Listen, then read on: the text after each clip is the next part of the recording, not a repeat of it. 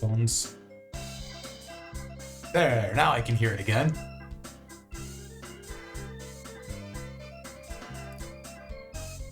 So I got no idea if all of this is actually set up properly because I haven't streamed in ages and nothing works the way that I expect it to. But we're just gonna assume that it's good and roll with it. Might look a little bit worse, but that light was really bothering me. It was in my freaking eyes. So here we go. I've got my drink. I got my cozy n64 game. I'm just gonna chill out a second on the idle screen here. Because the plan is to be kind of showing this game off to the homies because they don't know about it. And, I want to make sure that they're here and not going to miss it when I go to start. Suppose I can make sure I've got clear names here. Just going to clear this. And reset back out. Just let the attract screen go. Look at that, suckerpunch.com on the launch screen. That's kind of amusing. Yeah, it's a Sucker Punch game. If I remember correctly, they're the guys who made was it Infamous on the PS3? That like electric hero game. Yo, there's Cozy. Welcome, my man. Welcome. So here's the idle attract screen for Rocket Robot on Wheels. Just like, look at it.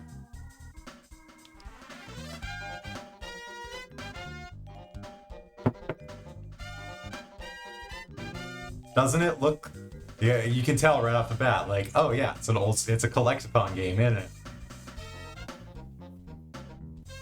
It's like you can sarcastically be like, boy, we sure didn't get enough collectathon games, did we? But then also, it's just like, no, we never got enough of them. We never got enough of this kind of game.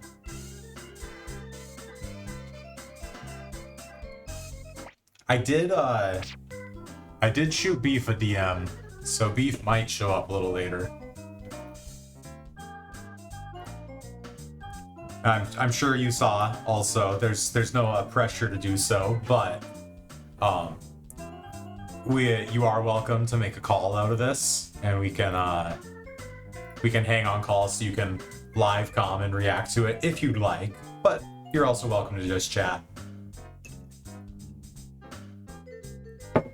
But you know how it is. Come to think of it, I should shoot Cage a text as well.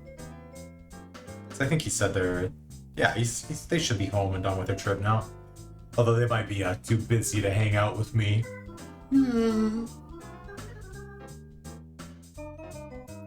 Also, listen to this title music. Listen to this freaking jam. Yeah. All the music of this whole game, it's all just this jazz jam.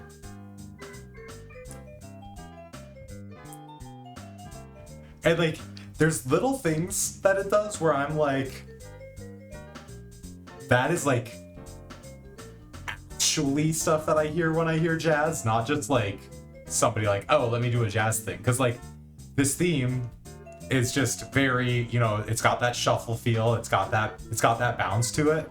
But if you listen to the melody, every once in a while the melody ignores the shuffle, the triplet feel, and plays straight eighth notes.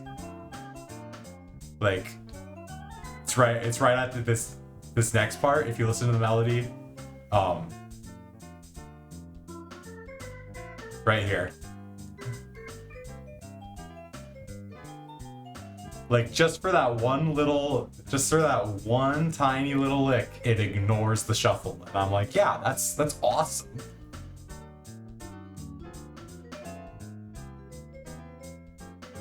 Okay, let me text Cage before I forget.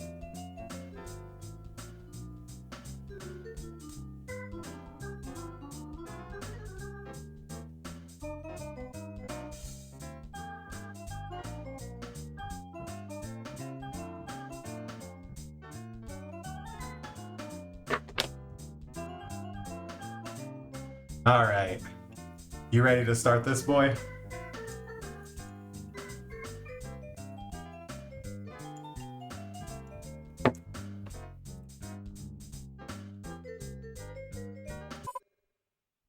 Oh, just look at how cute this game is.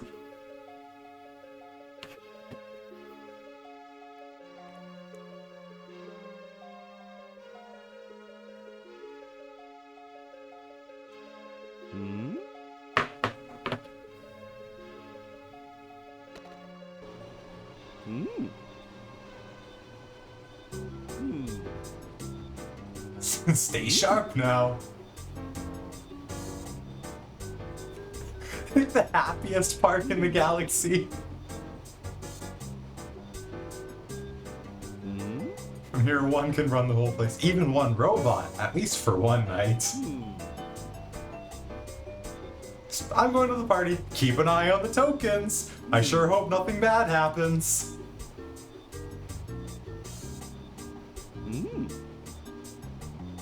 Like, perfectly in balance. It's beautiful. No trouble at all. Everything is automated.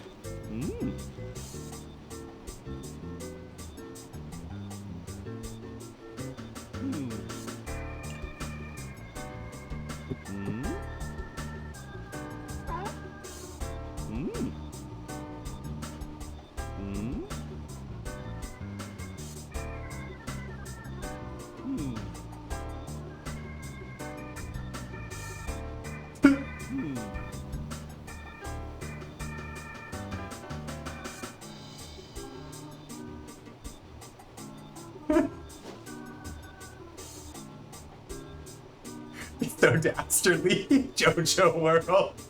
The freaking knife.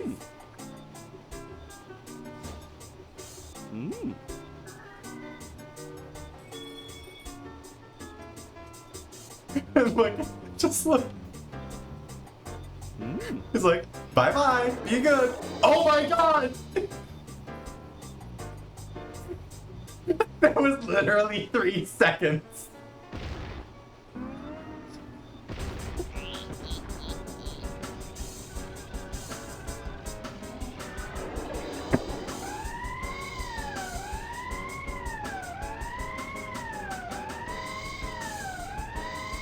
Exactly. Oh, JoJo is a frame perfect runner for sure. It's freaking Rocket's face just is like, oh my god.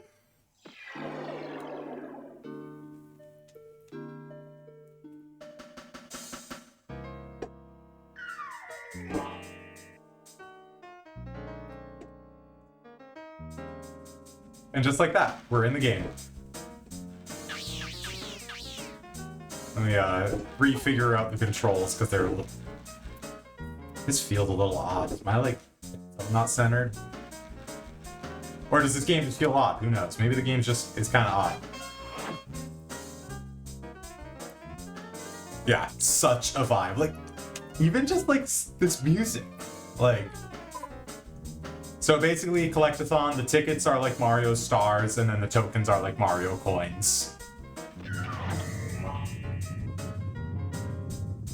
And you know, you just, as you get more tickets, you'll unlock more areas.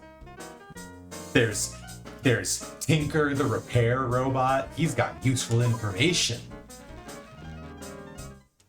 Let me just go. Like, look at it. How do people just like not know and love this game? Like, listen to it.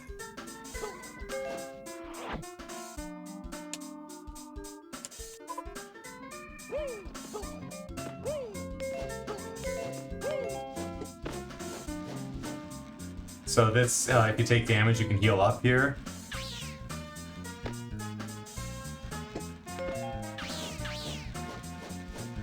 So like,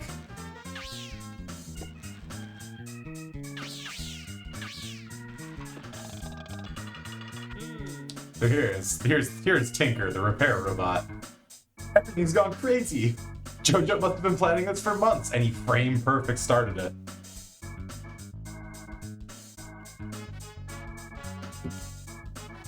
JoJo's rewired the whole part.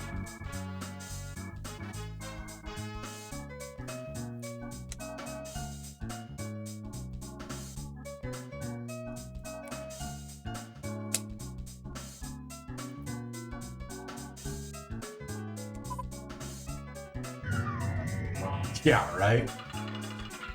This game's been at GDQ, but it's like, again, like people just kind of slept on it. So that's like warp pad to a new level. I am gonna say this right now. It's been a long time since I played this. I can tell you already, it definitely has that it has that thing that a lot of early 3D games have, where the camera is kind of your greatest enemy. Like the camera just starts behaving weirdly and I'm like, don't know what's happening. But if you hold B, you get this little like tractor beam, you can pick stuff up, carry it around with you.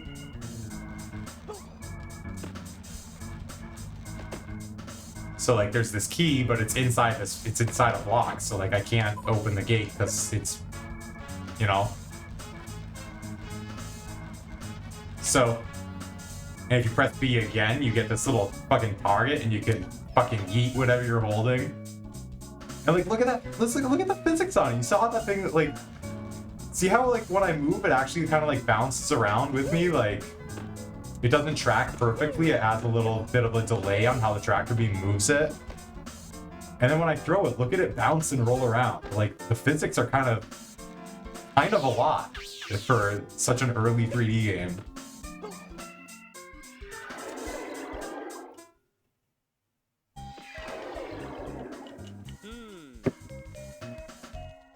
I got the sensors working. There's at least one ticket in this world.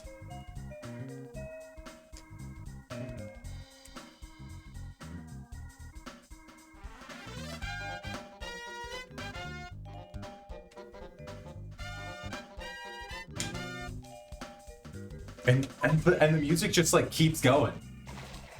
It just goes. And also, like, if I go underwater, the music will change.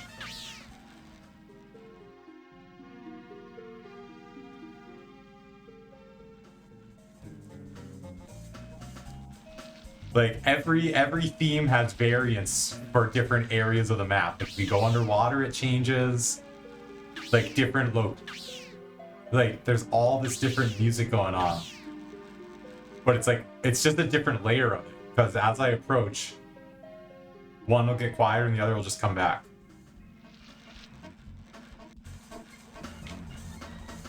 And like, pretty much everything you find, you can pick up, you can throw on. And then this is like, this button will call something cool that you can drive, but you have to find it first.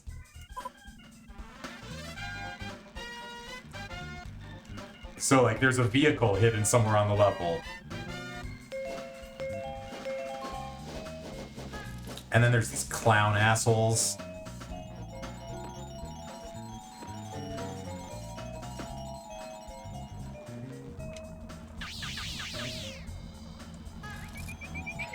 See, they'll steal your shit. Give me my trash can back. Give me my trash can. I won't. He stole my trash can.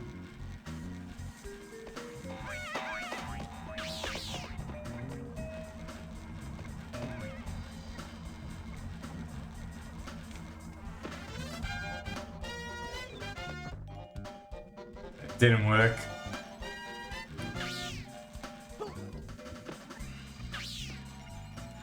It's been a really long time since I played this, so I actually kind of like don't even remember some of the stuff that I can do. But it's very much a just like, you look at something, you're like, hey, I see a thing, what can I do with that? And you just go. Like, what's this? And it'll just tell you, like, oh, hey, that's a machine part. So every world has a broken machine on it, and if you find the parts, then you can repair the machine, and like, you know, what's the machine? Who knows? What's this guy? Oh, He just fucking yeets me, okay. So the gopher yeets me. That's cool. Oh, the tip when I loaded up here told me to go and find these freaking yellow flowers. No, don't yeet me again. And look, there's a ticket on top of the flowers.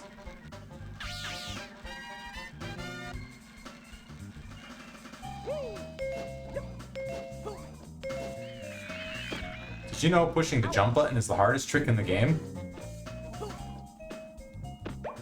No! He got me!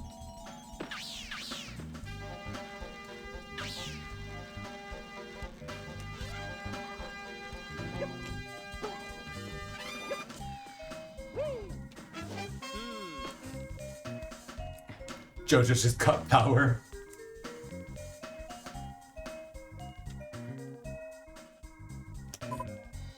And unlike Mario 64, it doesn't kick you out of the level when you it doesn't kick you out of the world when you get a ticket. You can just keep collecting, keep exploring.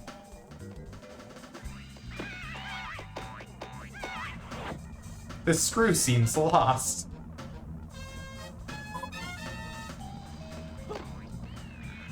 Find somewhere where he'll be more comfortable. I don't actually. Oh yeah, so there's these screws that are just like loose and wandering around, but if I bring them over here, they'll go in place here. So it's like another machine where it's like find all the screws and bring them back here.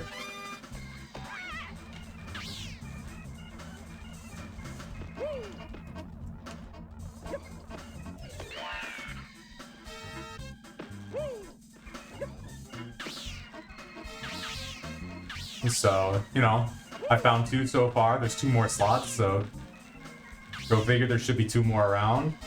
I found a little freaking buggy. Oh, this isn't my vehicle. This guy wants to race. I gotta find my car before I can race this guy.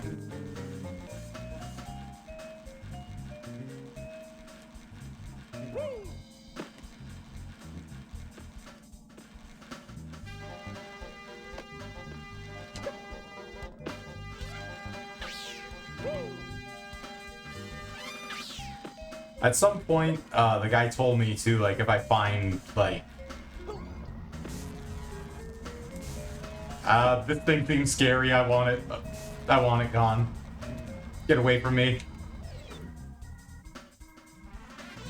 Yes, I just full-ass yeeted an enemy, because I was freaked out about him. He told me if I found 80 coins to come back, you know. We'll pick some of these up. Yeah, like, this game is just like, oh, you have a problem? Eat it. Like, we need a new Weird Al version of Eat It, and it'll be Eat It instead, and it'll be for this game.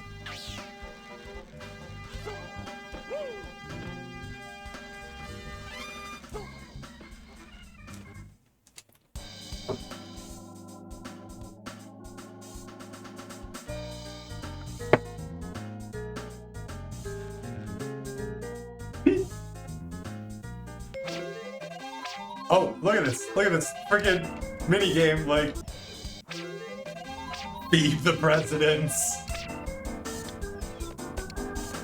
It's got like a timer on it and it just starts, like, it's just like, go. The moment I didn't interact with it or anything, I just walked up here and it was like, go, just do it. Here's a timer. Forget your comfy game. You're stressed now.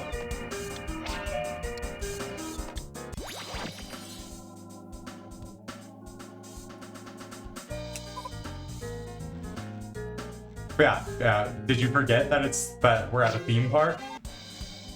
Oh, did it just reset the game?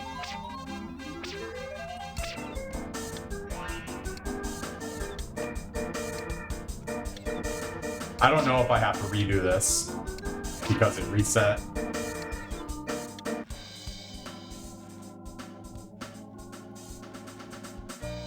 Alright, what's this one? Knock down the yellow... Wait, knock down 3 yellow cats. Yeah, alright.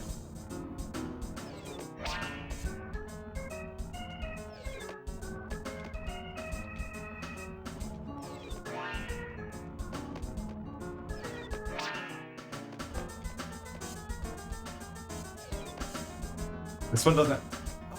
What? That's bullshit. It didn't fall over? This is like a real theme park. You hit the target right on and it doesn't fall over? I might have some unresolved trauma.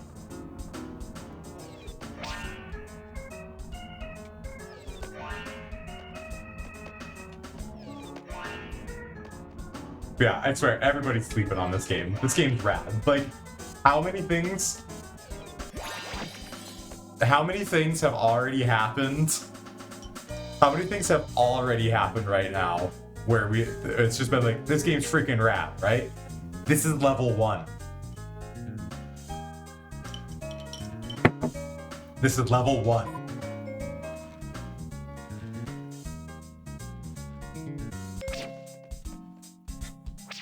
Tic-tac-toe. Please do not harass the chickens. Should I harass the chicken? Said don't harass the chicken. Should I harass the chicken?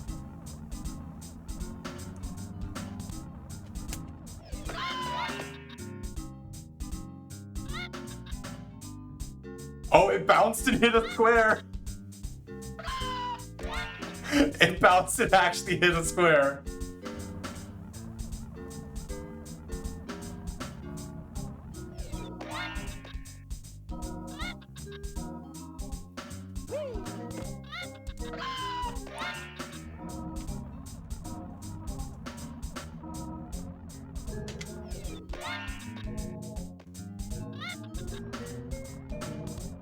Can I just cheat?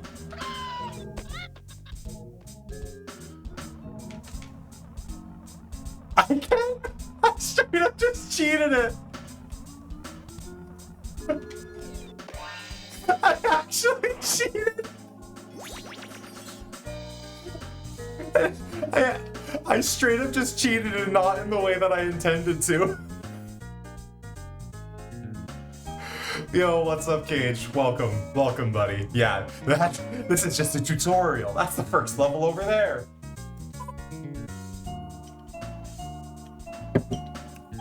So what I was intending to do was to cheat it by just saying, like, you know, I'm not gonna wait for him to take a turn. I'm just gonna throw another one, right?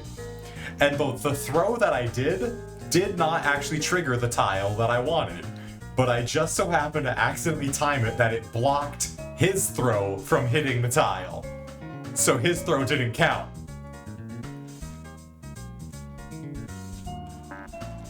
So, yeah. I guess I'm totally a cheater.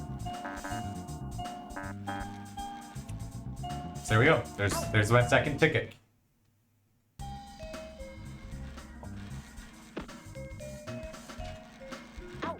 His little ow when I accidentally run into a wall. Now the machine part.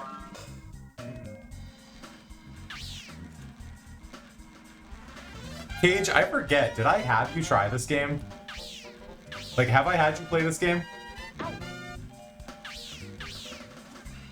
There's been a bit of fireworks. There was a lot more yesterday. I've heard, like, 1 or 2 go off tonight. Nothing crazy. Oh, there's another, No! No! Stole my screw. Oh, I want my screw back. Here, what if I, give me my screw back. Yeah! Haha, sucker. You can have a trash can. I get the screw.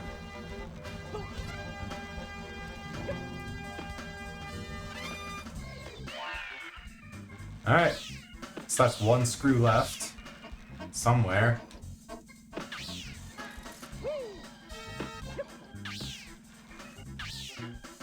Look at all these bees.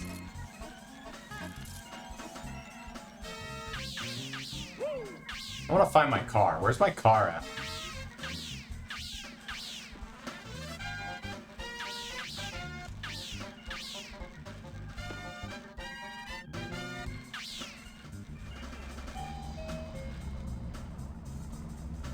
Yeet.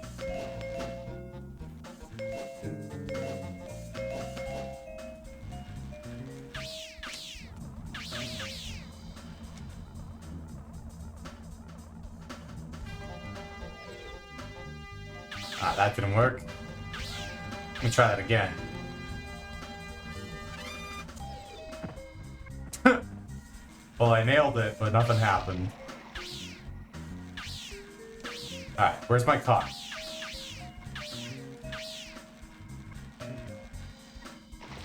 It's just down here. Oh, hey, extra health.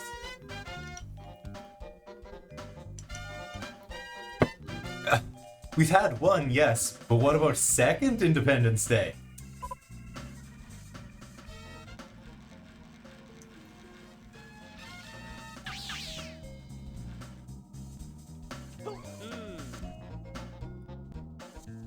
Oh yeah, look at this. So you know how I can grab items, right? There are freaking grapple points. Like I can use my little tractor beam to swing around. Like this game is just so rad.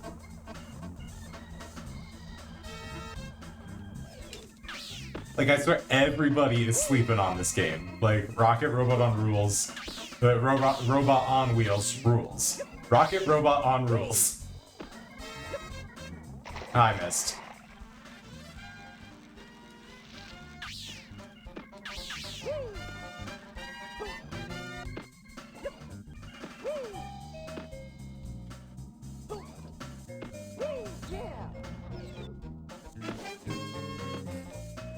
And those chromatic bass chords.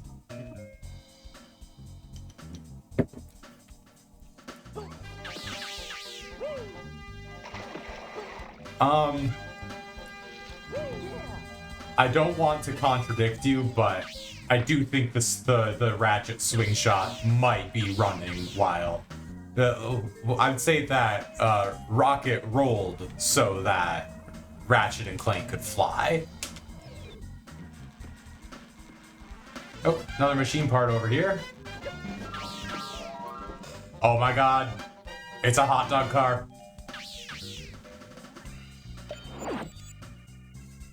You've activated the Dune Dog.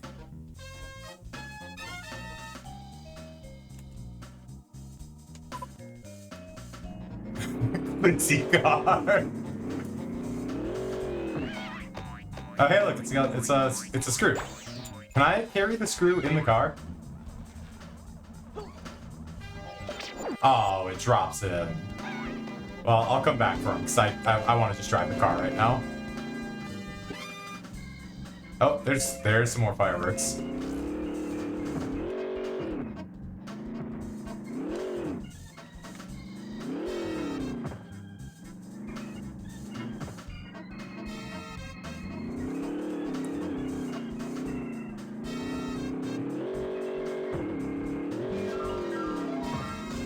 Oh, no, not in the water. Nobody wants a soggy glizzy.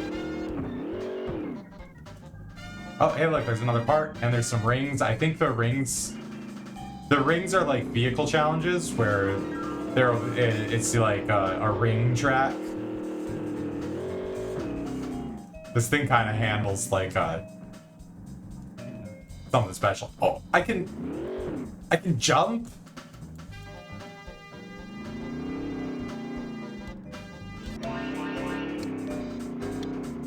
Oh my god, the handling on this thing is something else.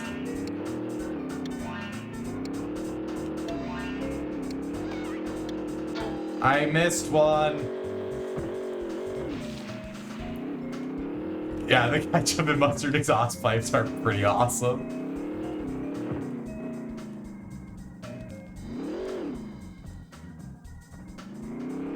Oh, there's two of them. Double cages all the way across the sky.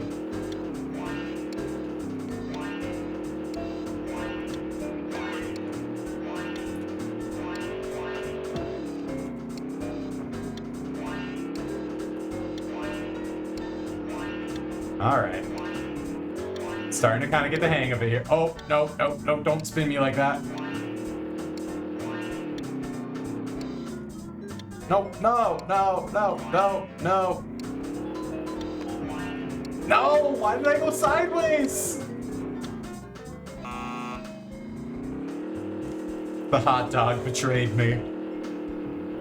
But, you know, sometimes the sausage just goes sideways. Am I right, fellas?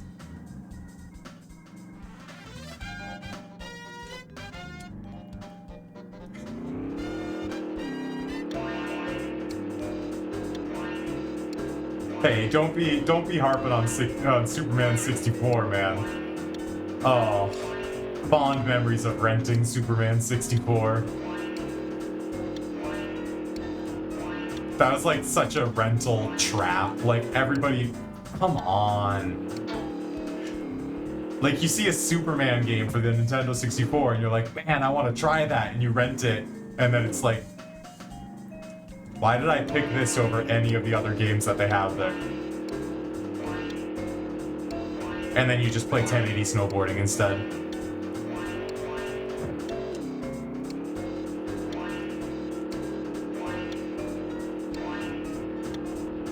No! I don't want that.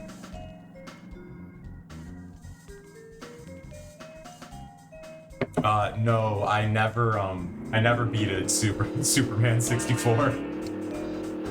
I never tried to beat Superman 64. I would just fly around and do loop-de-loops and ignore all the objectives.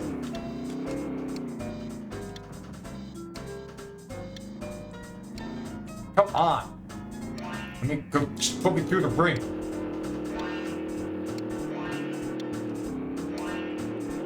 No, don't go. Just put me in the thing. Hey! Nailed it. First try.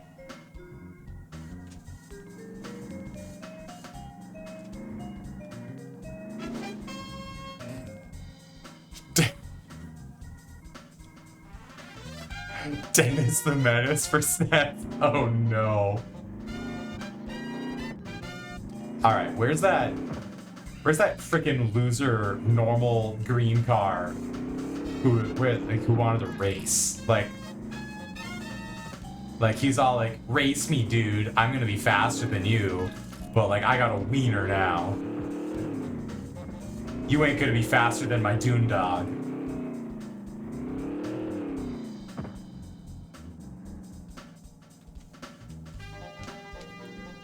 Do I gotta like get out to talk to him?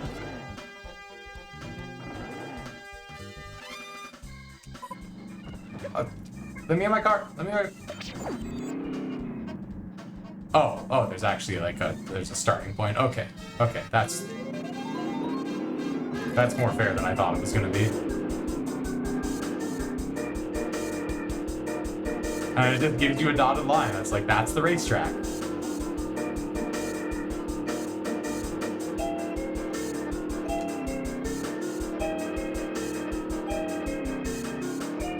Music is so good.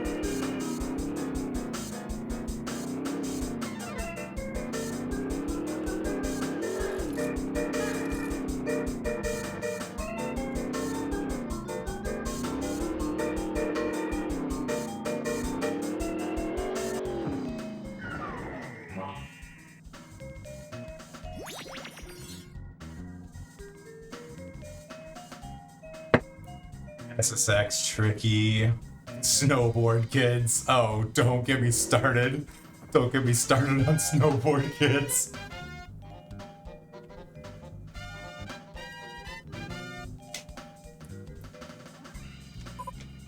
You remember that one time when Greg and Anna made us play Snowboard Kids?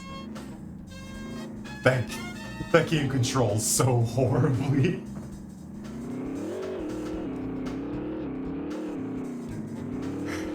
I hated that game.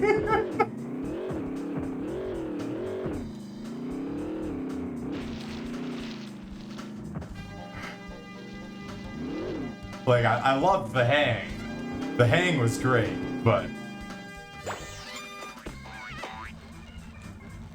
that was the nerd rope slushies night. Oh god, the nerd rope and gas station slushie night.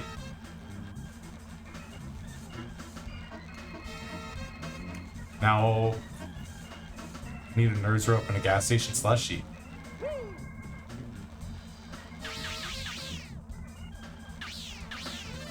Yeah, I remember exactly where we went. Oh right, this is what the machine is. So I got all the screws, and look what I get to do now.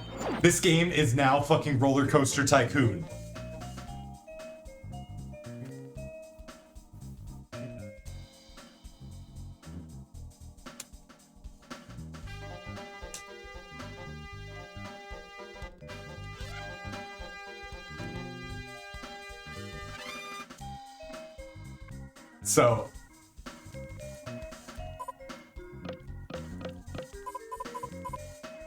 So it automatically goes up to start, and then if I hold B, it'll stay up. So like if I hold B, it'll stay up, but if I let go, it'll go down. And if I hold A, it'll get all squiggly and stuff. And I can hold A and B, and then it'll go all crazy and stuff. No crossovers, I guess.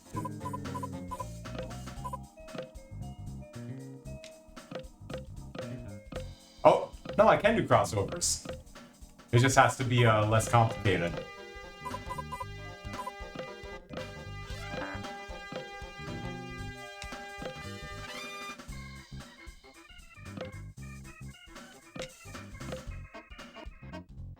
I might have gone a little crazy there.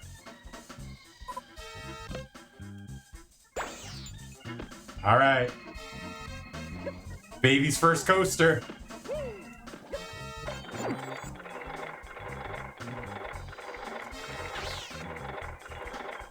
Let's go.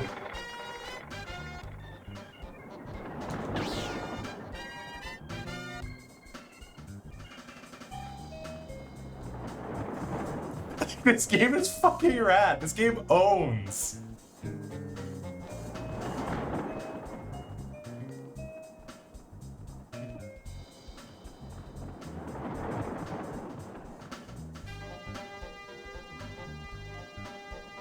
This is level 1!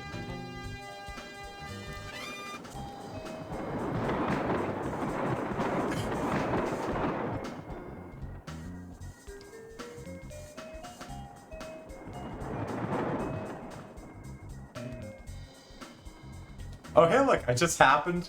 I actually got that coin.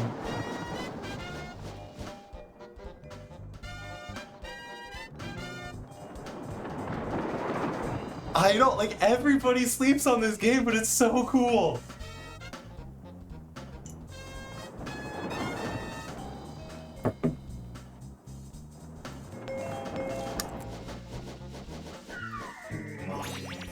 And I got a ticket just for building a roller coaster and riding it.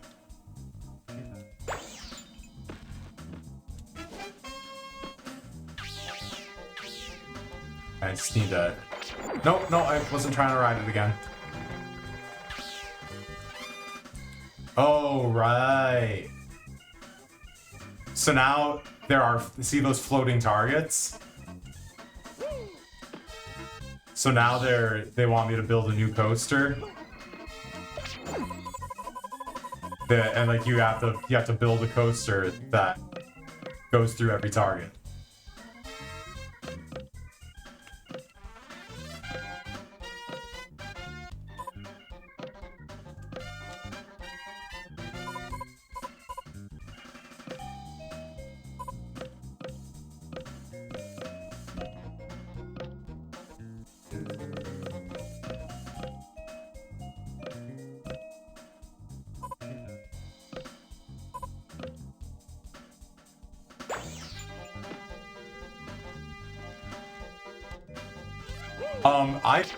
I found this game from just like some random article. I don't know what site it was. I don't know who wrote it. It was just like a top 20 N64 games article that somebody wrote. And this was in their top 20. That was also how I finally got put onto Perfect Dark.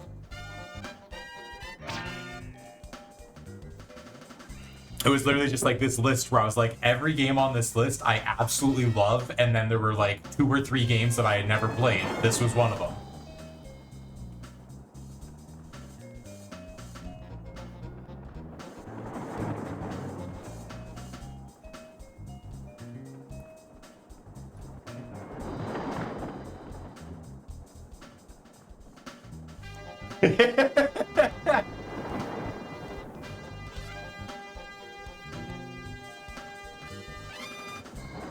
Yeah, and I didn't even have a 64 at the time, so like I was just YOLO'd it with freaking emulator.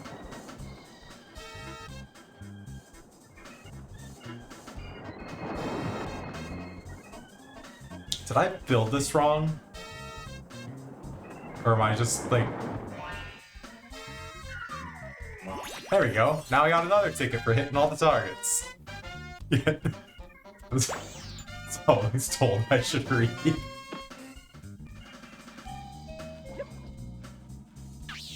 Oh, there were some floating coins. Did I get all of them? Yeah, looks like it.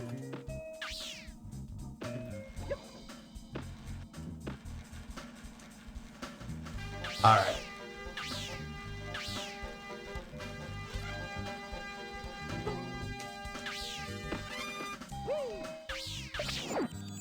Give me back in my Doom Dog. Now let her rip.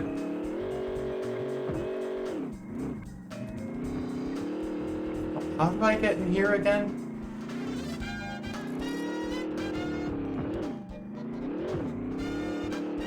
There's a way to get in that building, but I think it's like from above, like I can't do it until later.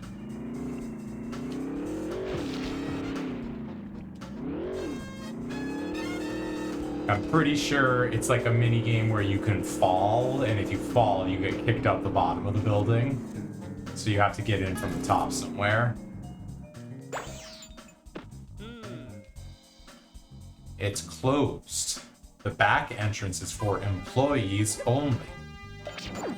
Well, how do I get to the back entrance? You can't tell me there's a back entrance and then expect me to not use the back entrance.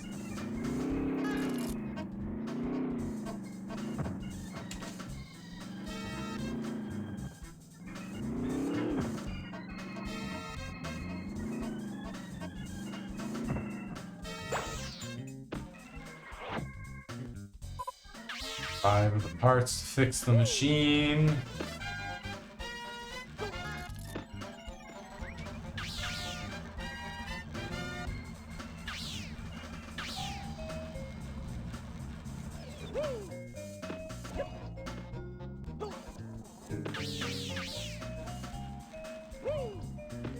Man, when those bass chords hit and do that chromatic lockdown, oh, that hits. Wish it was a fully loaded Chicago dog.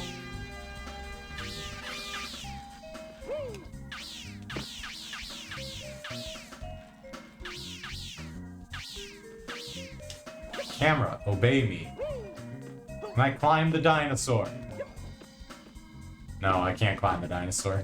I think that's everything I can do here for now. How many tokens did I get? 95? He said to come back when I got 80. I got 95 now. Dude, now I want a Chicago dog!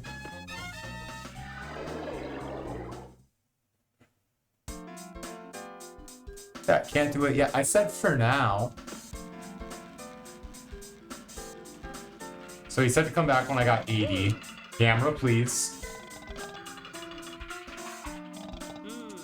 His little, nice job. I can give you a move I call.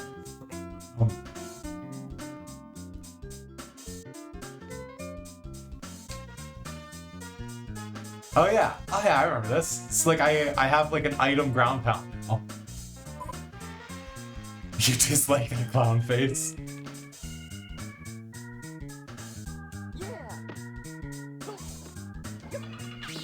Yeah, so now when I pick stuff up, I can freaking ground pound with it. So I can break this key out, and now I can be like, now I can come to this gate and be like, yo, open says me.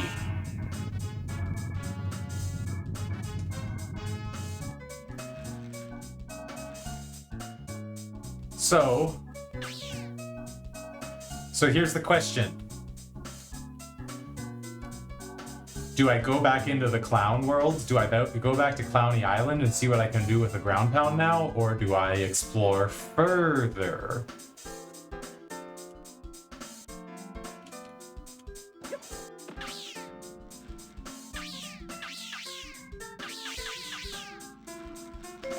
What do you think? Walrus time, he says.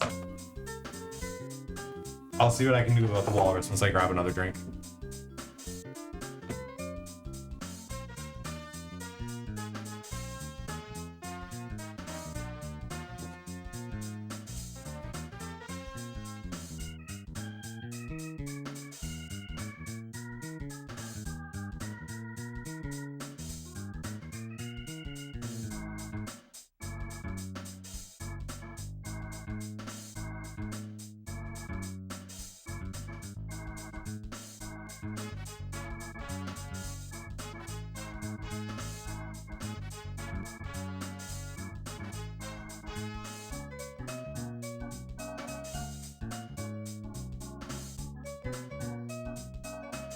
I have another question to ask.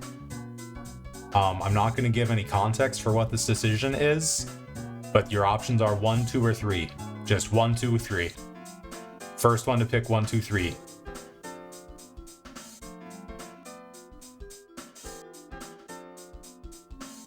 Cozy picked first. I see Cozy saying 3 first.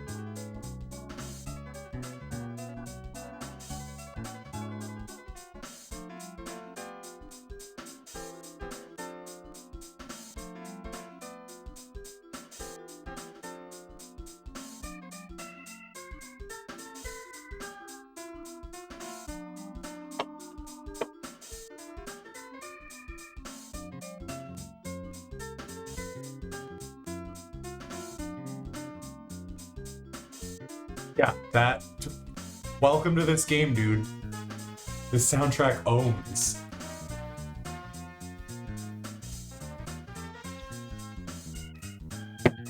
So, the contextless choice that I just gave, I was grabbing another drink, which what I'm drinking are just these freaking, like, Cayman Jack's margaritas, right? And I wanted ice, but I was almost out of ice. And I realized I have a bunch of frozen fruit in my freezer, so I'm like, I am a big fan of frozen fruit as ice for like fruity mixed drinks. So I'm like, I'll just use frozen fruit for my ice instead. So the contextless number decision was, which frozen fruit am I going with? Which in this case was pomegranate. So I'm gonna be honest, Kind of tastes like nothing.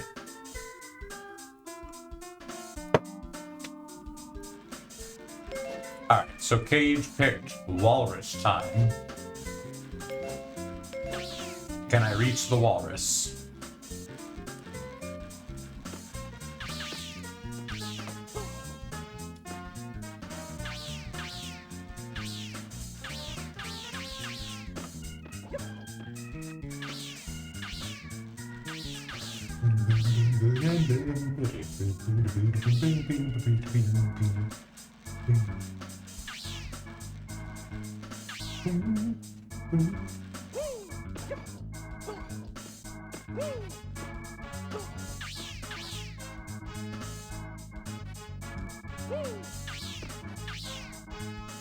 Alright, well, I made it onto the walrus. Cage, there's nothing to do up here. So, walrus time was a choice that was just for the fun of it, and then falling off of it, which was decidedly less fun.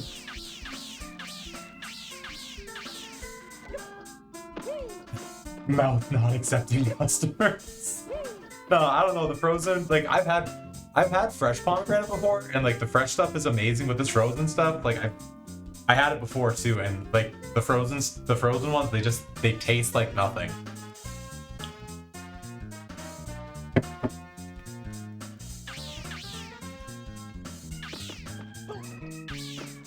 Like, in fact, I can't taste like it's a glizzy black. It's almost worse than tasting like nothing, because like I can't taste the fruity pomegranate flavor at all, but I can taste the like what, I don't even know how to describe it properly. They're just like it's the seed. Like, I can taste the actual seeds of the pomegranate, which is just, so it's just like straight up. Ooh, what's the underwater music here like?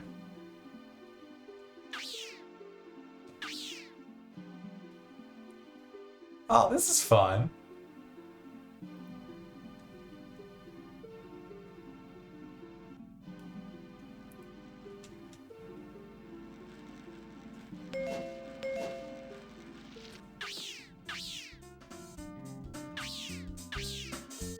So it's the same.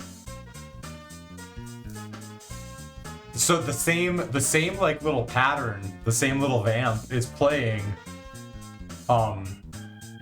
It's like played on a freaking like a xylophone run, and then like that vamp is what it plays underwater, but it's on like a harp instead.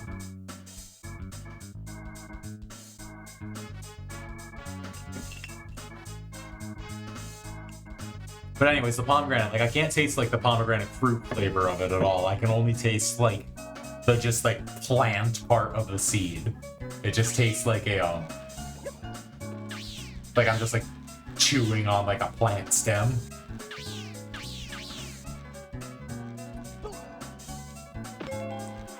So basically what I'm saying is that Cozy, you chose poorly. So you hear this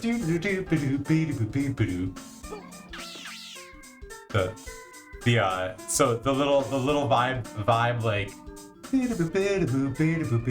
that little part is what the underwater part is.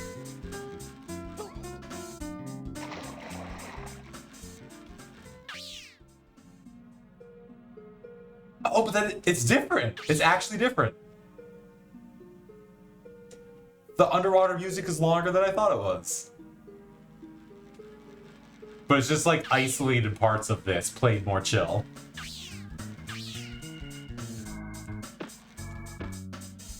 You picked right. You picked right. You made my drink taste bad. Good job. I hope you're proud of yourself. How am I supposed to get up there?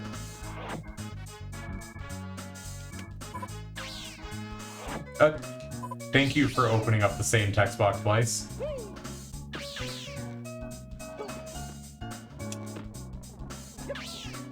There's a warp pad here, but I can't get in. Mind blow. Look at this freaking pun. This level is mind-blowing.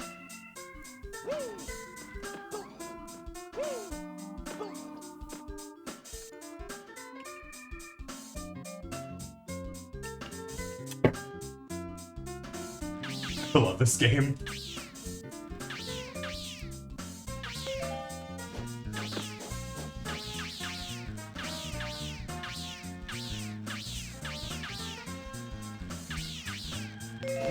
Even like the first level was kind of a pun. It's Clowny Island, like Coney Island.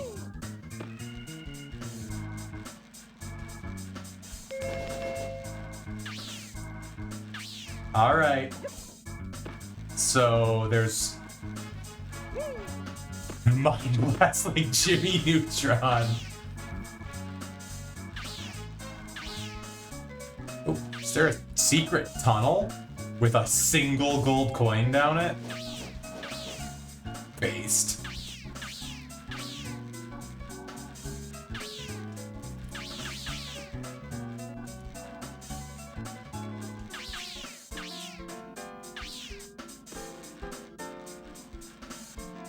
I was hoping it'd be more of like like Jimmy World Brain Blast.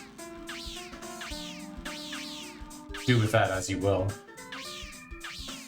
All right, so we're back to where we came from, to the previous option question. As far as I can tell, my only options for things to do is I can go to Paint Misbehavin'. I can go to Paint Misbehavin', or I can go back to Clowny Island and see what I can do with the Is there something? Can I grab that? Can I grab that back there? That looks like a thing I can grab. Yeah, so I can do paint, or I can go back to Clowny Island. Again! Look at that! Look at that! Look at what I found! Oh, by the way, these all have, all the tickets have little, they have little hints to them. Grab it on your way in. Get to the bottom of things. Learn a secret straight from the raccoon's mouth. Just keep roaming around, roaming. Cause the paint level is Roman themed.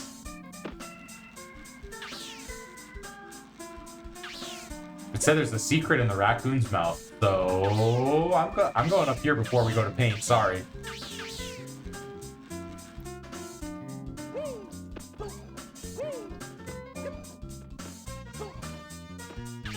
No, no, don't do that to me.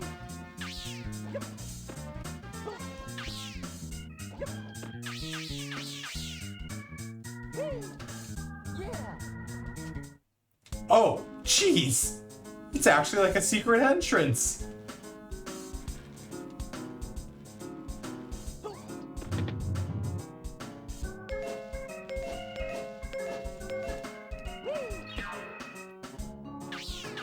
What?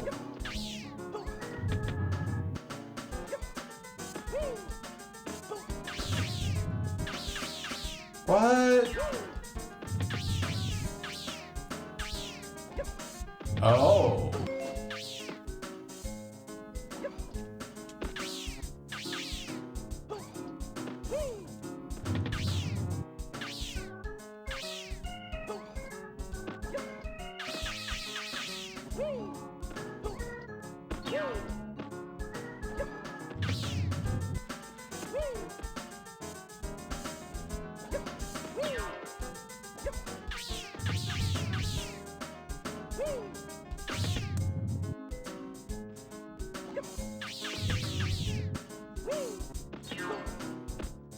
One brought up the small one.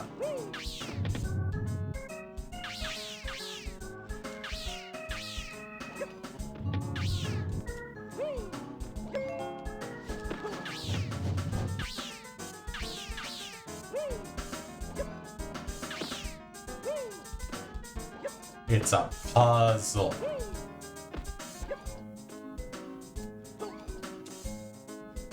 Who made the Sly Cooper games? But no, that's JoJo.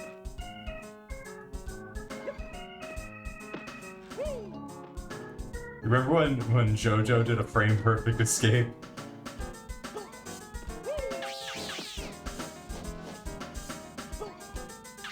Alright.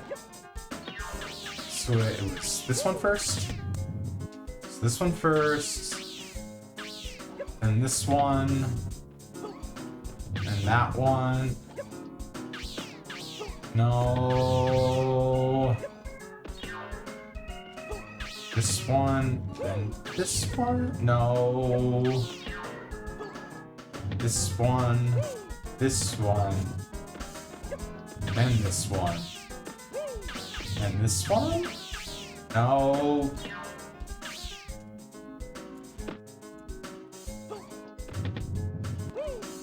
Ow.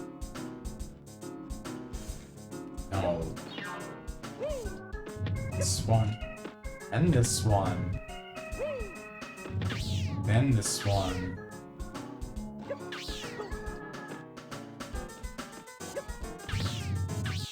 Oh, shit. Okay. No, no, no, no. You just go around the ring? Okay, so there's nothing actually fancy about alternating orders. It's just which one to start, and then you go around the ring? Okay.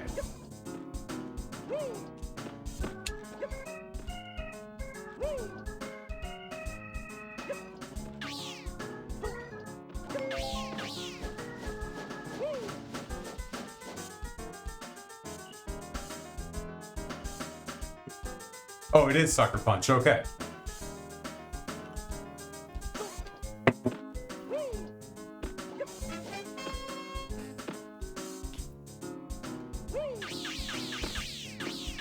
Well, you know, I guess they have it tight.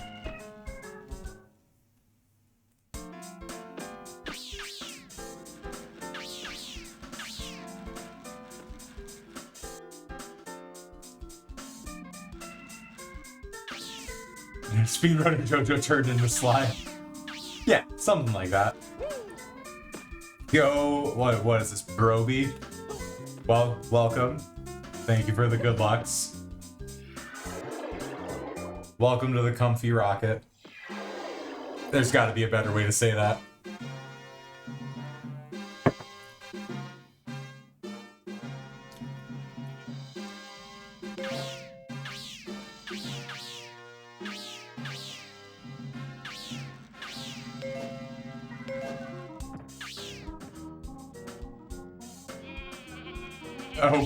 Oh no. Oh no, the sheep. Over here, sheep. The sheep are the solution. You just grab the sheep and you just kind of stick them to this thorn wall. And then you jump on top of them. Sheep platforming.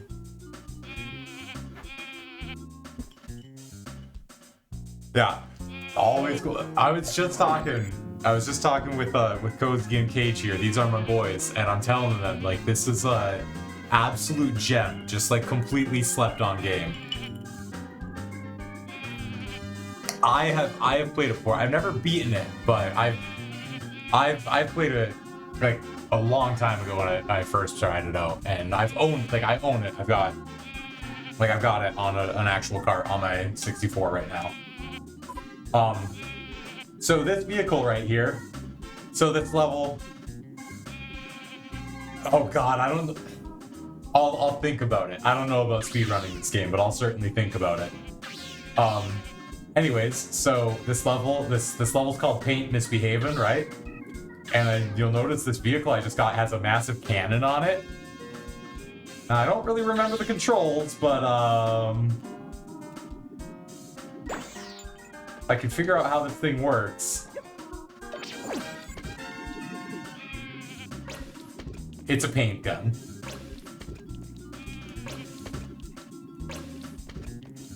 You can paint the whole world, whatever. Like so you cycle the color, you can tell the barrel changes colors, and then you shoot, and you can just like you can paint everything. You just paint the whole world.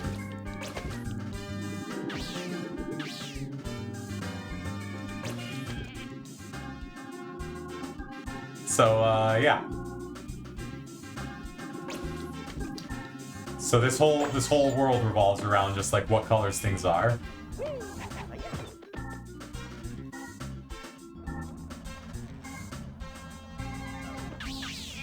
I don't remember where this thing goes.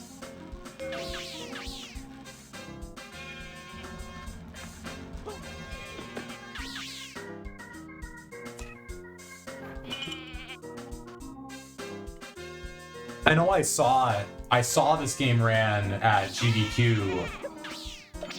I'm sure it was years ago now. I'm gonna take a context clue and just see that this color order here might be the statue I've got to paint.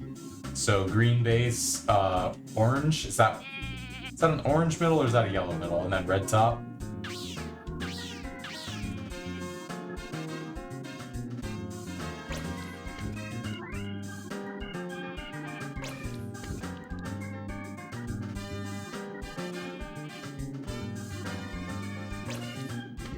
No.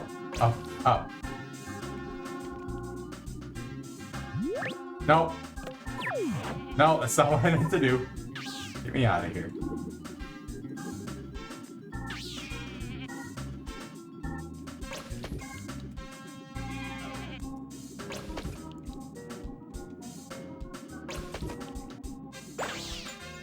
I could be way off base with that, but, you know. Oh, no, that's totally different. What in the hell? I just gotta get this. Okay, so I was way off base. You just, the half medallions attached to that.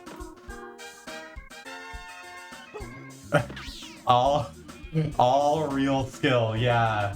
Yeah, me and my raging at speedruns where you can do everything right and still go to hell anyways. Yeah. I don't want to talk about it. I don't want to rehab that conversation from last night.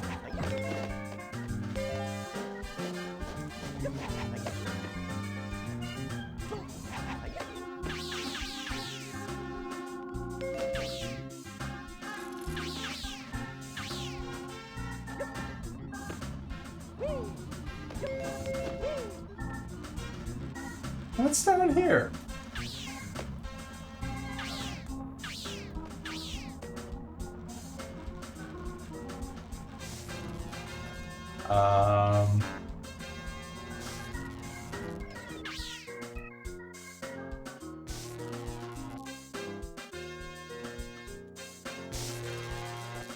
Huh.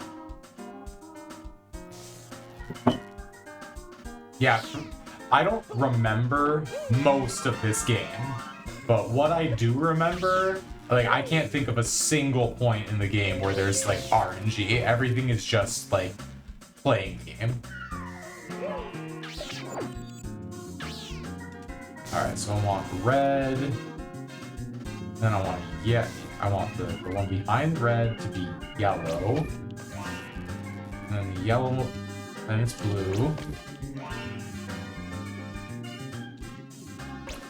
And purple. And then green. Yeah!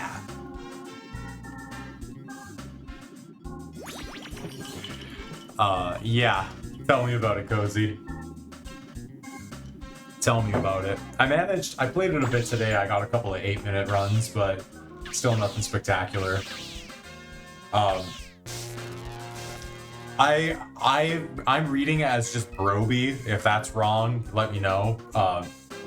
But for reference, Broby, Cozy and me, we both speedrun Tetris Attack, which is all RNG all the time. Like, there's a degree to which, like, playing well, like, will set yourself up, but at any point, the AI in the game can just tell you that nothing that you do matters and you might as well just quit.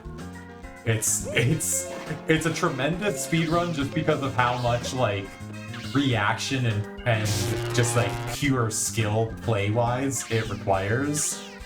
But it's also a terrible speedrun because sometimes it doesn't matter what you do, the game just wants you to die.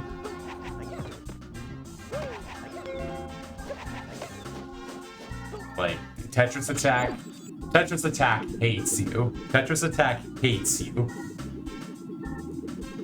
It is not a game that has any love for the people who play it. Let me just... No! Ow! That freaking hurt, asshole!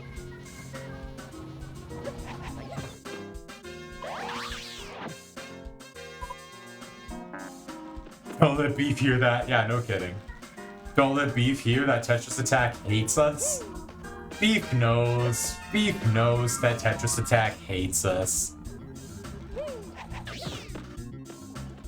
Oh, sweet. Found another one of these friggin' medallion dudes. Out, no!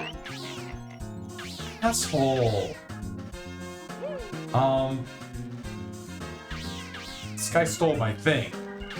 I gotta go find something to trade, I guess.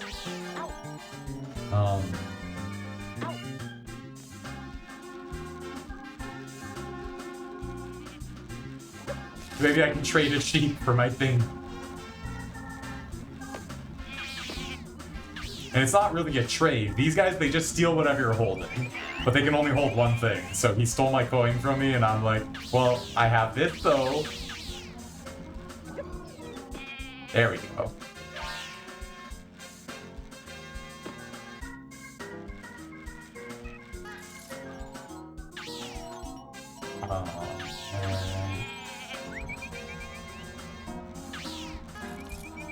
Where did that spot go? Where was that?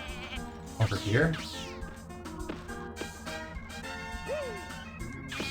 Yeah, over here. Nope. I need a second sheep, don't I? Coin, yeah.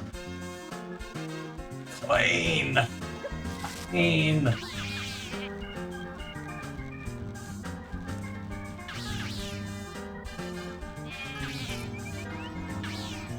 Man, I should cover this entire soundtrack.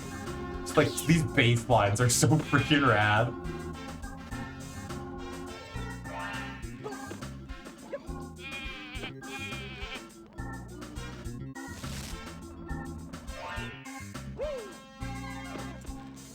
Like, incoming Haunch Robot on Wheels cover album.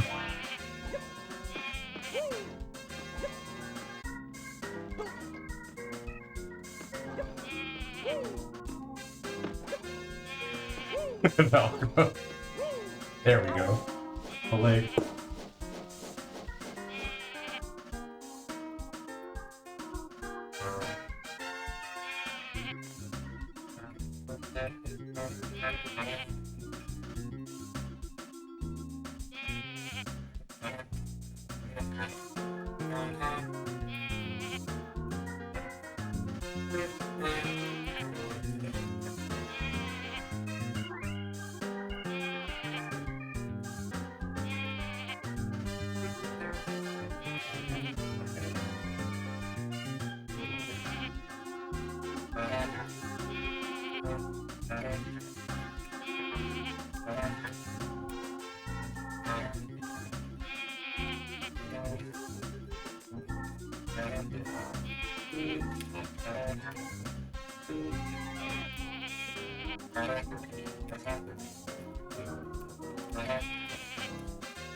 I just wanted to try to figure out one of those little licks, that bass line.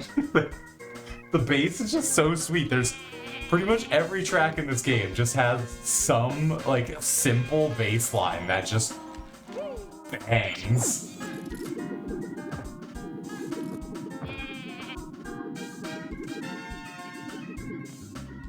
Alright, still one more medallion to find.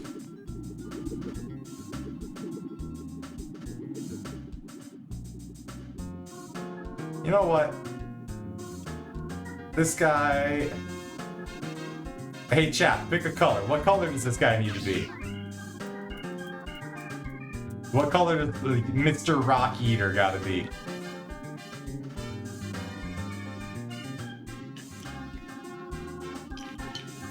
And, you know what? Cozy is banned from picking on this one because Cozy,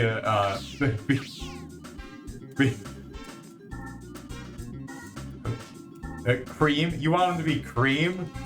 But he like, already is. Like, it's all...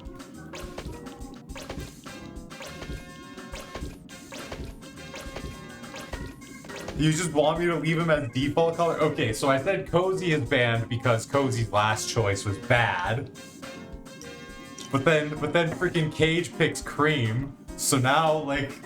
So, oh, okay, alright, well, Cage is bad at picking too because he said to just pick the color that he already was. So, you know what? Now it's up to the newcomer. Newcomer, Mr. Bro. What color does this statue gotta be?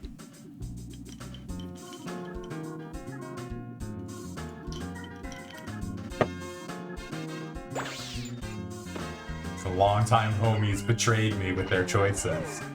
The one we already got... You guys are just screwing with me now. Oh.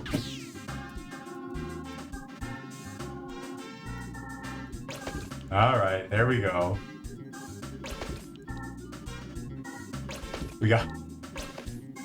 Wow, like... different spot of him can be colored differently. The base is different, his body is different, and then his throwing arm can also be different. I can't hit it.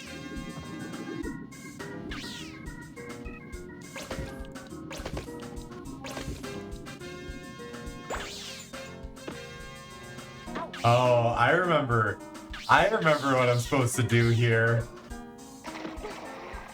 So, Cozy, Cage, my guys.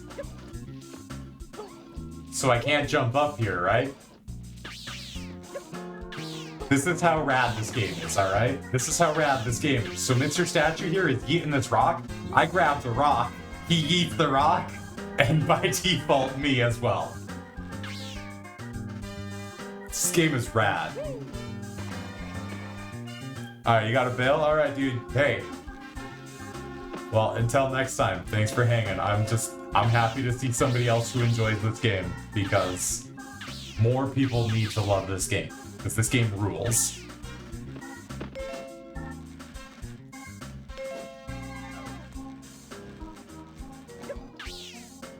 Oh, I remember this part. Okay, so check this out. This is one of the things that I actually remember. Nobody's allowed but the Imperial Guards. I can tell you're not wearing the Imperial colors. So this guy right here. We got all these different colored paint pools. So we have to make a freaking Imperial disguise to fool this dude to get through.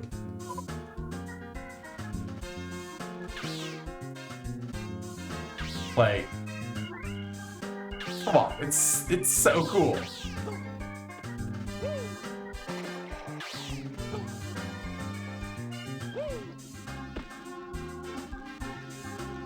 So like, there's the different levels of pool here, and you have to make yourself the right color by like jumping in, so you can clean yourself back to normal. So, you know, you gotta mix colors.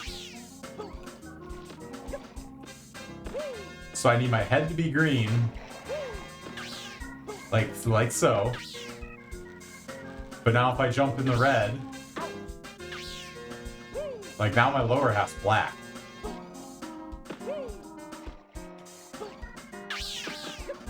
Like,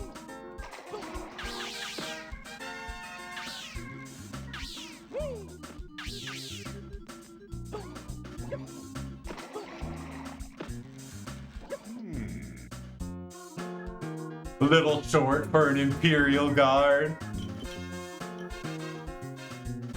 Hey lady, welcome. I do live. I only stream like, you know, twice a year, but I do still live. We're playing that really charming game that Zero always brings up. I was talking with Cozy and with our buddy Beef yesterday about just like unappreciated gems on the 64. You've been up to some trouble?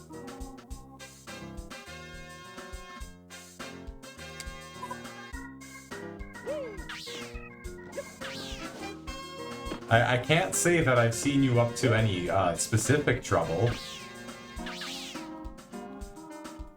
Oh, I have seen that you've been live a lot.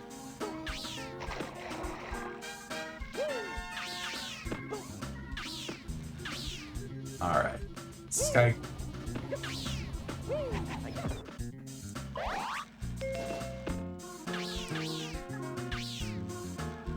Yeah, I haven't caught a lot of your streams, but I have seen that you've been on quite a bit.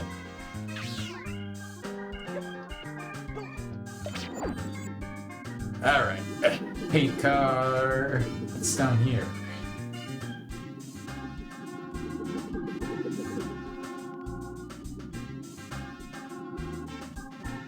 Oh. Oh, this is cute.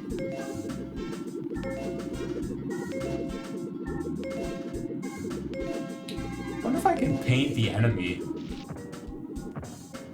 Can I paint this enemy who's trolling around over here trying to ruin my life?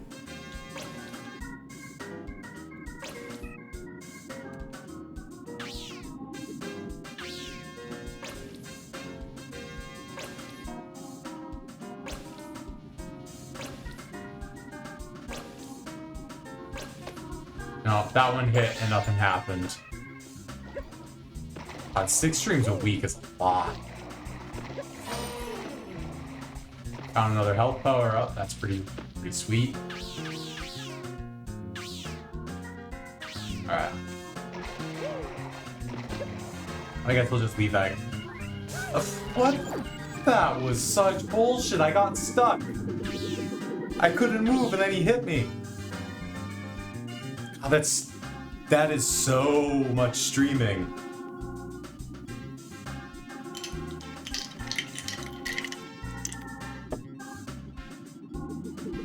So much streaming.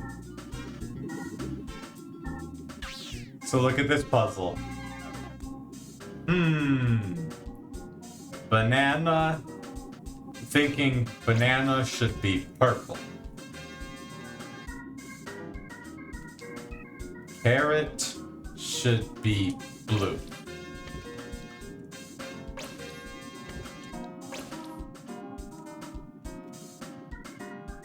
Heart should be black, like my soul.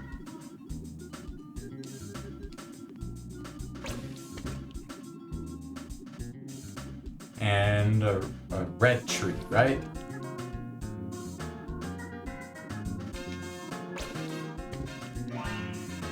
Oh, it actually makes a sound effect to show that that's right.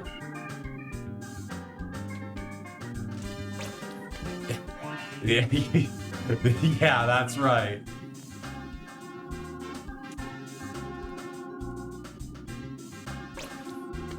Alright, but this is the banana, not the carrot. That's gotta be yellow.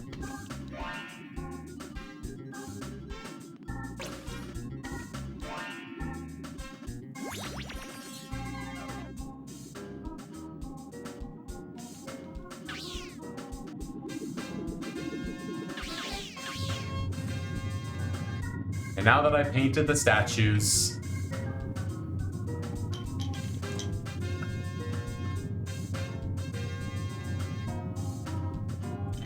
a whole freaking palace spawns out of nowhere.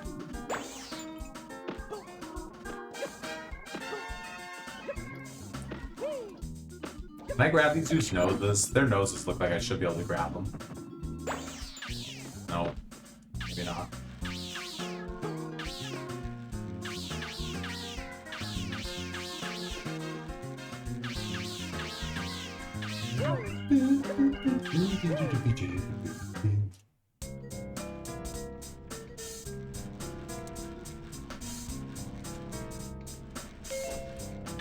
Yeah, this is just like this underappreciated, but it's the way that I have a very, very specific, like, it's like just been ingrained. You know how it happens where somebody says something offhand, but it just gets kind of ingrained as like, yeah, that is 100% exactly what it is forever. I can specifically remember however long ago I streamed this game. I showed it to the Zero Link, and he specifically talked about it later on. Like, it was just so charming. That was just like one of the most charming games I've ever seen. And I'm like, yes, this is a charming game. That's what I'm looking for, is this grapple hook.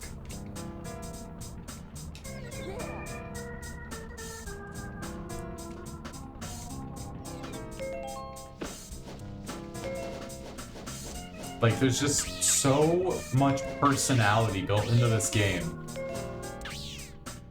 But so much, just like really, really straightforward too. Like, it's a simple game on the surface with a lot of like really complex stuff that you didn't usually see on like collectathons.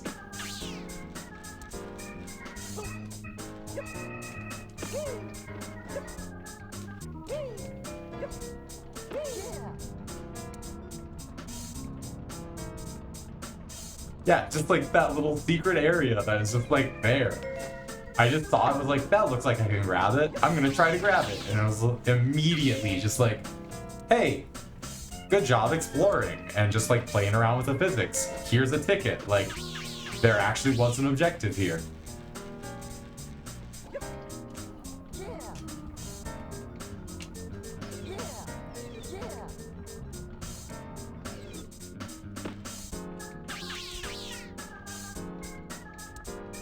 I already went over here, right? Yep.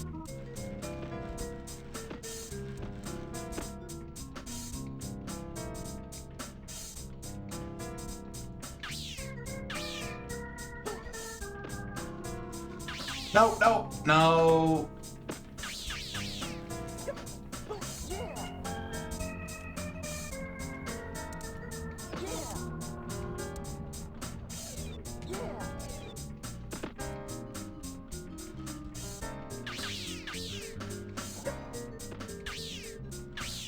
Camera, please!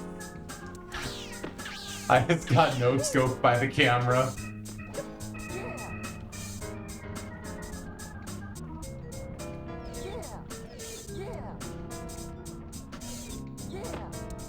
Ah.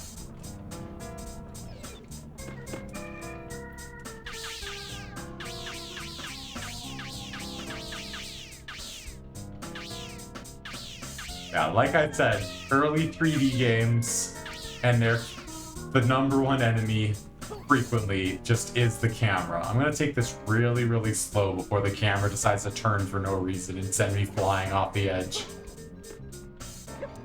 Again.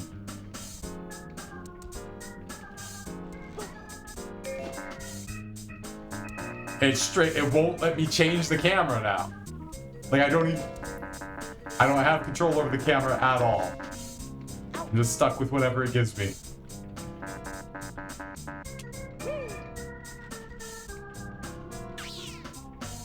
I'm not sure what year this was.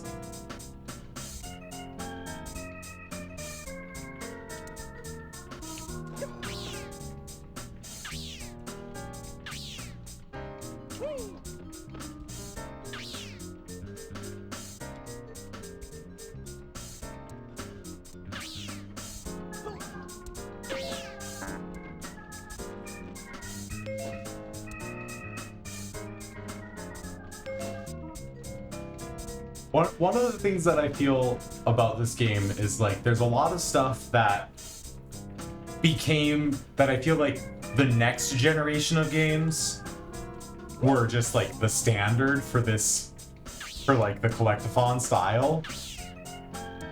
But like this game did them the generation before those things were the standard.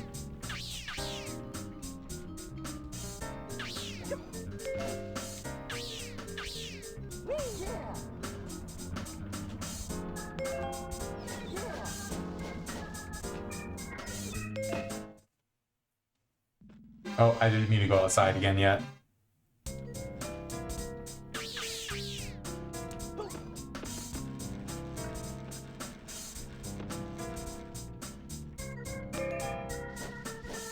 Yeah, as far as I'm aware, like, Perfect Dark is pretty much like the latest game that matters that came out on the 64.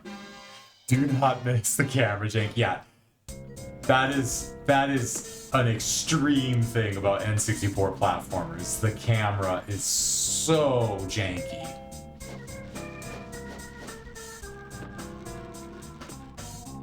Yeah, Perfect Dark I think was 2001, maybe 02 even. It was like super, super late in the 64 life cycle.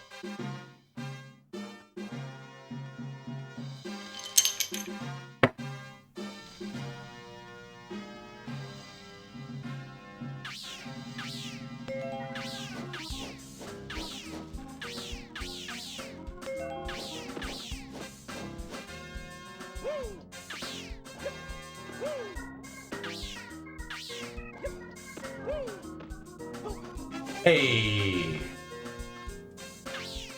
How am I supposed to get over there?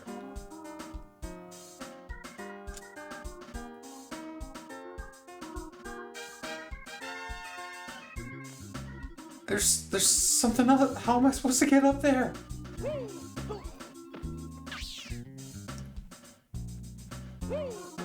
Oh, I straight up just got up here by like doing some parkour. That's not even the way I was supposed to get up. I was supposed to grapple with these and jump up.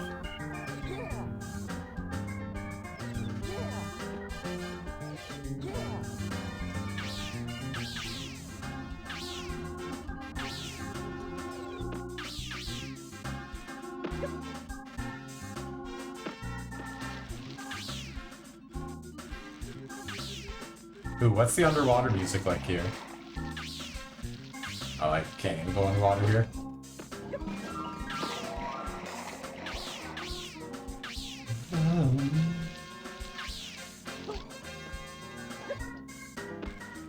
Yep. That's me, always being a real guy. Ah, check out these doom-ass trees. Look at these doom trees, man. Always rotate to face the camera. It's just a 2D sprite that always faces... Although, it doesn't quite always face the camera. Do you see this? It, like, rotates weirdly. You see that? Or am I just losing my mind here? Dude, rocket with a BFG.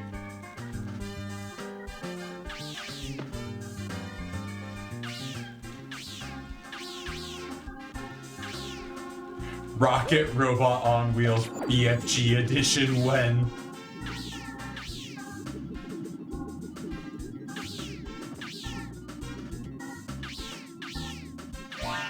But like, how am I supposed to get over there? Like, we all saw that ticket up on that ledge.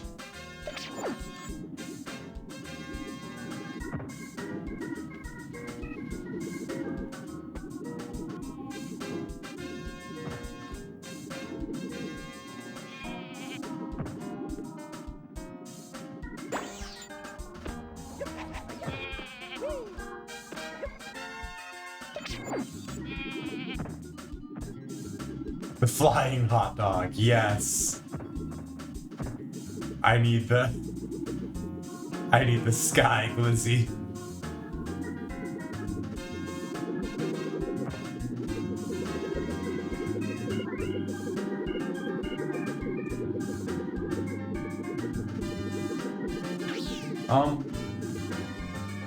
I've got to be missing something because there's like another token I gotta find, right? I gotta find the other half of that medallion so I can open the last door. Is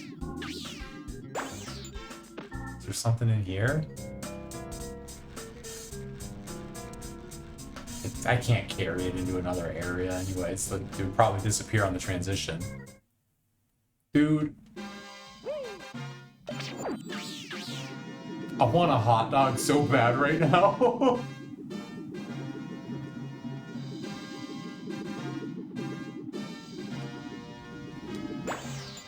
it up here? Did I just like miss something? Eat.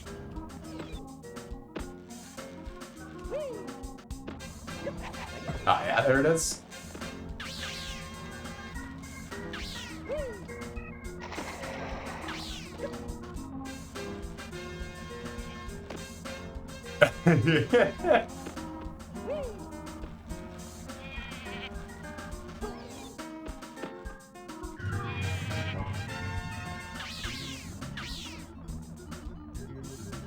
Do I dare?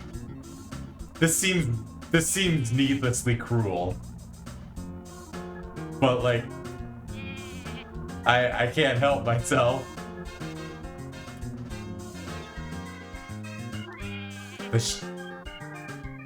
The sheep in Saitama. Did you see that? No reaction whatsoever. He just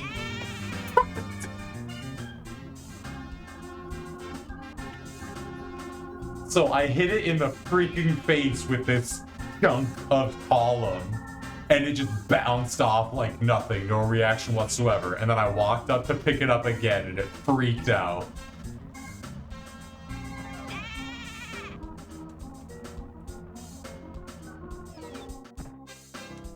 That squish. You're coming with me, sheep.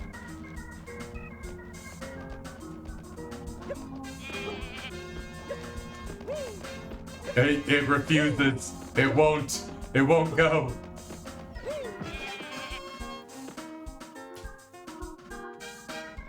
Well.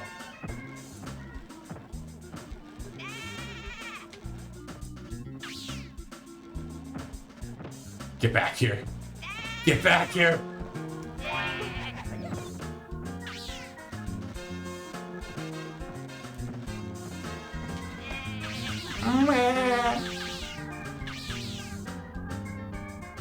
Eight.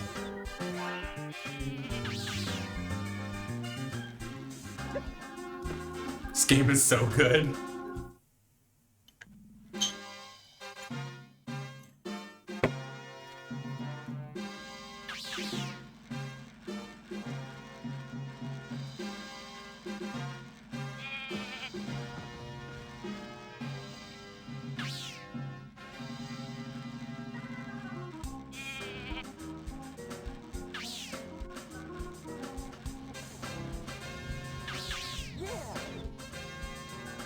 No.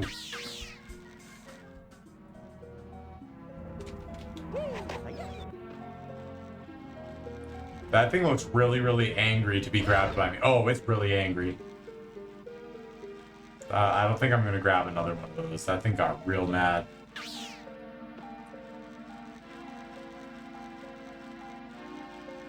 This underwater music's nice. That has a very ominous sounding force field. I'm not touching that.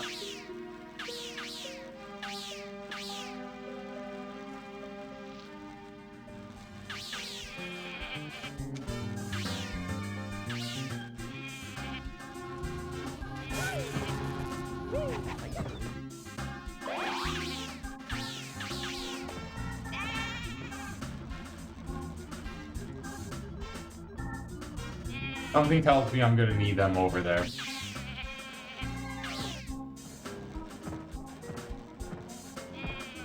Just the fact that they exist tells me I'm gonna need them.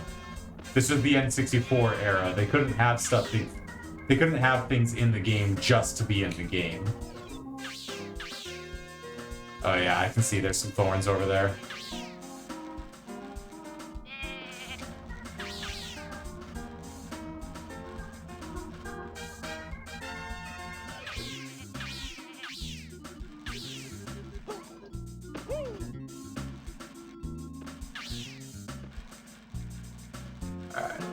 Where them statues go.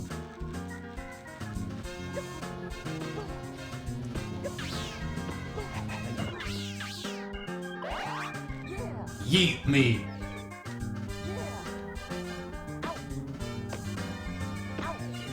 There's a...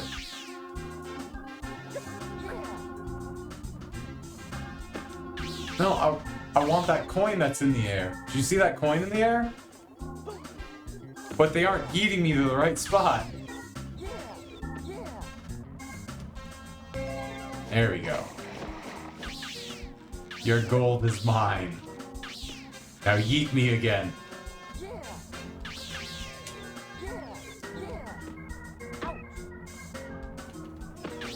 Nobody tosses a dwarf, but anybody can eat a robot.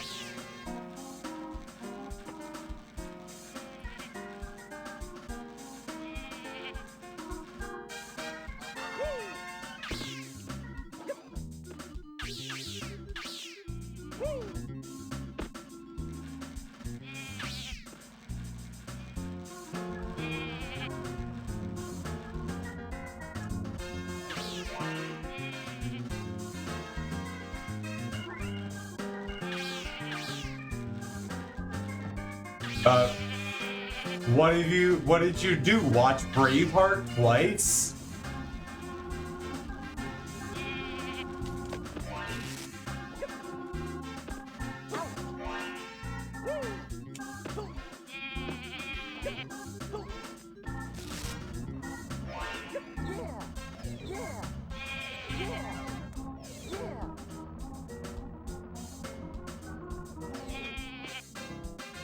Anyways, have fun sleeping.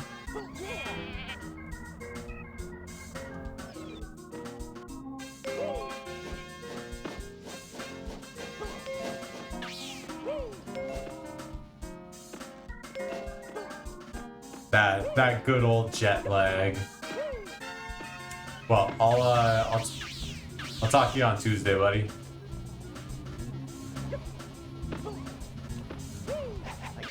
Shit, it's like fucking. It's like 11 o'clock now. I was supposed to send a message and I forgot. I was supposed to send somebody a message and now it's like way too late in the night, so I'm not gonna do that. I guess and wait till tomorrow.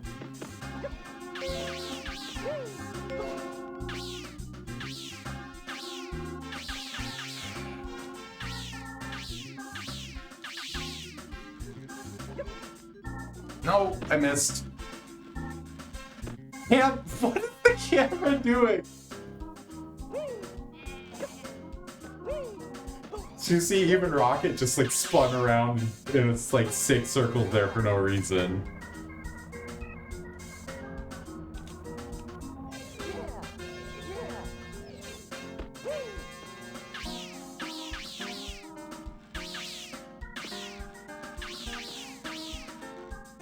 There's someone up there?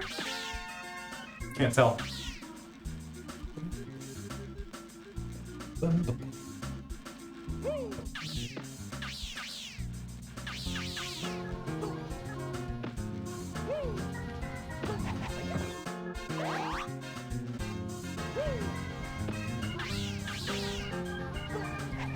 These things have like a annoying mosquito buzzing sound effect that they make when you get close to them.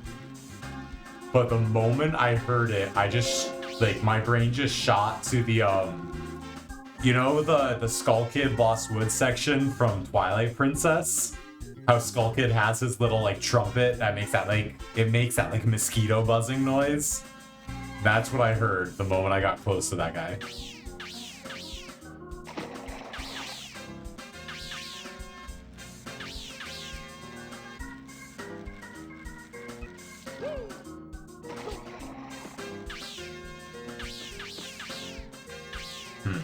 I think I was supposed to have found a vehicle before coming to this part.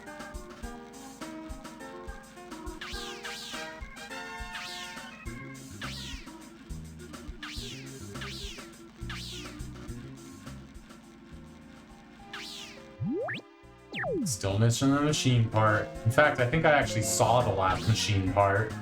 I just wasn't able to pick it up. Oh, there's 2 parts that I still need.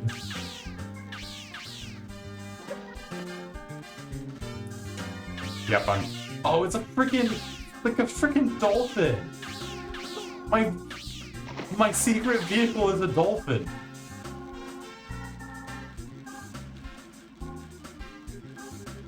I gotta go find that dolphin.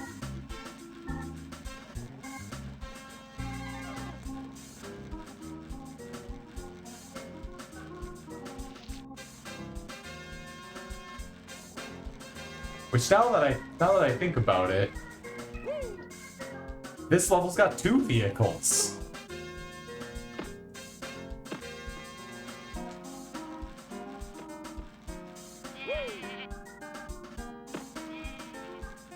Because I already found the paint cannon.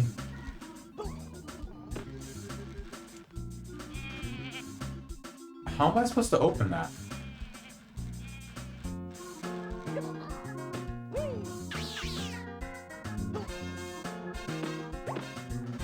No, no, no, no, no. I don't want to be heated.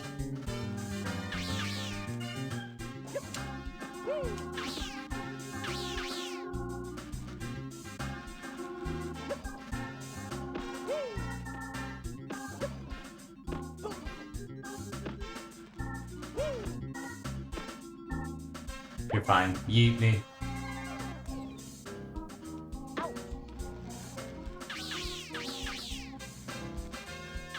There it is. There it is. The Finbot. Sadly, not a hot dog.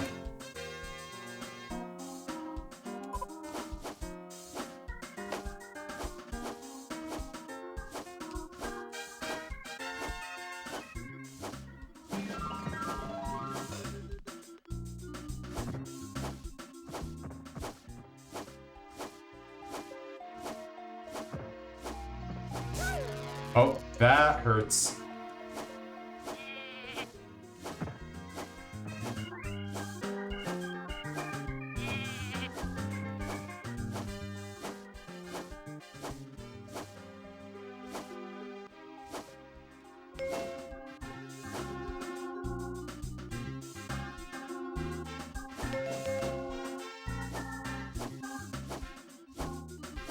It can jump out of the water.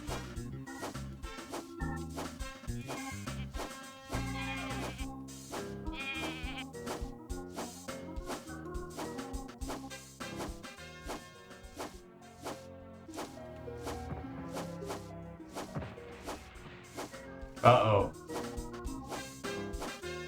Uh-oh. That was just needlessly rude. Man, I thought the hot dog controlled weird.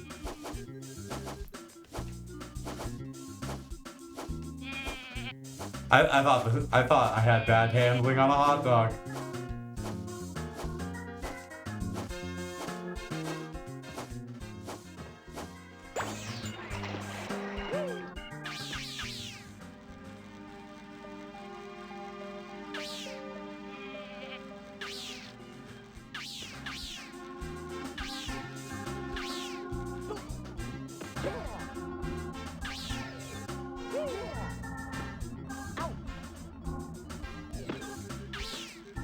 Alright, let's try going back over to that other area, see what I can do if I spawn if I get a dolphin over there.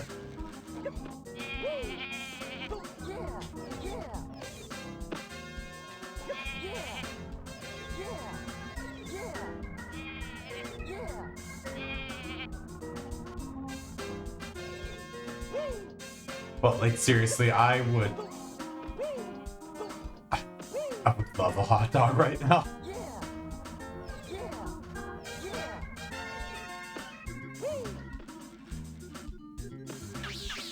Alright, Cozy. Choose my ice for my next drink. You've got one or two. One or two are your options. Without telling you what the options are. You've just got 1 and 2.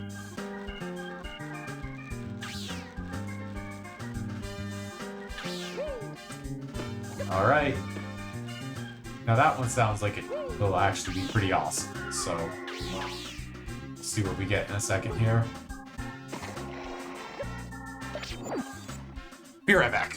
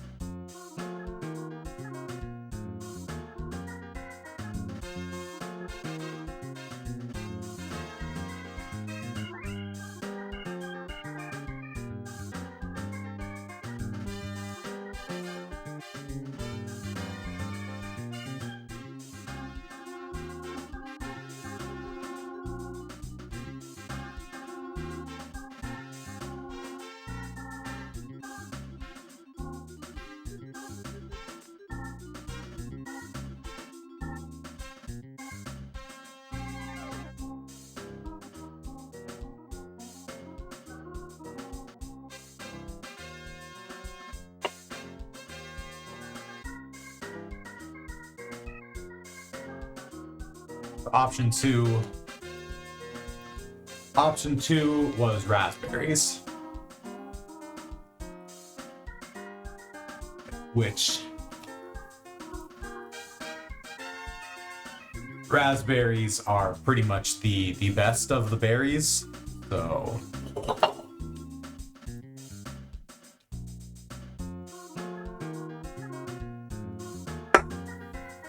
So, you know, pre-mixed margarita with frozen raspberries. Sounds pretty awesome, right?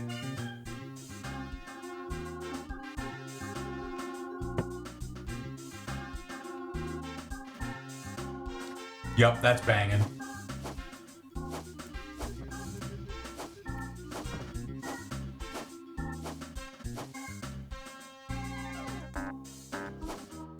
I know this isn't gonna go well, but I'm doing it anyways. Yeah, that was bad. Never doing that again.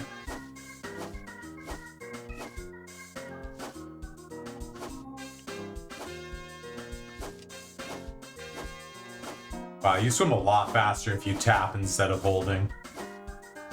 Oh, hey, look, there's the other part.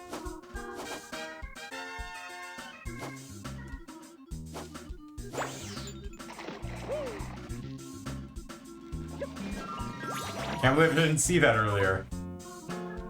All right, that's my first. This is my first completed machine.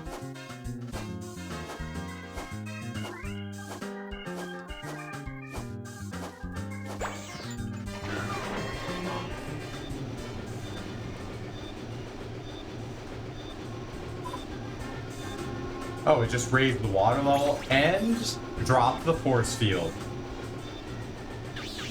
All right.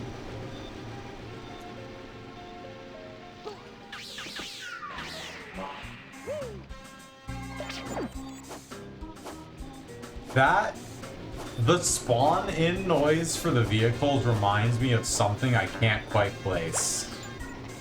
Oh, come on.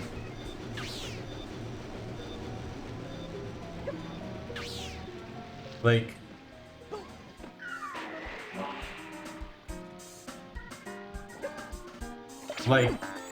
that sound or something close to it is in something else.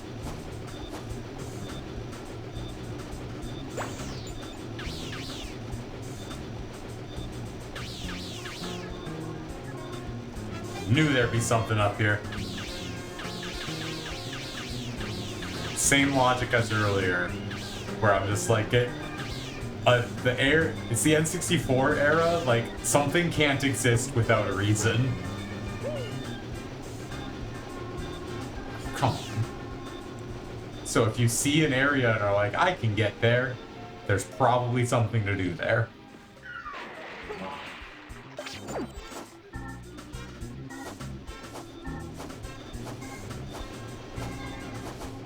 Yeah, like, I'm sure it's just like a stock sound effect that's in a lot of games, but like, there's something, right? Oh no, let me jump.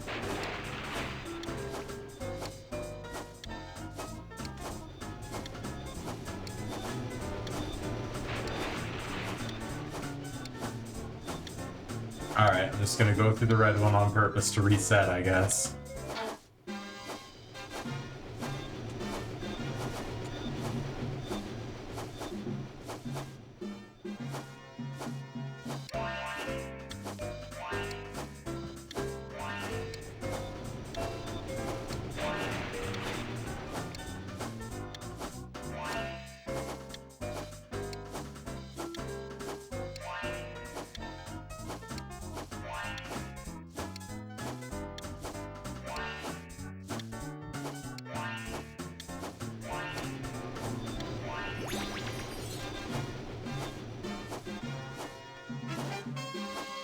Okay. I'm getting a lot more done here than I thought I was going to. For a first trip. Like, look at all these tickets I found.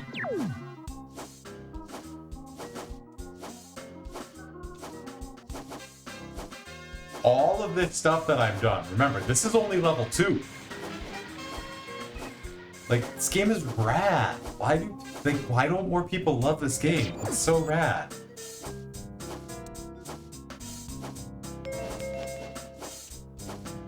Like, nobody ever talks about this game.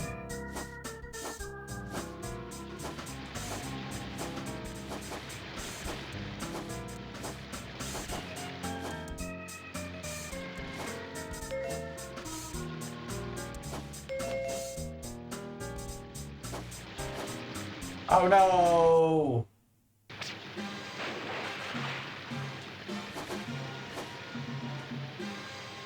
Oh. Oh, hey, that just... I went into that one by accident, but it's perfect because it just fast traveled me to exactly where I wanted to go.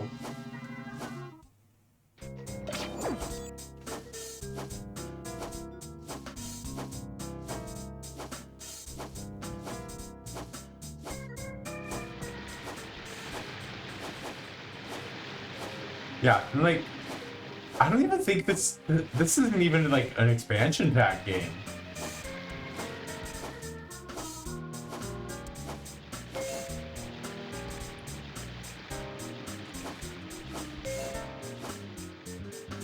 Oh, 319. I've already got so much crap. Whee! Slide! Oh, there's a freaking thing there.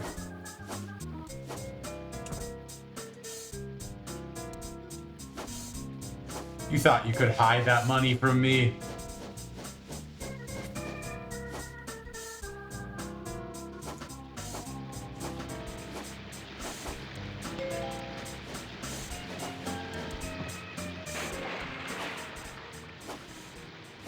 I love just like how silly this looks when you just like kind of flop.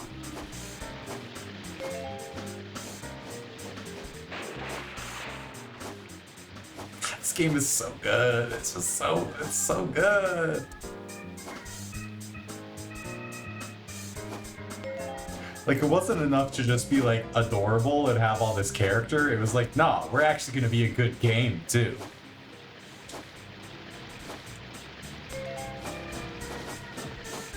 Like, da.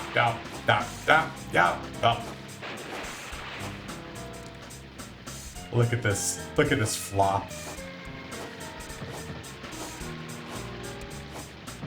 Just let me over the wall. I just want to go over the wall.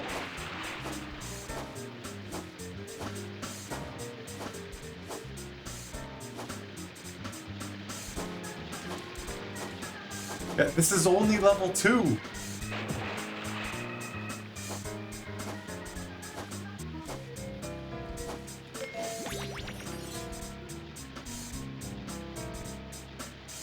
What did that just...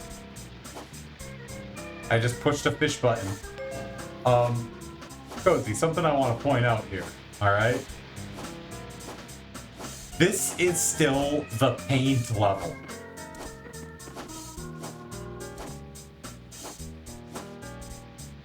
I can just swim into these columns and knock them over? Well, I might have screwed this up because now these are kind of useless.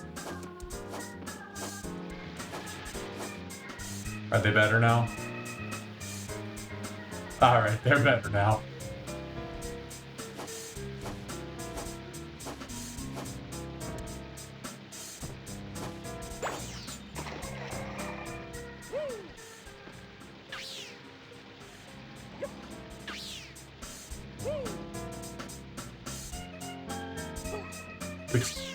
Which does kind of beg the question, like,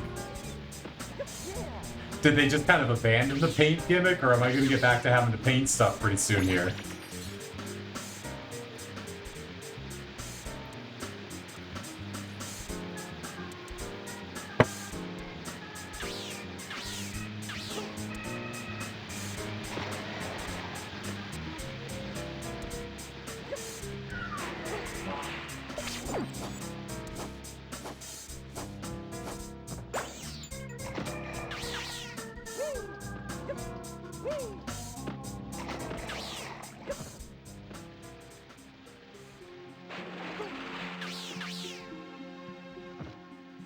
Yeah, like I had the paint cannon, and then I had the camouflage section.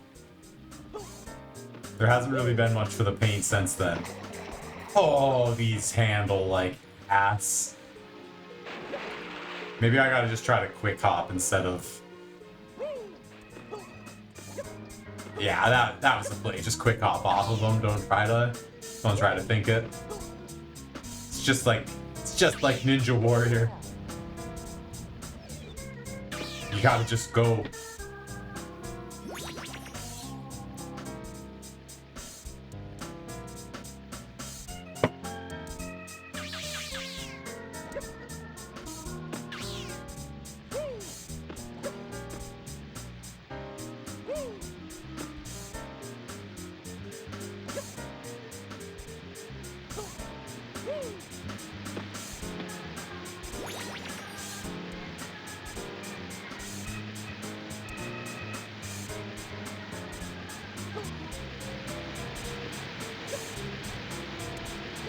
Okay, so I can't actually ride the jets, but I do fall really slow in them.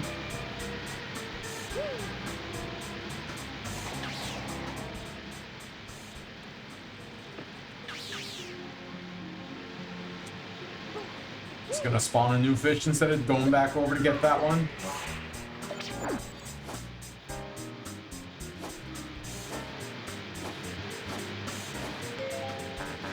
Oh. Was there a... No, there's no money on this one.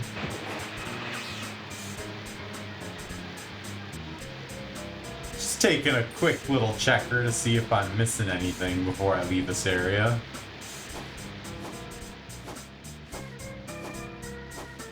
Oh, hey, I can actually stay in first person like this? It's actually harder to control like that.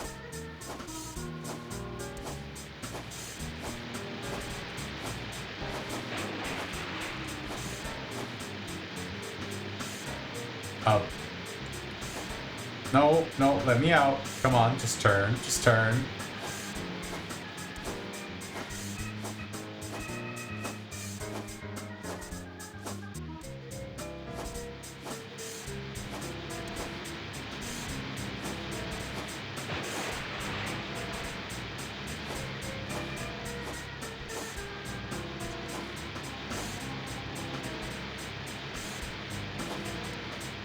Yeah, not gonna lie, Rocket Robot on Wheels BFG edition does sound awesome.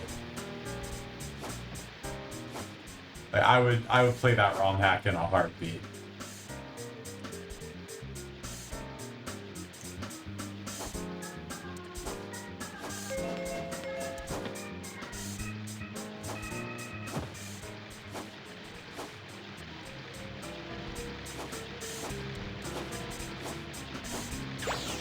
No!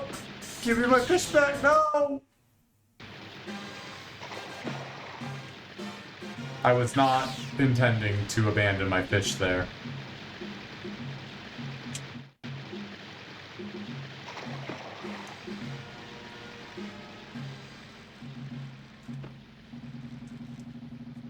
I appreciate the muffled drums when I'm underwater.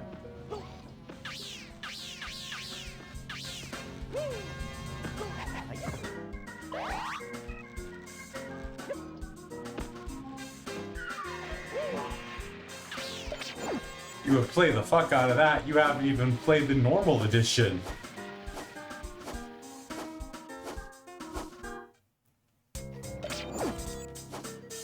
So I just want to point out, alright?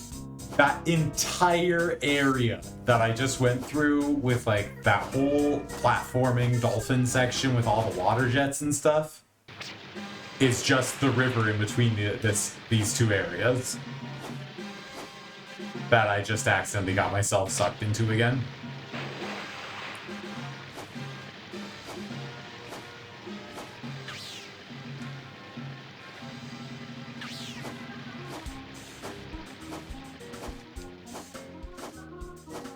God, this game's so rad.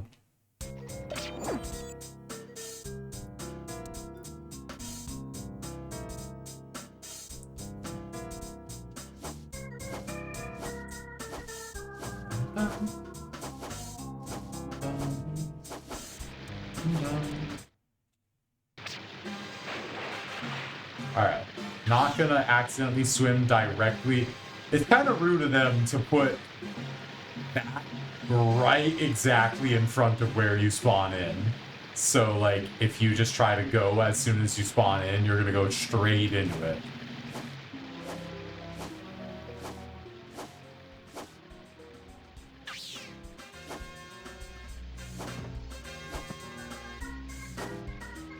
Up, up, up, up.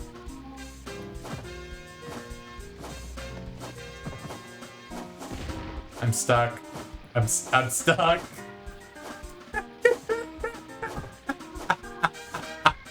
This does not look good.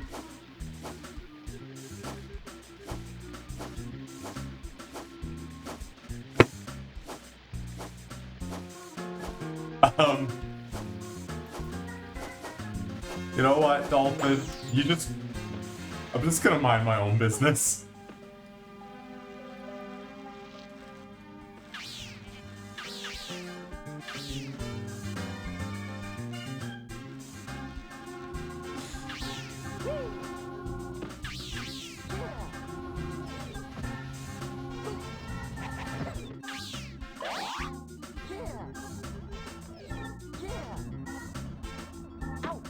Yeet.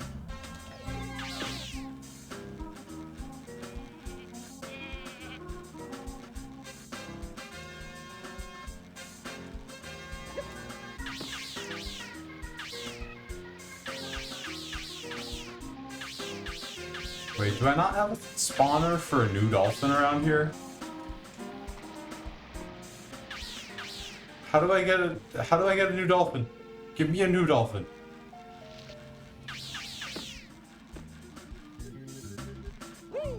Oh, that's so rude.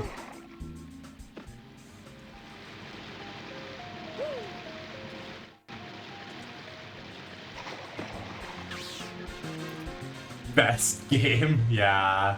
Just have that on a GIF. No, leave me alone.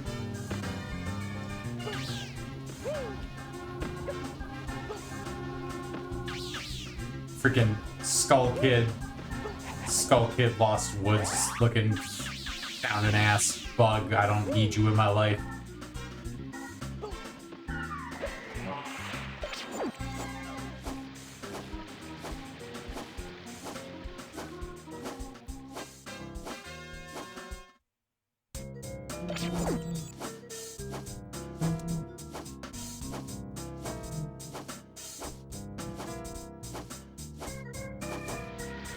Alright, warp me back down to that other area, but this time let's not get stuck dolphin humping a wall.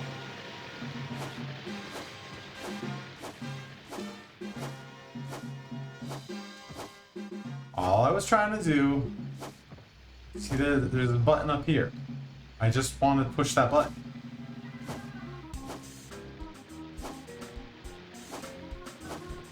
No, not this again, not again, not again, not again, not again. No, no, no, no.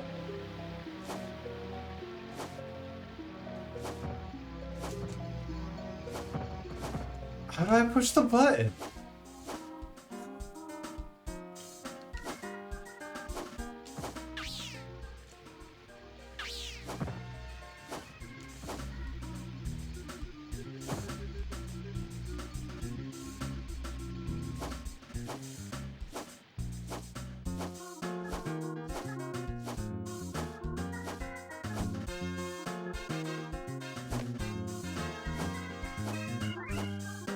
Wonder if maybe I've got an idea. I've got an idea.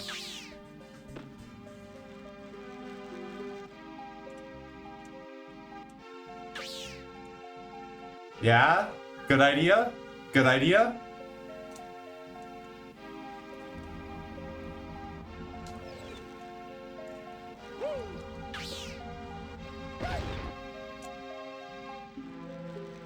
Except for the part where it blew up in my freaking face.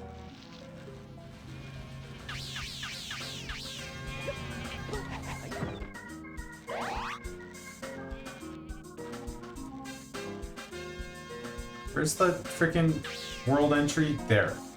I just want to reset the area. I'm gonna respawn that guy.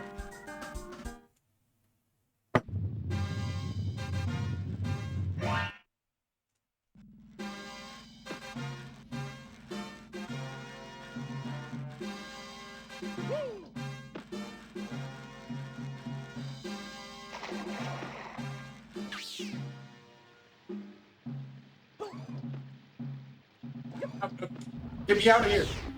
I got stuck in first person, and he blew up in my face before I could grab him and throw him at the thing.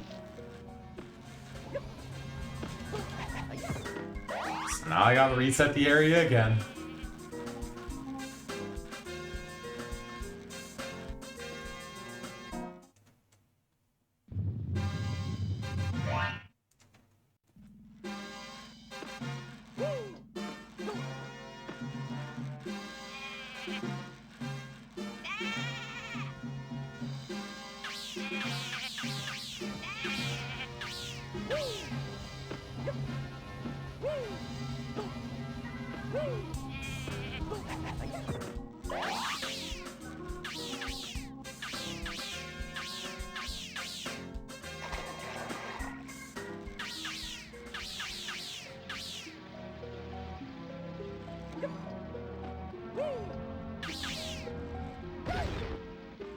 Blows up too fast. What is that even supposed to be?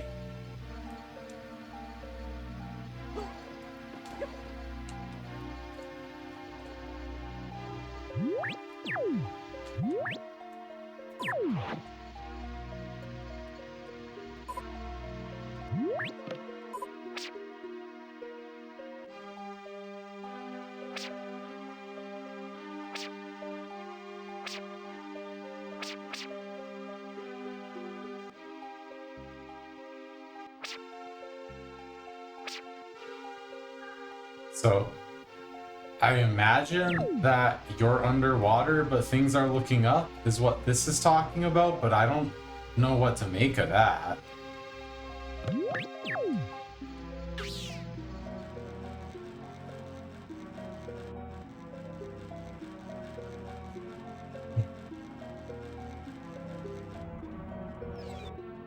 Yeah, and I can't throw these underwater. Wonder... How about this? This?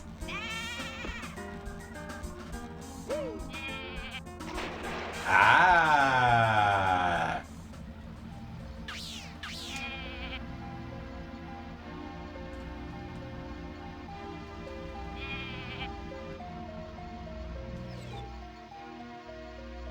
Aha!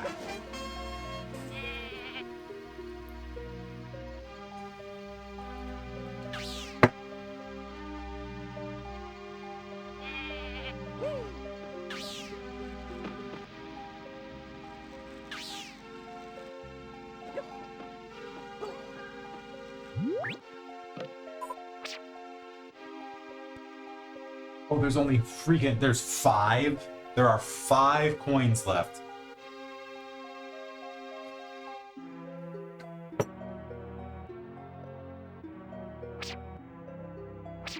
Swing through the trees, okay tree, and lots of water. Why not see where it goes? So, I have to assume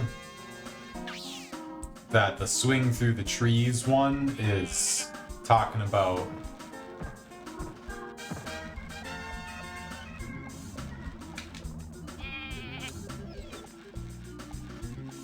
over here.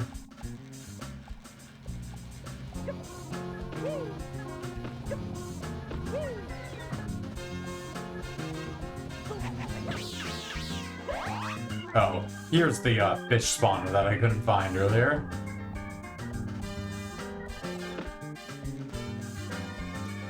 So it looks like there's grapple points on the tree here, but I can't reach them.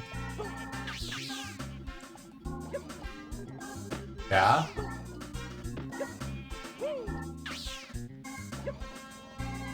Like, that's what I'm seeing here. So I'm guessing maybe... Oh, no. That made it.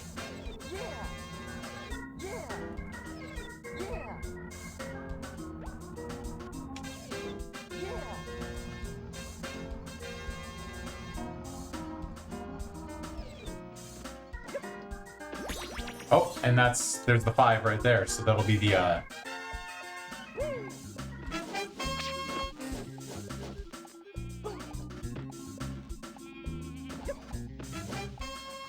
So that means there's only one. There's only one, there's only one ticket left in here, and I've seen it, I know where it is, I just don't know how to get there. So it was that one that was up on top of the wall, right? Near the, friggin', like, palace thing that I, like, summoned up out of the ground.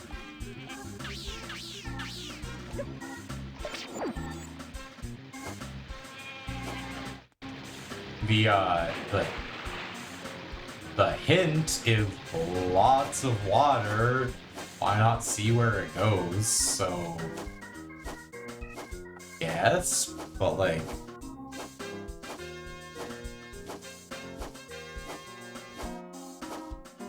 doesn't appear to go anywhere.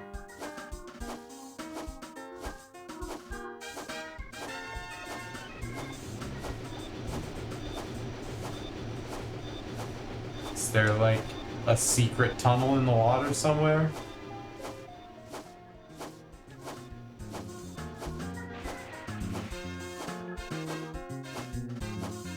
Now, one thought that I have had that just doesn't seem like it would be a thing that this game would do would be that one of the water vortexes might lead somewhere else. But just like blindly trying vortexes to see where they go just doesn't really seem like this game's style.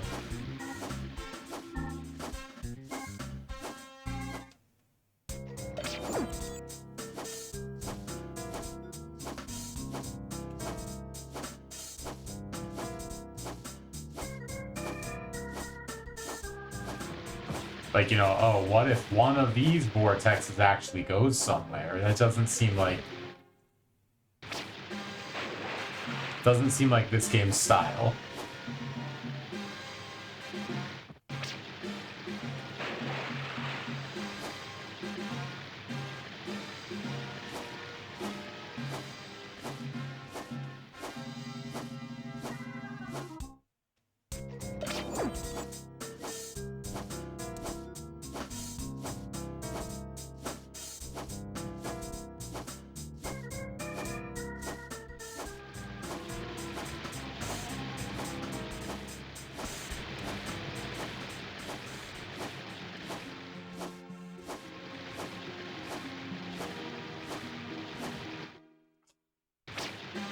But I did just think about something else that I haven't really checked into yet.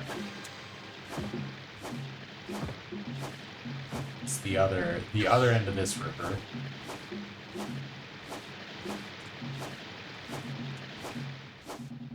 I think there was like a force field at the end here, wasn't there?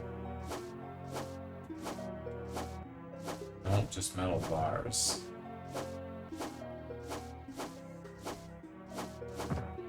So that's definitely nothing.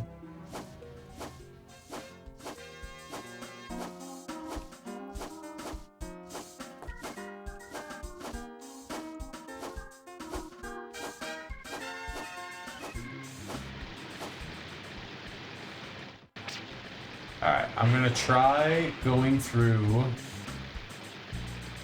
this area one time and see if I just missed something along the path somewhere. Which I don't think I did. And then I'm just gonna head back to the that palace and see if I can see something I missed the first time when I was in that area. It's like, I know where... Damn it.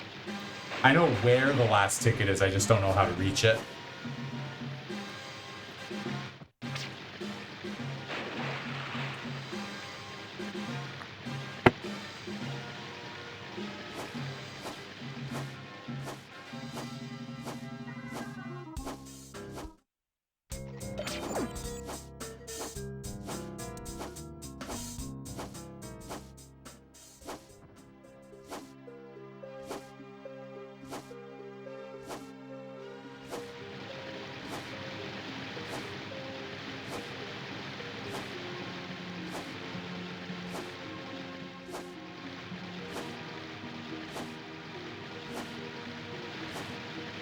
Oh, come on. That was unfair.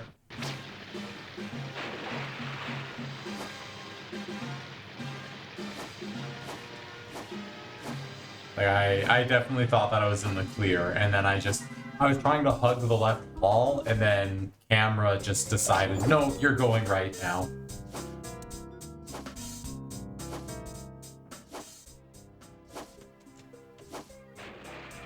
Alright, I'm not a speedrunner, just slow the hell down.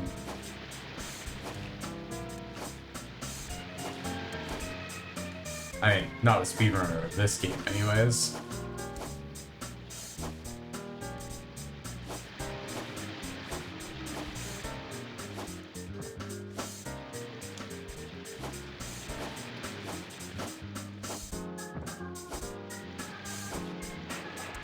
Alright, made it past those vortexes.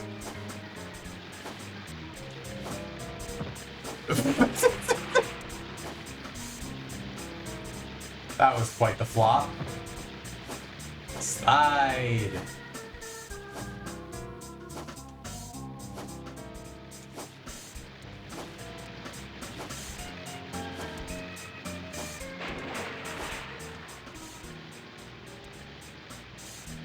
Alright, not missing anything in this pool.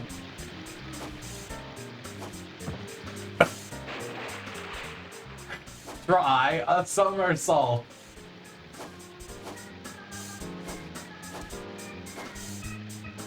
This brings back memories of your dad.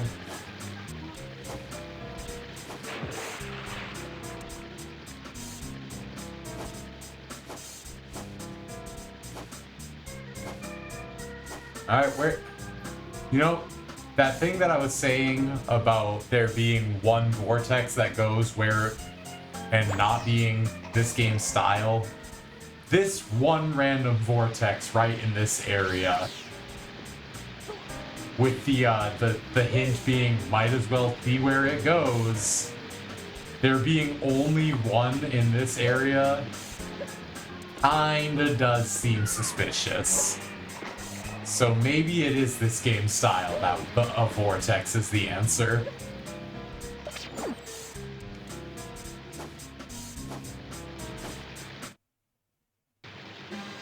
God damn it!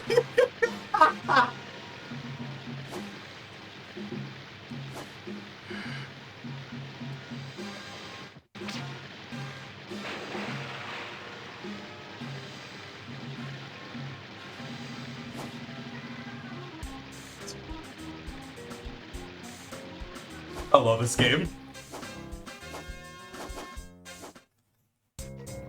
I love this game.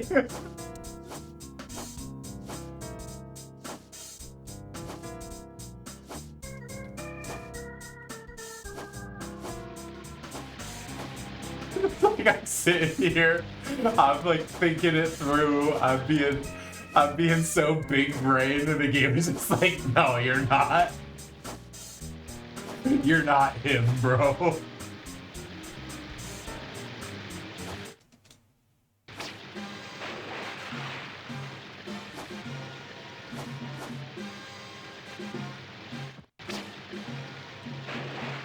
I love the like kind of like almost ragdoll, the way that the fish just tumbles when it's in the air. It's so amusing to look at.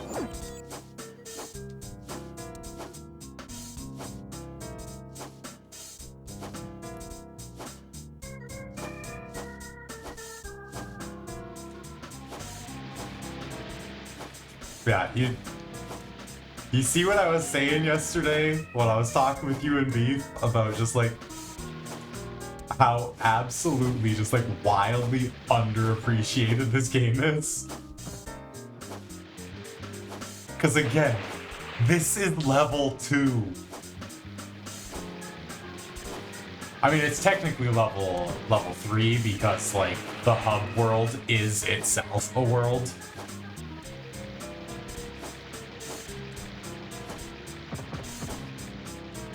Look at this tumble. Ugh, so good.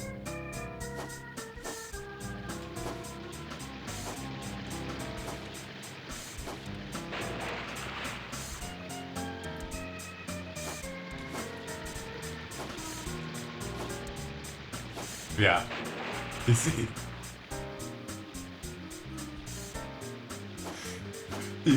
you see why, like, when we were talking about just, like, gems on the 64, why I was immediately just like, well, have you guys played Rocket? Why once you were like, no, what is that? I was just like, I will stream Rocket right freaking now.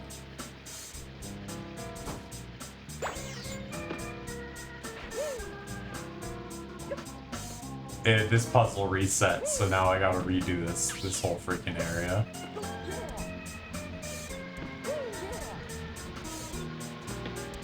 Yeah, I have never finished this game. I played it a bunch on emulator, like way back at a point when I didn't have a 64. I never finished it. I got really far. Like, I'm pretty sure I was at the final world. But I got stuck and I got annoyed with something. And I was like, you know, I'm gonna take a break because I'm frustrated. And I just didn't go back. I don't know why. And probably I ended up actually getting a 64 again.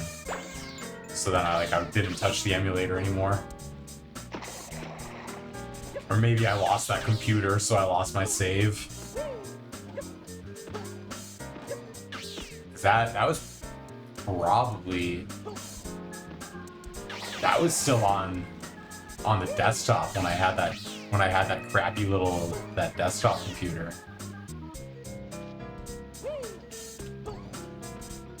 And I would play this game emulated this emulated really well. In a lot of ways it was actually easier because I was playing on a Xbox controller in the emulator, which as much as I love the N64 controller, the stick is not what I would call reliable. Whereas, in my opinion, the Xbox 360 is one of the, with the exception, with one specific caveat, the Xbox 360 controller is one of the greatest controllers ever designed.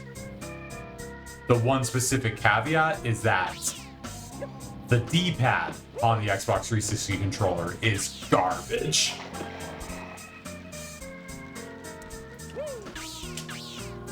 But the sticks, the overall like ergonomic feel, button layout, etc., the 360 controller is fantastic. I do I mean the Xbone controller is pretty much a solid answer to that. There's a much better D-pad on the Xbone, and then I really like, kind of weird, but I really like the triggers on the Xbox One controller. And I just missed that jump again. I also like on the Xbone that they move the Xbox guide button up a little bit so you don't bump it every time you try to press the start button.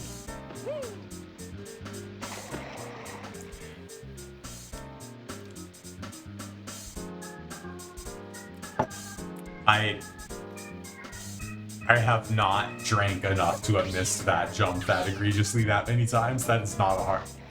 That time I just didn't jump at all. I don't understand why I lost my jump input, but you know what? We're not going to think about it too hard. We're just going to do it.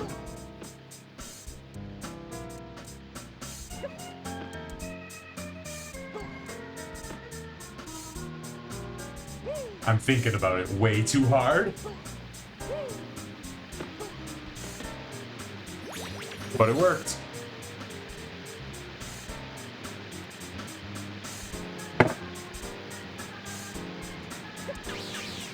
Alright, give me them margarita-soaked raspberries.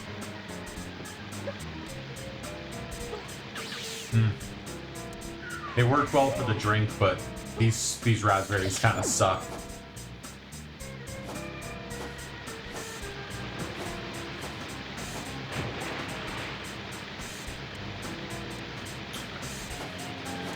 They have, you know, that freezer taste? They've got that freezer taste to them.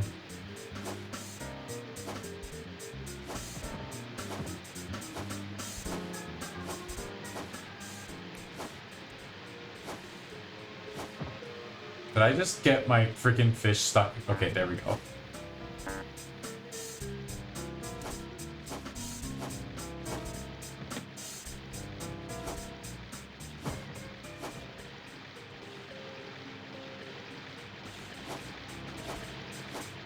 Alright, coming here again appears to have been a waste of time.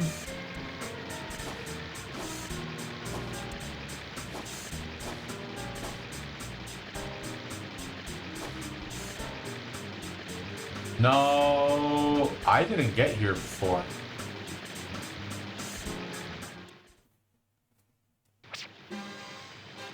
Okay, I didn't get to this area before. All right.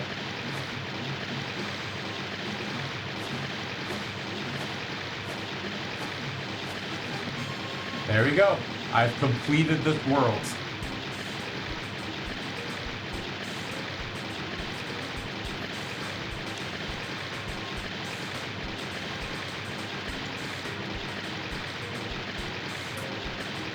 Yup. These raspberries have gone full mush and they have that freezer taste to them. So there we go. 100% of the paint level on first visit. How about that?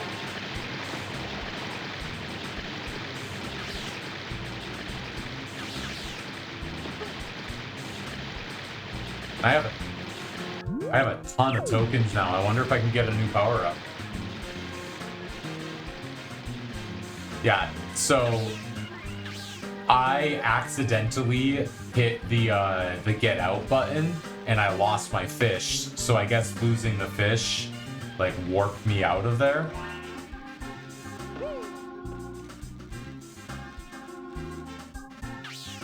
Which means that there's absolutely nothing to do with this statue. The statue is just here for fun.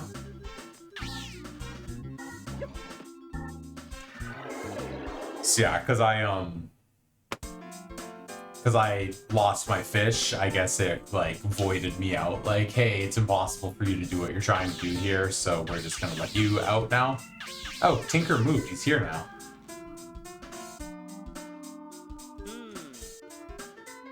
Oh, double jump. That'd have been nice to have when I was trying to get into that tree.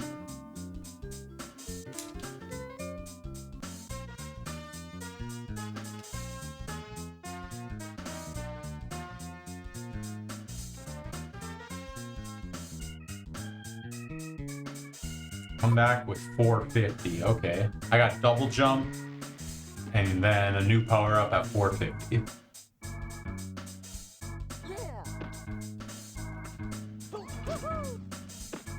Oh, look at his cute little rocket boosters!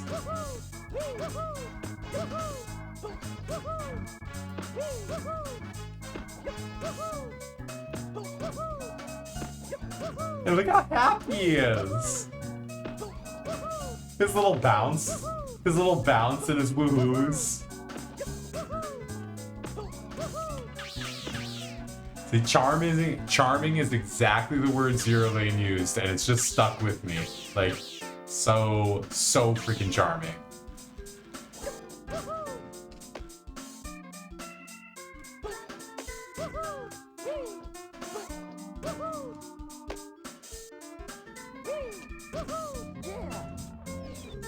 Now that I have the double jump, I can reach this. Couldn't reach this before.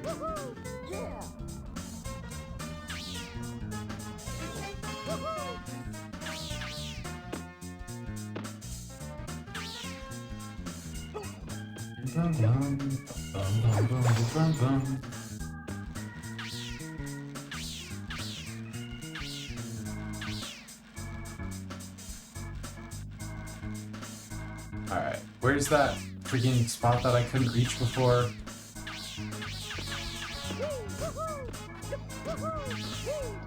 And I couldn't reach here before. but I don't think that's what I was looking for. That's what I was looking for. Who's messing with the ticket switches? Jojo forbids it.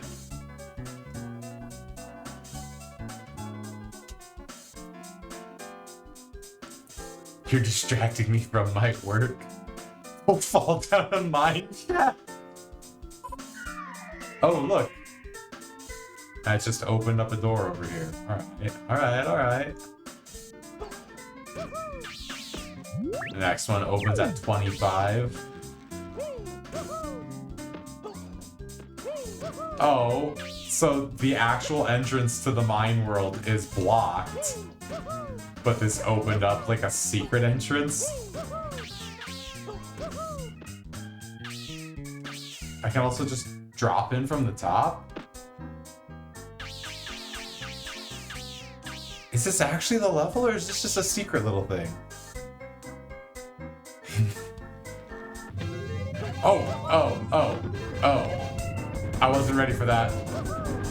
I was not ready for that. The moment I touched it, the music got all dramatic and the world started falling apart.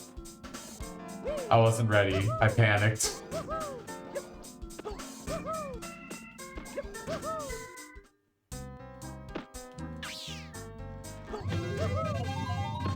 Alright, now that I know this, and I still messed it up.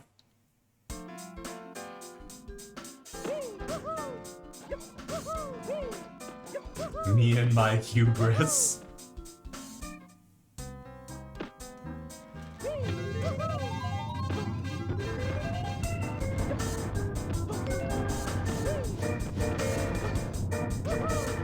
No.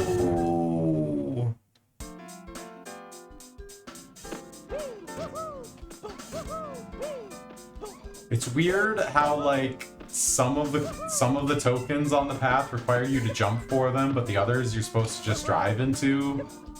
And the camera and my lack of depth perception because I'm blind kind of makes it difficult to tell which is which. And I just... Okay, that was just that I wasn't looking.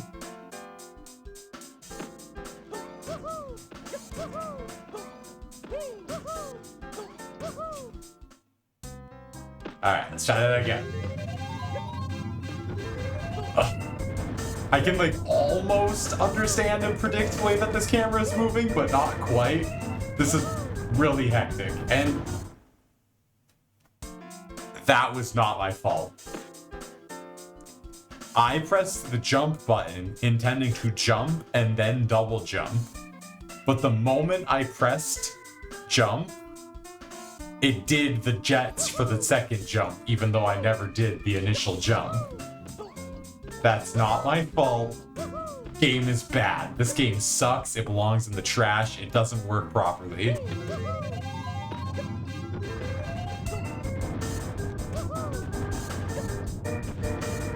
God, this is such chaos with this camp. And same thing happened again. Like, why did I just get the jump jets when I was on the ground and I pressed jump?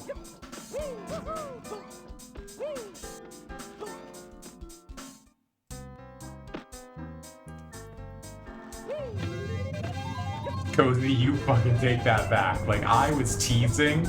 That's taking it too fucking far.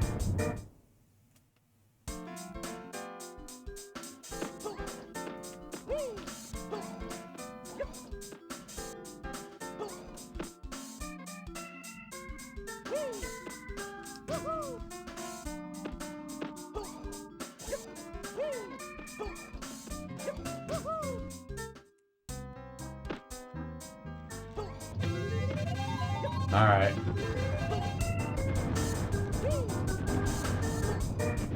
Oh.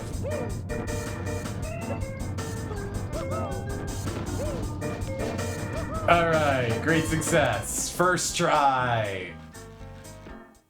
No problem at all.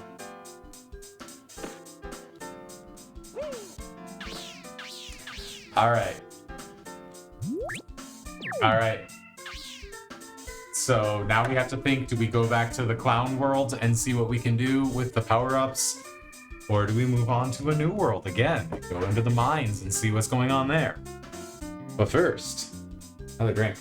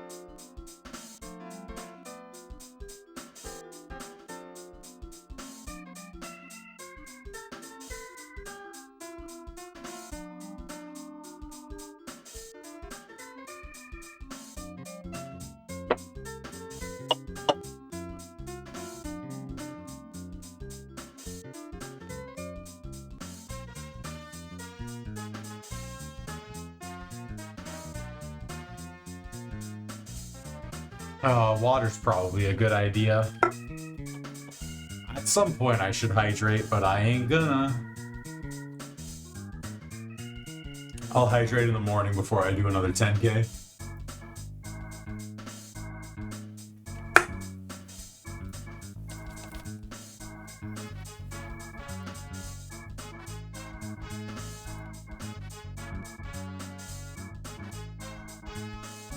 Alright, curious about Clown World, goes and says. Alright, I'll head back to Clown World.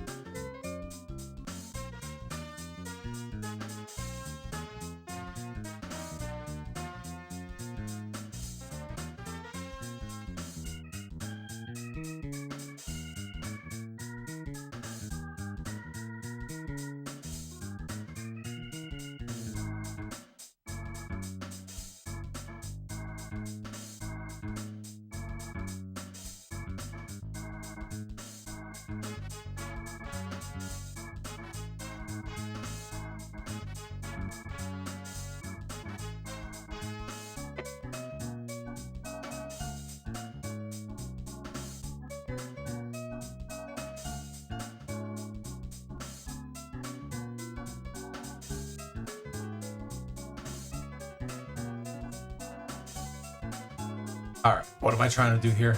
Going back to clown.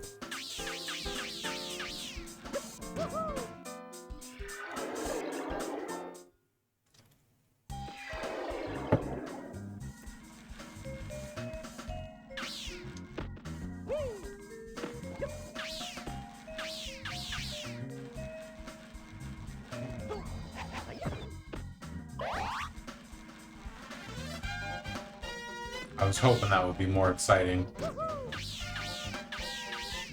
I have ground pound and I have double jump. I didn't have ground pound or double jump the last time I was here.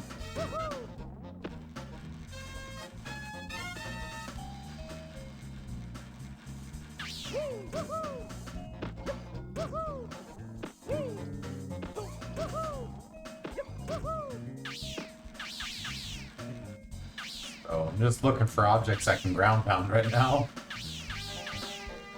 Like these guys.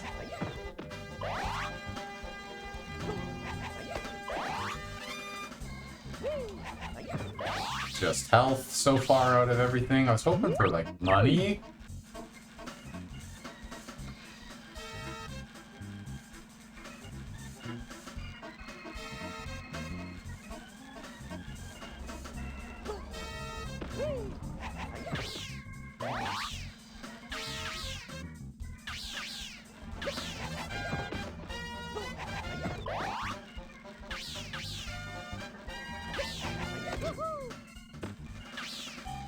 I have accidentally done a couple times now this little thing where when I've flipped to ground pound an item, I've like got like that, where it like throws me forward.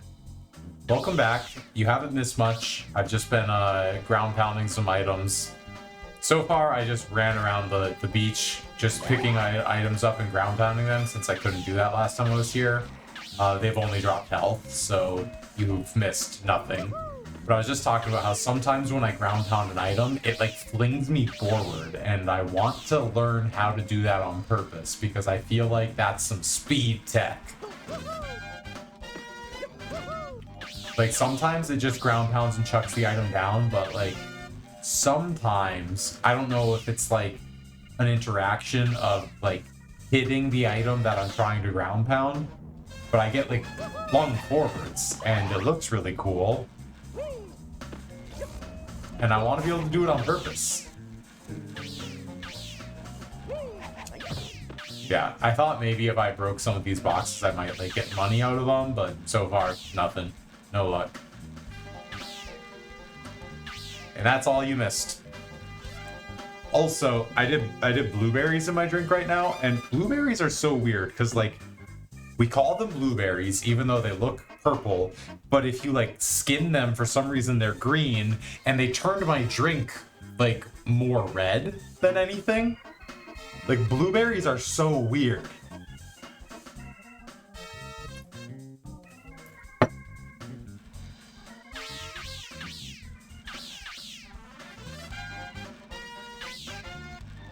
Also, so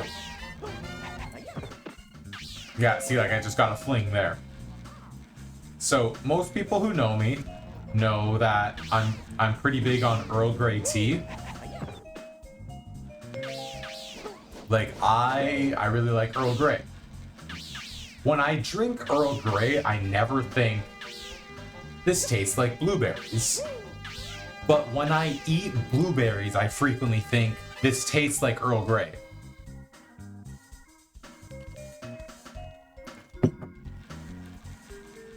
And I want to know, like, where the connection on that flavor is.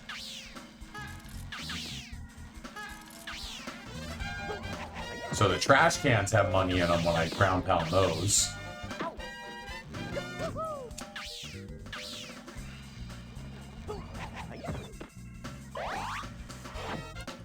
Still missing 2 machine parts. You weren't ready for that glass color? Me neither, buddy. Me neither.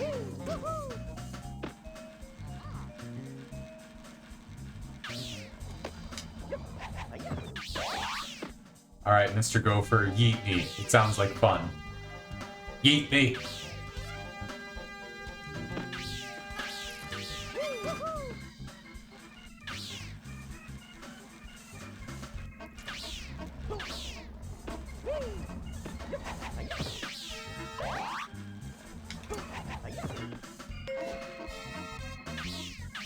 Alright, that's some more money, I guess. What else? What's actually new that I can do here?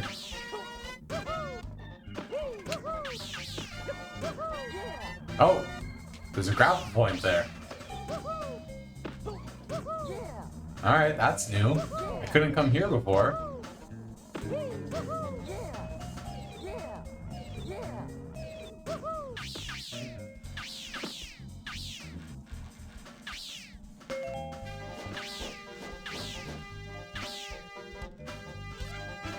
Got another ticket. And some money. Picture of money. Picture of money.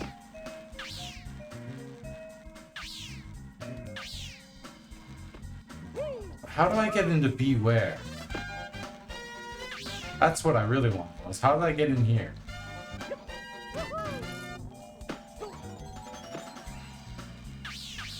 And he said something about there being an employee entrance on the backside.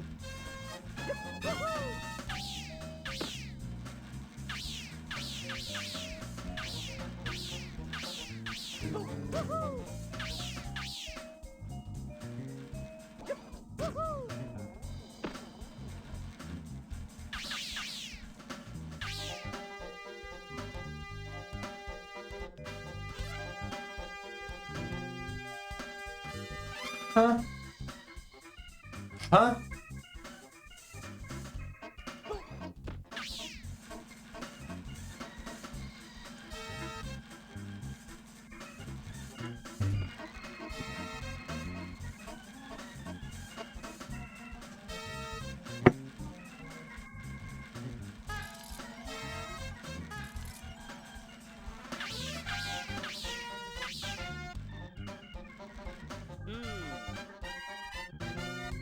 Dinosaur out of order, need the parts to get back in business. Yeah, I know.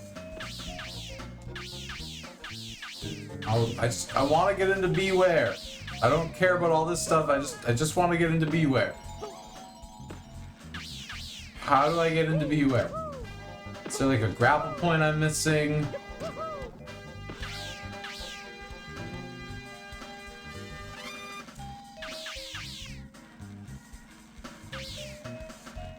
Can I grapple these? No.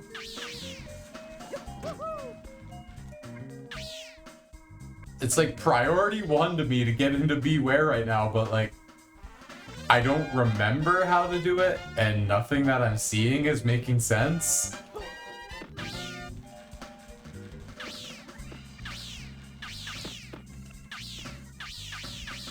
I don't remember it being complex. Like, I know I figured it out several years ago. Oh. I'm being a total jackass. It's literally just an entrance on the beach right here. That's all it is. There's just an entrance right here. I could have done this ages ago.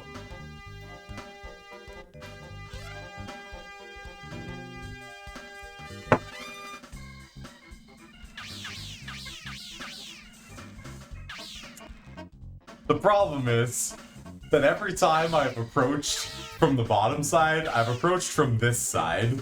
So it's looked like this. I've been like, yep, there's nothing. This is the first time I came at it from this side.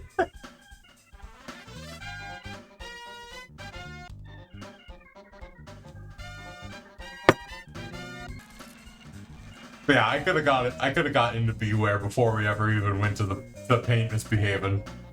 I could have done this. I could have done this first round.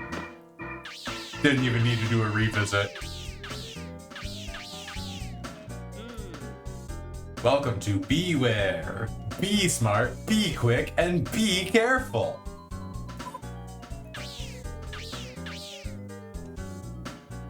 Beware.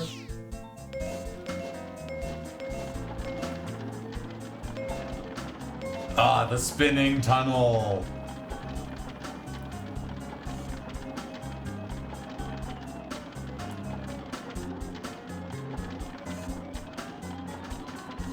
this moment right here is bringing me a satisfaction that I'm kind of like, I'm kind of embarrassed to admit how satisfying this is to me.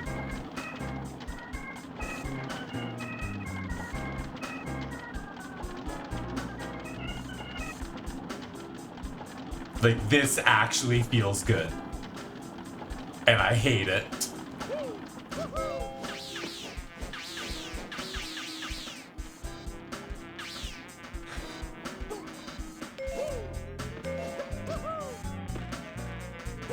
You know, like I said, neurodivergent turbo dork.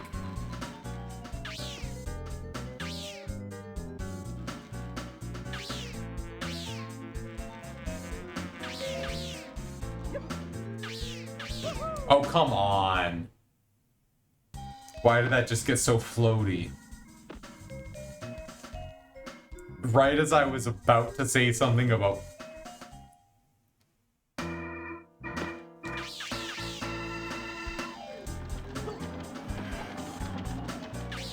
Next time TA gets to me, huh? You know, I'm gonna be honest, dude, like... After, like, last night, and then, like, I played it a bit more today, and I was genuinely sitting there just like, I'm not enjoying this at all. Like, I'm enjoying, like last night, it was literally like, I'm hanging out with the homies, and I like that, but I was not enjoying the game in the slightest. And I kind of felt that way again today, and I'm just like, I might just be done with that game. So I wasn't actually having any fun. And as far as like the work aspect of it goes, I'm just like, that work is not bringing me any closer to like the man that I want to be. And I'm just like, I might just be done.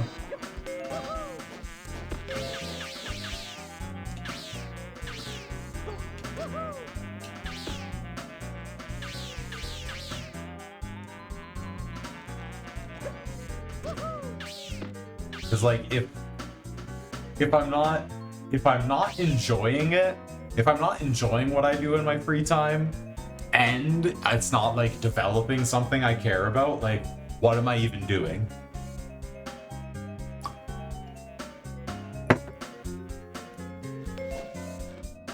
Like, what is it actually even doing for me at that point? It's like just passing time.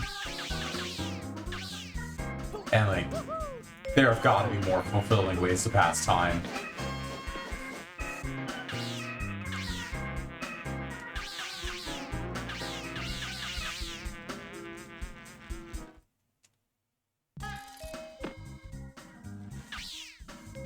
All right, well that was it for Beware. Still missing a machine part though.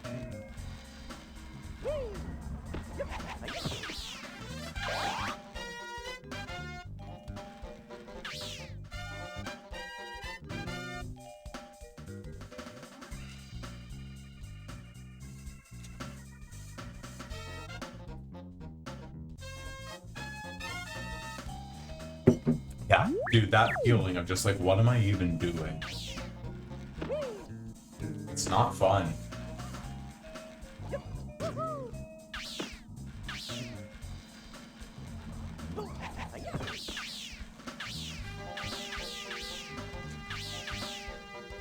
And like, I want to be, you know, a little bit more sensitive about just being like, nah, just like, fuck this. Because, like, I know, like, Beef's the homie. Like, I love Beef. And I know that, like, Beef actually, like, loves that. So, like, I don't want to just be like, oh, this just, like, you know, this just fucking sucks. But it's, like, not doing it for me anymore.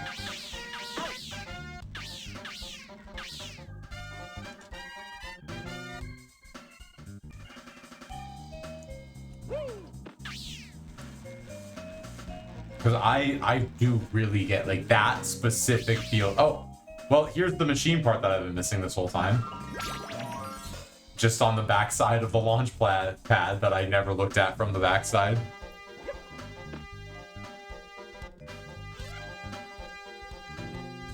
Also could have done that one on my first visit. Yeah, I really consistently get the just like, what the fuck am I even doing here feeling when I try to like grind Tetris Attack.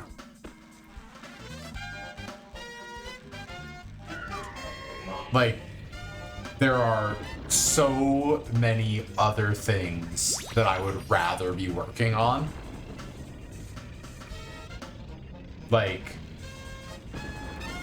I could do the work and I could get better at that game and I could grind it out, like improve my own play and grind it out and get the RNG, but like, is that actually, again, like I already said, like, is that getting me closer to the man that I want to be? Is that actually improving on, like, is that actually improving my life? And I don't think it is anymore.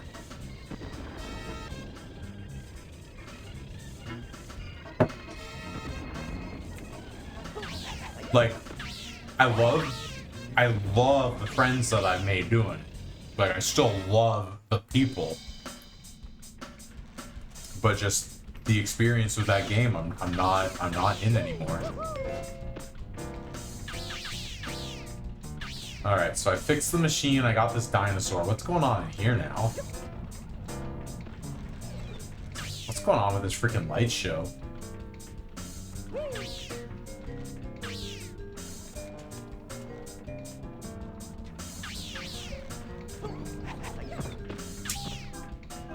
Just got myself another fling there. Oh.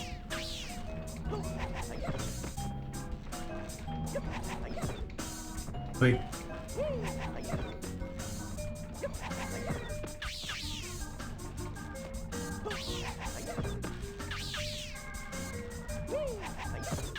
okay, so if I...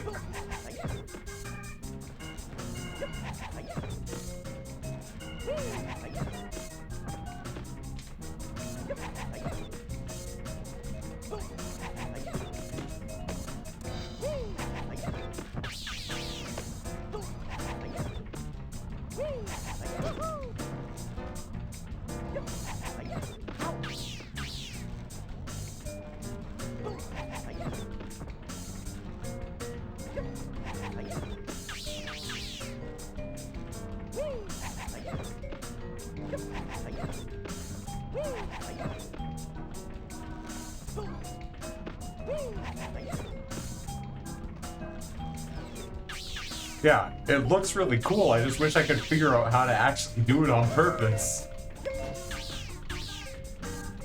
Something tells me that this section was... So this box right here, clearly this box exists to be able to bring over here so that I could have jumped up to get up to here. But I have double jump already, so I can just get up myself. And now I get this feeling of just like, oh, the fact that I waited to come here, is this segment gonna be like really easy, but I'm still gonna manage to fuck it up because it's me we're talking about?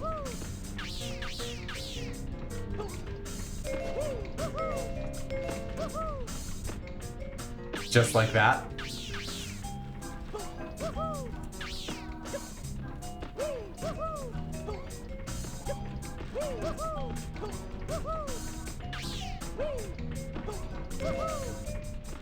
Anyways, I guess the really short version of what I was getting at is like, I don't think running that game is that fun for me anymore. And if I'm not really having fun, like, what's the point? Because it's not, like, doing it just for the sake of it is not doing it for me anymore.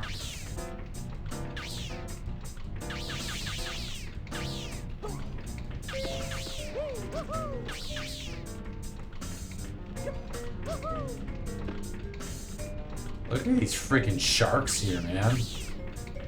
I don't know. I am okay with this.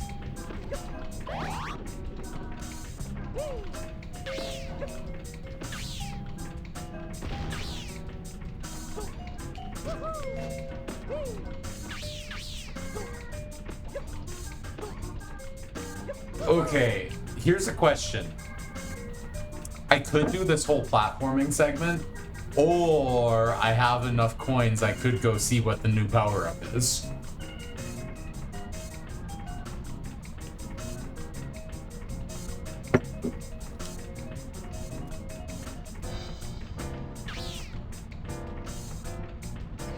Power-up. Power-up it is. Alright. Let me see if I can just, like, fast travel out of here by save quitting.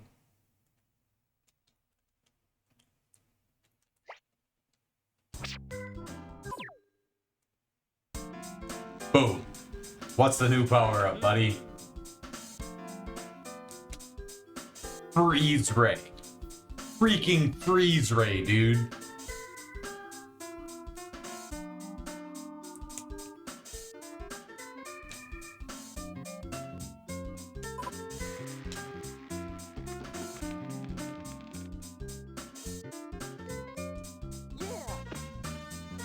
I have a freaking ice beam now.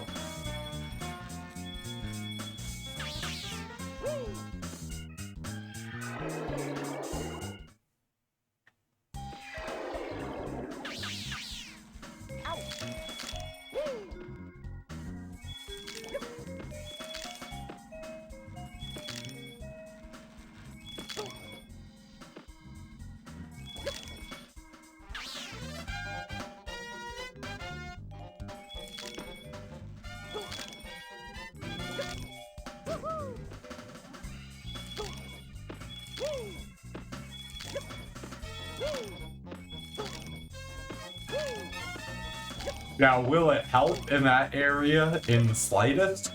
Probably not. But, like, I have a freaking freeze ray now.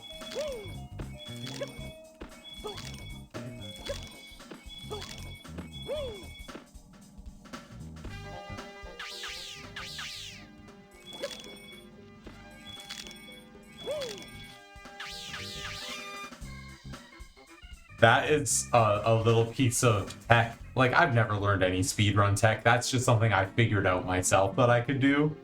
Nobody ever showed me that, but brings me great joy to be able to be, like, completely underwater and then just be, like, freeze and immediately, like, jump onto the platform that I've made like that.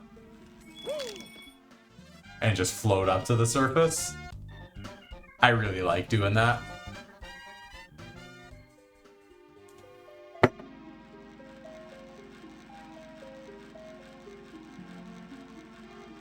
That was, you know...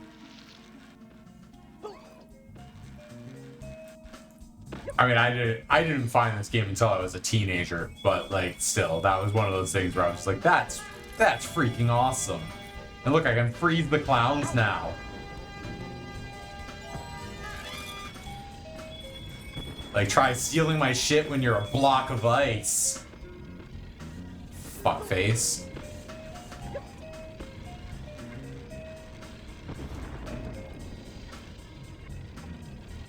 Exactly. Exactly.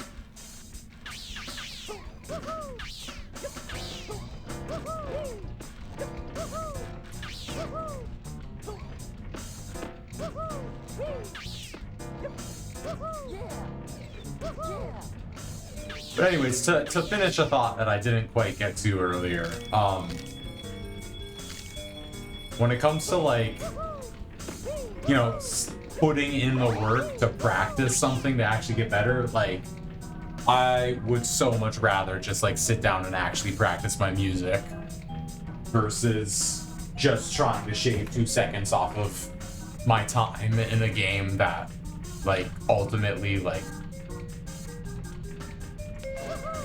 doesn't matter. Like, I'm sorry, my music matters to me more than fucking Tetris Attack.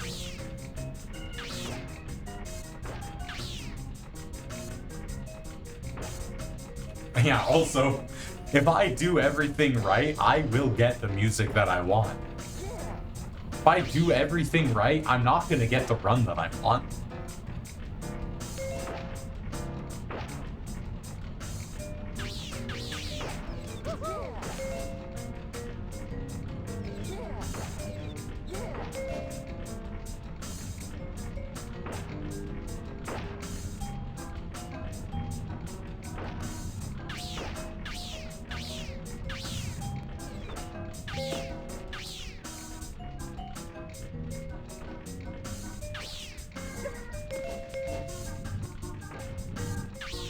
It's also like not like music specifically.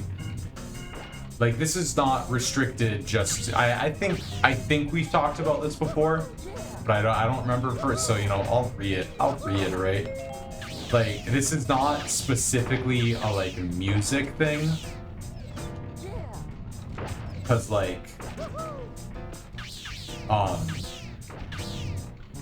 Richie Kotzen, he's this really tremendous guitar player, really great singer, terrific songwriter, like, he rules, he's awesome.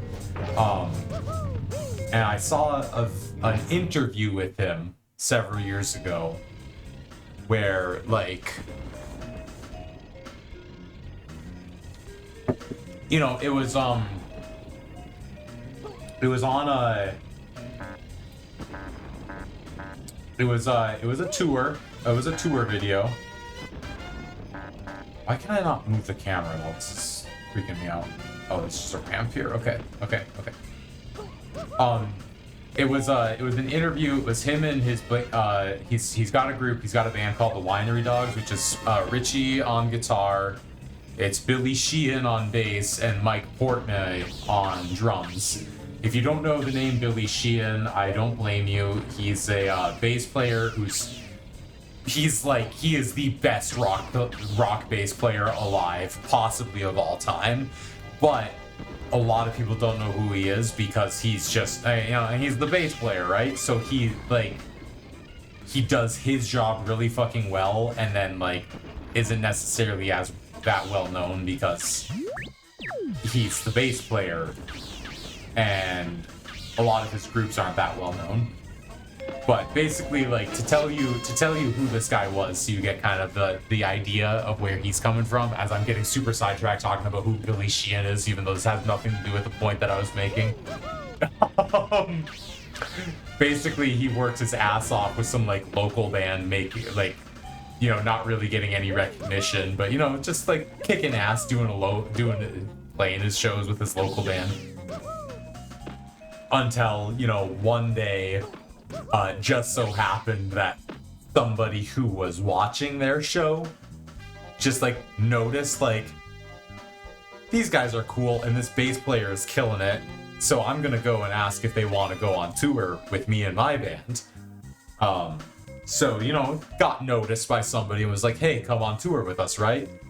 That somebody, bit of a nobody, you've probably never heard of him, you know, fucking Eddie Van Halen. So that's who Billy is. Like, worked his ass off, bass player, absolutely tremendous. Can sing too. So the Winery Dogs is Richie Kotzen on guitar singing, Billy Sheehan on bass singing, and then it's Mike Portnoy on drums singing. Mike Portnoy is the drummer from Dream Theater, founding member of Dream Theater. So, you know, basically the creators of progressive metal.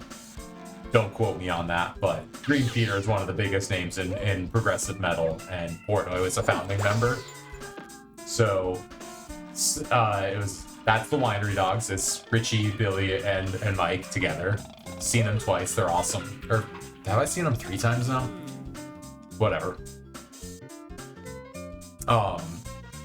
So you got this band, that's the 3 of those guys together, and I saw the reason why I brought them up and got totally sidetracked on this. It was an interview with Billy Sheehan and Richie Kotzen together on just like a promo to the, you know, some interview that they did as a promo during a Winery Dogs tour. And I was watching, and just like body language and some of the stuff that Richie said, I was just like, oh, I relate to this guy so hard. Like I could tell, like Richie doesn't tour a whole lot. He's been on a shitload of albums, like session guitar player. He's been on so much, but he doesn't tour so much. And I'm watching this video and I could tell, just like looking at his body language and all, I was like, oh, like he's like mad introvert. Like touring is really hard for him. Like it just like it takes a lot out of him. It's so much work because he is like not about that. And I could see the whole like fucking like ADHD like anxiety shit where he was like bouncing his leg the whole time. And I'm like, yeah, like I relate so hard to this guy right now. But then they were talking to him. They were talking to him about like, you know, the band's on tour right now, like, oh, you just took all this time off, like, you know, what kind of great music can we be expecting from you? Like, what have you been working on during that off time, you know? Like, interviewer asking questions, like, basically expecting, like, you know, yeah, you're the big-time musician, so obviously you took this time off, so you've been making more music, right? And so they're like what, you know, what can we expect after this summer off? And Richie was just like, this summer I built a deck. I built a deck for my house.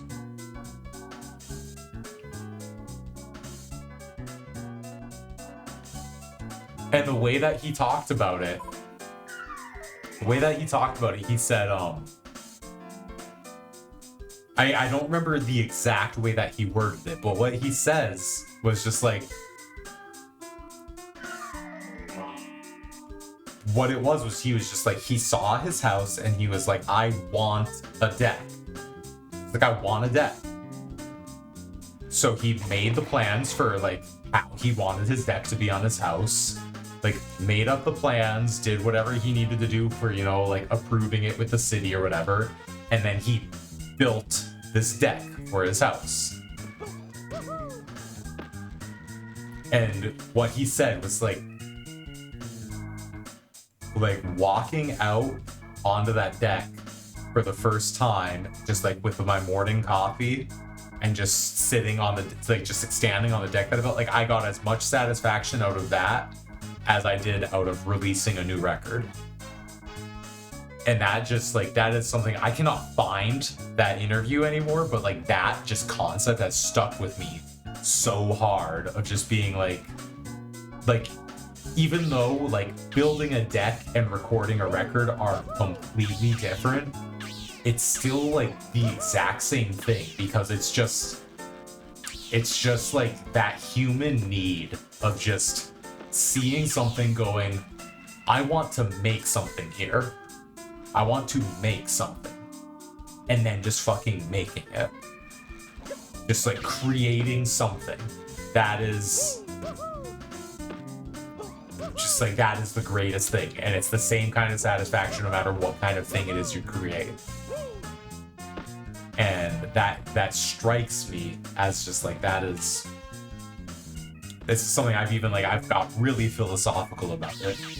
Because like, you know, you look at a bunch of like major religions and that kind of thing, and most of them start, you know, most like religions, one of the big things they focus on is like you look at just like, I mean, Christianity is what I was raised with to begin with, so that's, you know, the most familiar thing that I have. Others start in the same way, but like the very first thing, if you look in just like, you know, Abrahamic Bible, whatever, the first fucking thing is just like God created heavens and earth. And that like is striking to me like philosophically, because that is like the biggest thing, the most amazing thing that we as humans can even like comprehend is to just make something.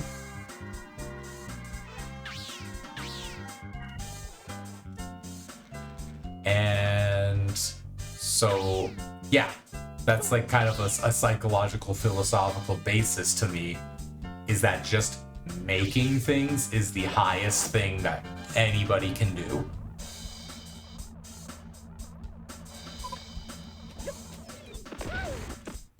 And that's important. And I've come to realize I used to say that I'm like at my happiest when I'm creating something.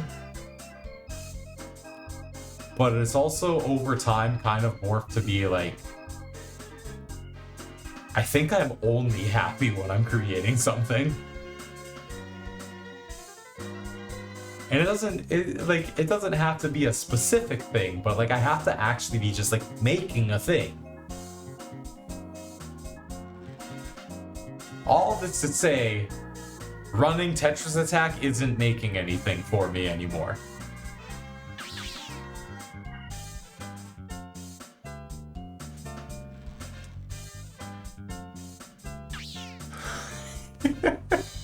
I got really, really on one there.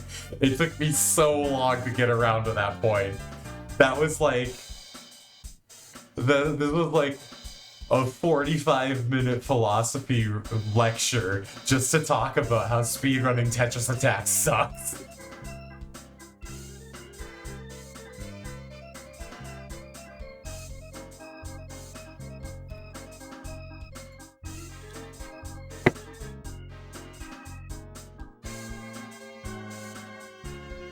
And you know, for other people, speedrunning Tetris Attack might still be building something. But I don't feel like it's building anything for me anymore.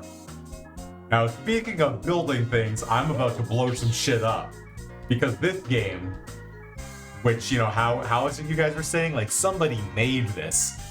So I'm at this mine level now. Check out what the gimmick of the mine level is. So you know I've got this tractor beam, right? And I can yeet items. Well, what if that item that I can yeet is high explosives?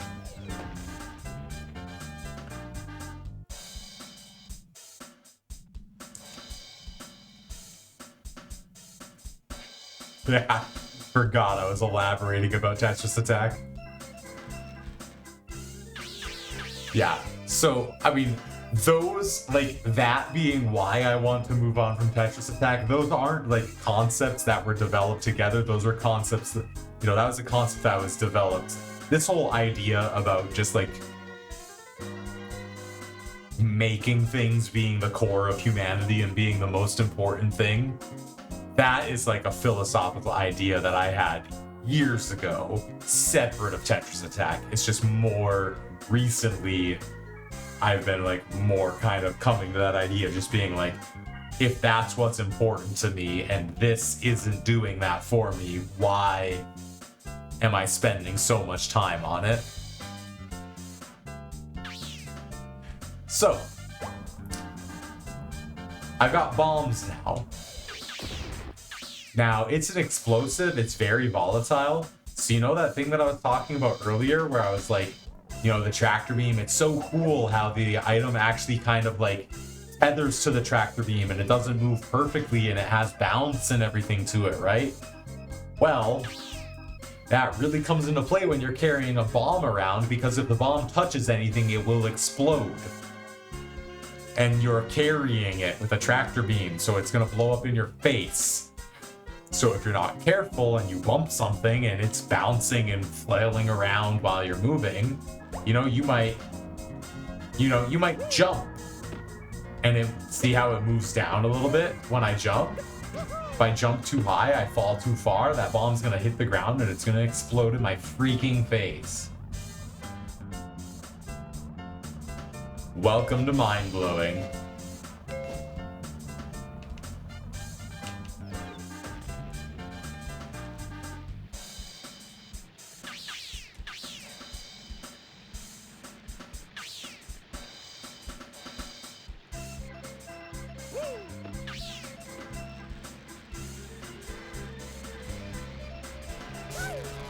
Oh, small die.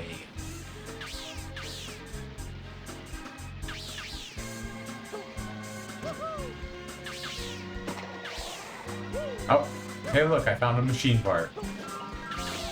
By falling in a hole that I wasn't trying to fall into.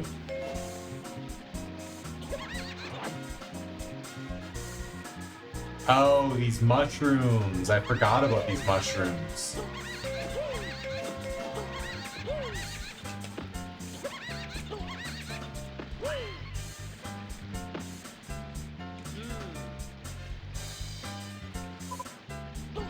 So these mushrooms have this thing that like grab onto you. And if you do a correctly timed triple jump to get out, you'll get like a really, really high jump. I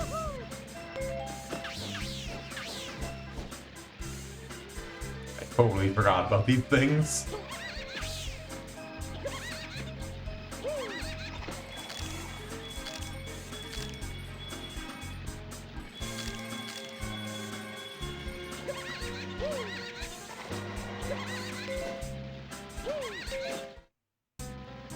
How did I... Notice how I missed a coin that was right in front of me, but I still hit the loading zone to go to the next area? So now I gotta go back to get that token that I just missed.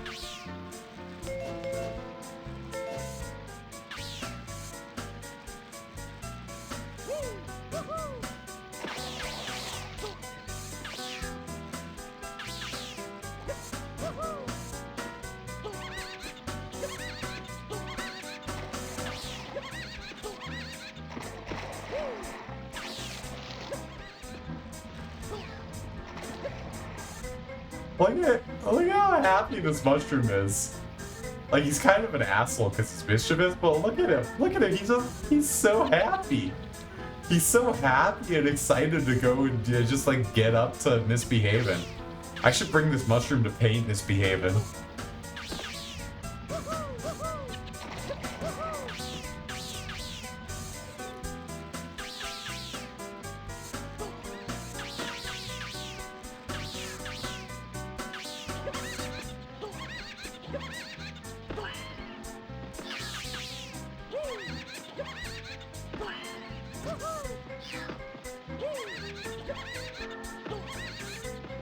Uh-oh.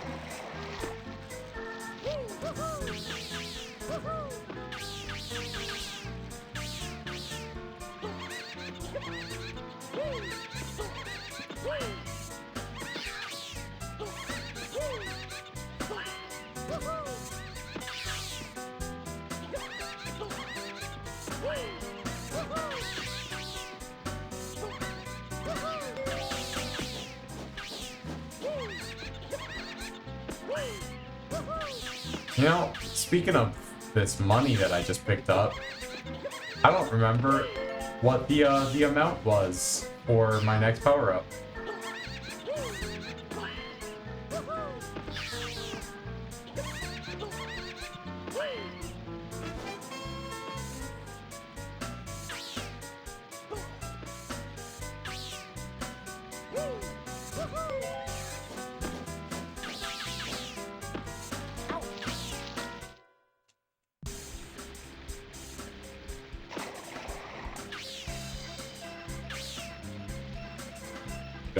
Don't trigger the loading zone without grabbing this coin this time. Okay, I grabbed it that time.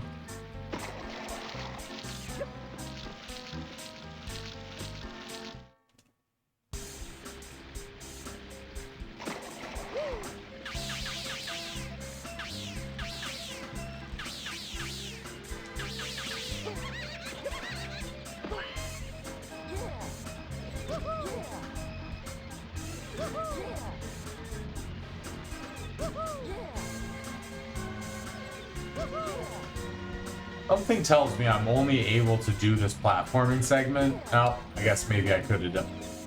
I was like, I feel like the double jump is really doing all the work here. Like, maybe I wouldn't have been able to get out of that pit without double jump.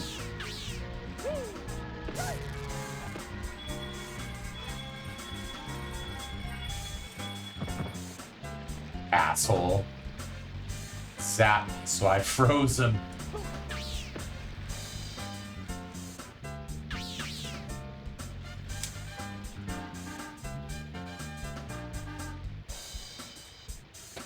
Dark Tina loved this game. Loved. Past tense? You don't love this game anymore?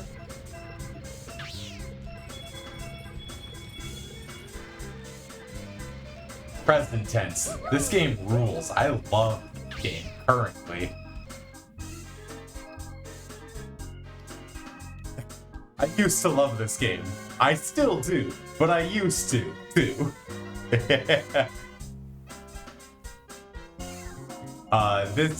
This stream right now, so cruel.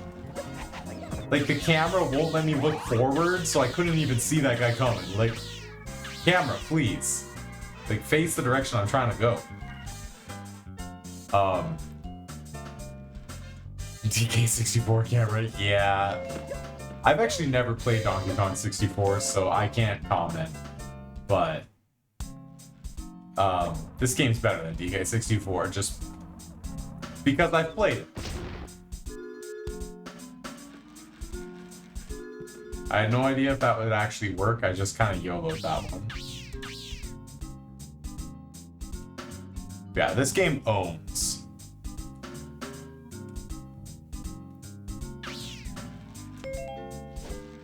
This has been Cozy, my homie here, Cozy Pocket. This stream has been Cozy's first experience with this game. So I had a couple of new faces show up just to talk about how great it is, and I'm like, yeah, this game is terrific, and not enough people know about it or appreciate it. So I'm glad some people who know how much this game owns have been showing up.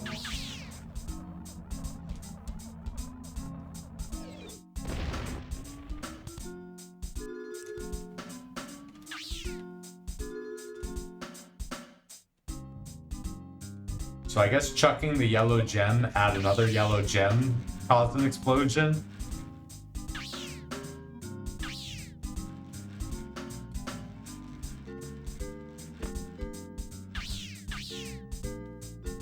Yeah, Cozy, wasn't that one of the games you and Beef were talking about last night?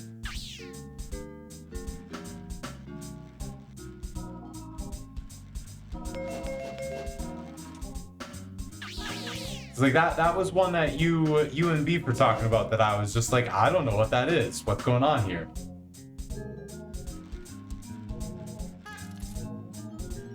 Alright. This clown here is about to try to ruin my day, isn't he?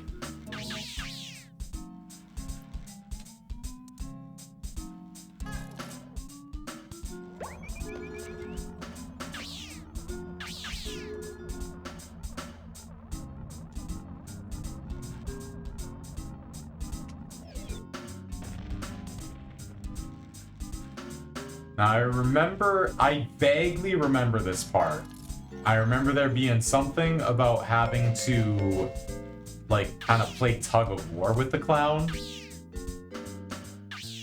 But I don't actually remember what I have to do here.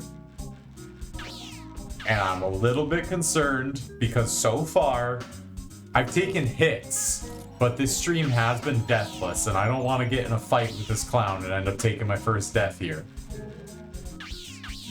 I'm gonna want to be kind of careful with this.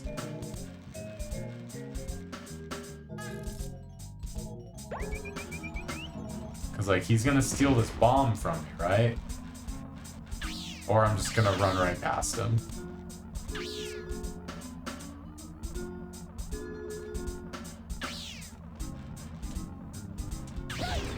And I just walked the bomb right into a wall. How neat is that? Alright, saw the green gem hanging around over there. So I gotta bring the green gem over here to break this wall.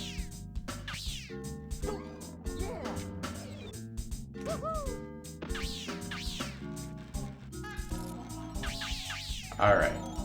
So Mr. Clown.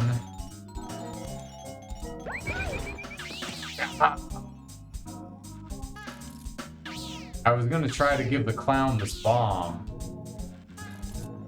See if I could make him hold the bomb and then ignore me with the green gem. But that didn't work.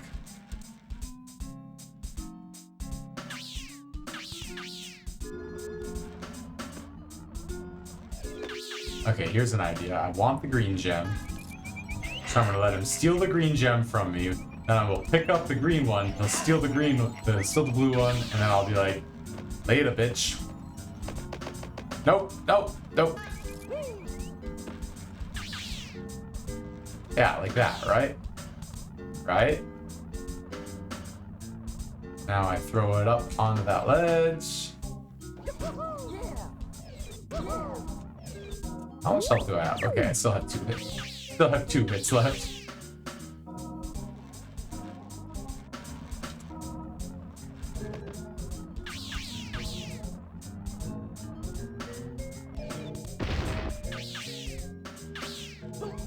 Alright.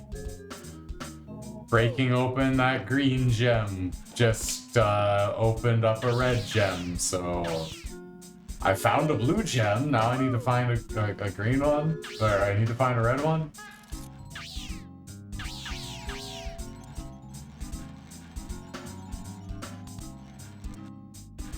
And the red one's here. Okay, okay. So now I do the same trick where I give him the red one so I can pick up the blue one and then, oh my god.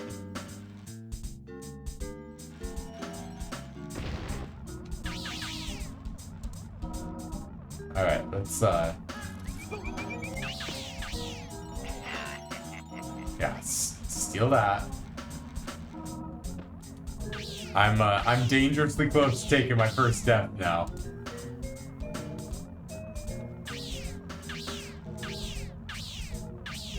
Wait, where am I?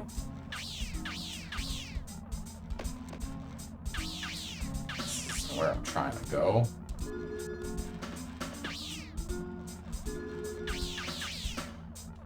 Yeah, down there.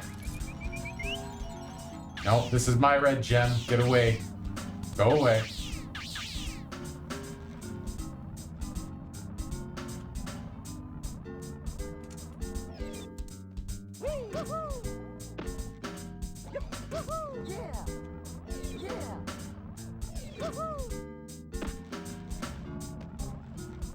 I'm gonna end up just like walking off of a ledge and I'm gonna take my first death to something like that. It's not even gonna be an explosion. I'm just gonna walk into an abyss.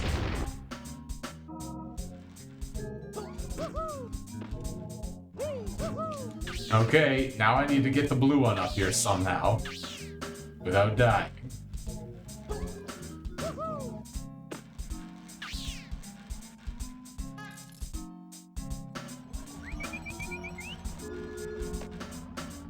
Okay, that worked. I just walked in and took it.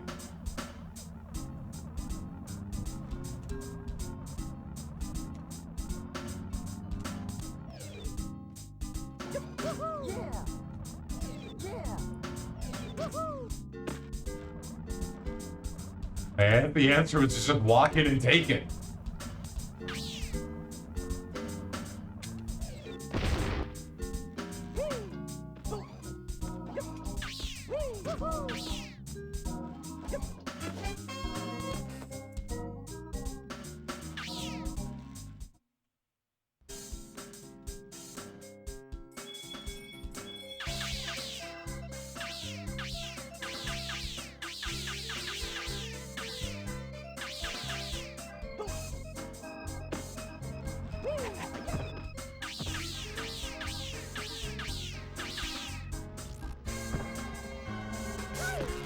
Oh, come on! That was bullshit. He just zapped me around the corner.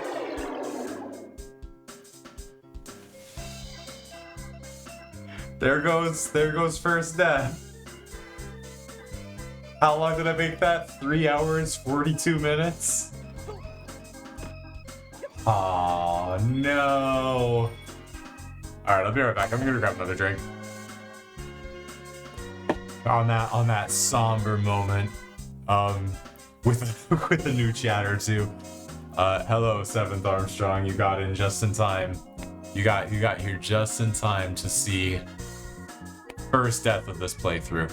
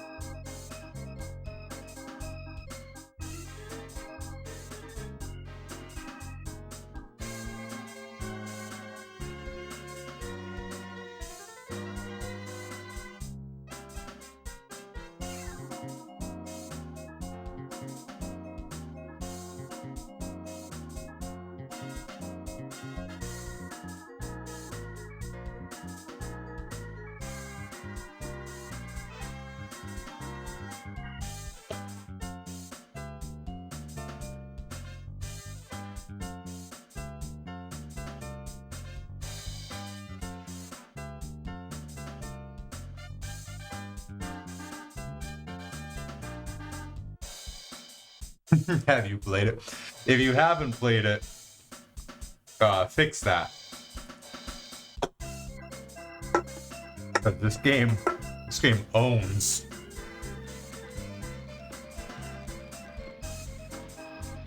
Such a good game.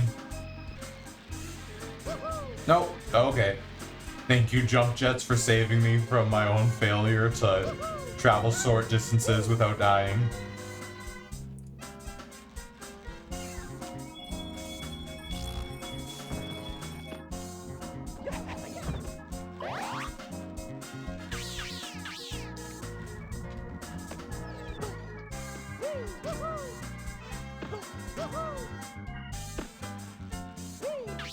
That looks like I can bomb it. Is there a bomb around here?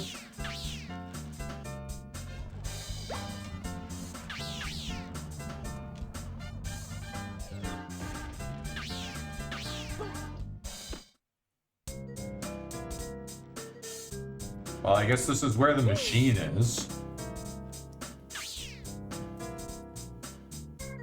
This area looks pretty exciting.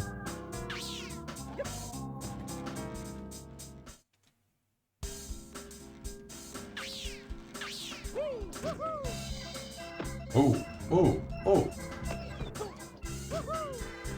What's going on back here? Beam lift.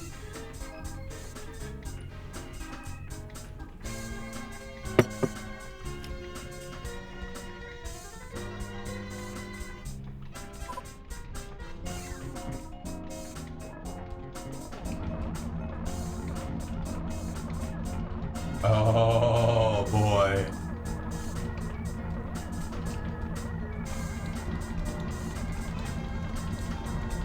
It's like what I already was doing, but way stronger.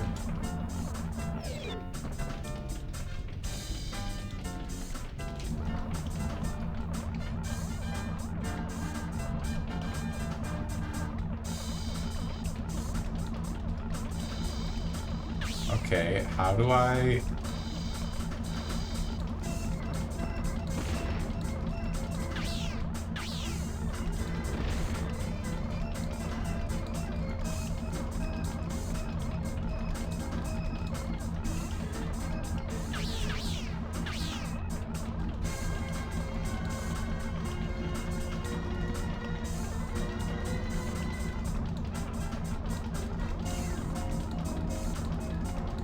I just need to flip it. How do I flip it?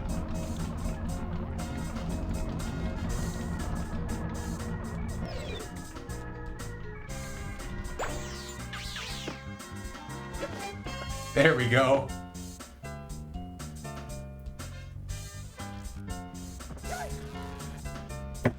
Are you kidding me? I'm taking a drink after getting a ticket and you're gonna come up behind me and zap my ass?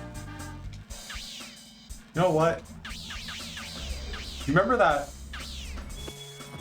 old meme about where it's like, I'll beat a motherfucker with another motherfucker?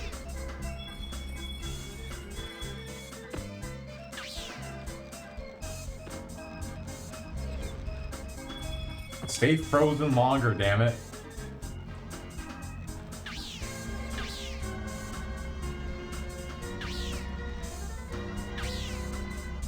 Or that Thanos meme where he's like, I can't beat you with the hammer, but I'll beat the hammer with you.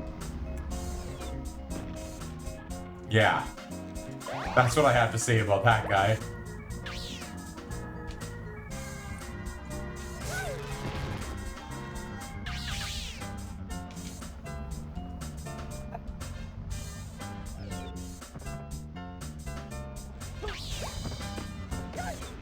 Okay.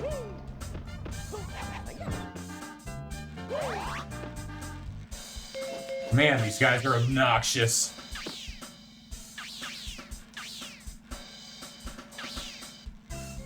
Alright, where's my car? There's the car.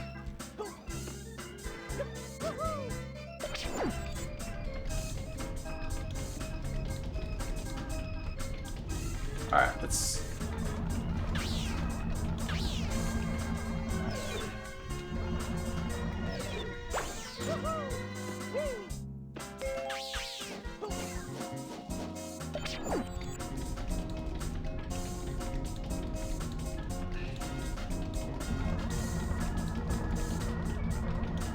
let's just get this huge box out of my way.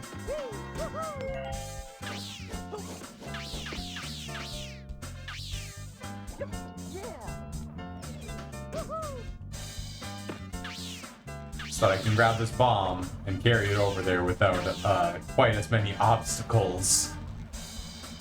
So I can blow up this wall. And get some precious money.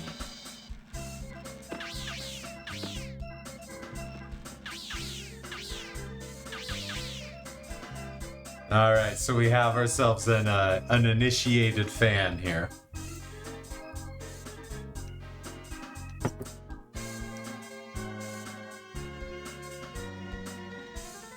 You don't gotta apologize for AFK, that ain't no big thing.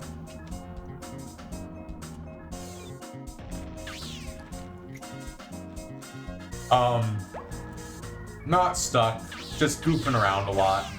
I have never beaten this game. I have gotten very far in it. I've just never completed it. This is Cozy's first time. So a lot of this is me like remembering stuff. Like I'm kind of like wandering aimlessly and doing whatever kind of pops up in front of me. Just having fun, you know, enjoying it. And since it's Cozy's first time, like Cozy's the homie, we were talking yesterday about just like N64 games and specifically about just like underappreciated gems. And this was my suggestion to the conversation is Rocket Robot on Wheels. Like, this game owns. And so many people don't know about it. I did not grow up with this game. I didn't find out about this game until like long after the N64's life cycle. I was talking about it earlier in the stream that this was one that I had no idea about. I found this game. I don't remember what site it was. I don't remember who wrote it. But I saw an article that I clicked on because of being a sucker for the N64. It was just somebody's article of like top 20 N64 games. And every single game on that list, I was like, that game owns. And then there were a couple games that were on that list. I was like, I've never heard of that before. I don't know anything about it. And this was one of those games. So just because I loved everything else that was on the list, I knew I had to check out what the other couple games that I didn't know about were. And this was it. I played it and I loved it. Played it on emulator as a teenager at some point. Then my local retro shop had a copy one time when I was in visiting, and I was just like, well, gotta buy it. So picked it up. And yeah, no regrets whatsoever.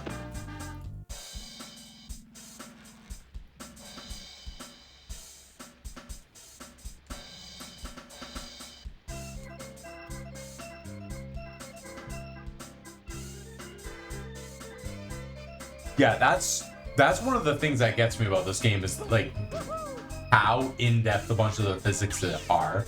Like even just like picking up an item and throwing it is so much more than I ever expect to see from like any N64 game. Just the way that the item will arc and then like bounce and roll around on the ground when it lands. It's huge.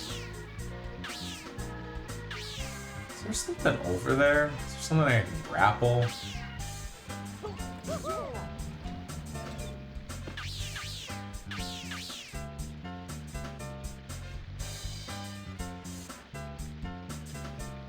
Alright, we're exploring this way, I guess.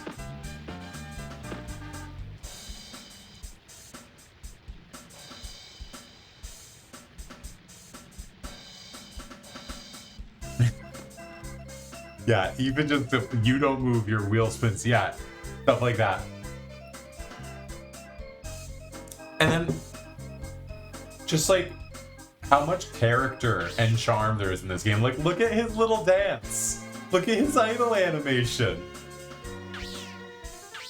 Look at him, he's adorable.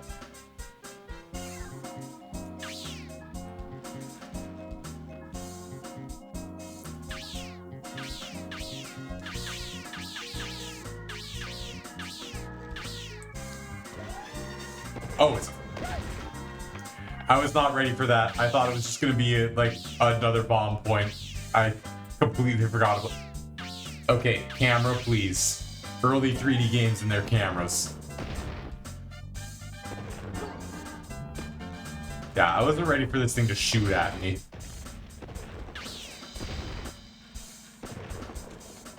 Camera, can you please focus on the thing that's shooting at me?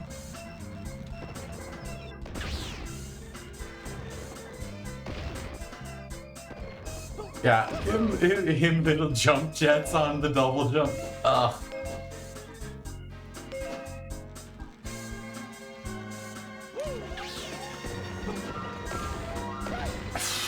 Thank you for getting me stuck in that anime.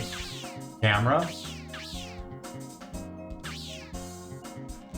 I'm in a critical moment of not dying. I don't need to look at the wall. I need to look at the things that are trying to kill me.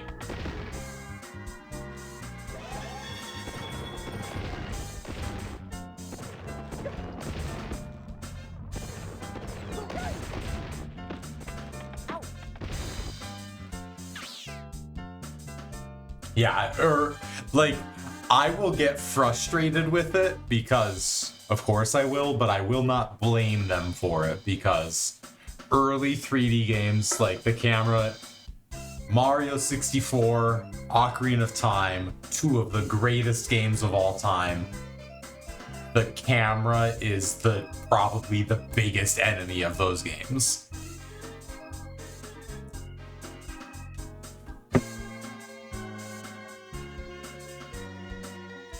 Like, people just didn't know. I will complain about it because, boy, is it frustrating when I get hit with it. But I can forgive it.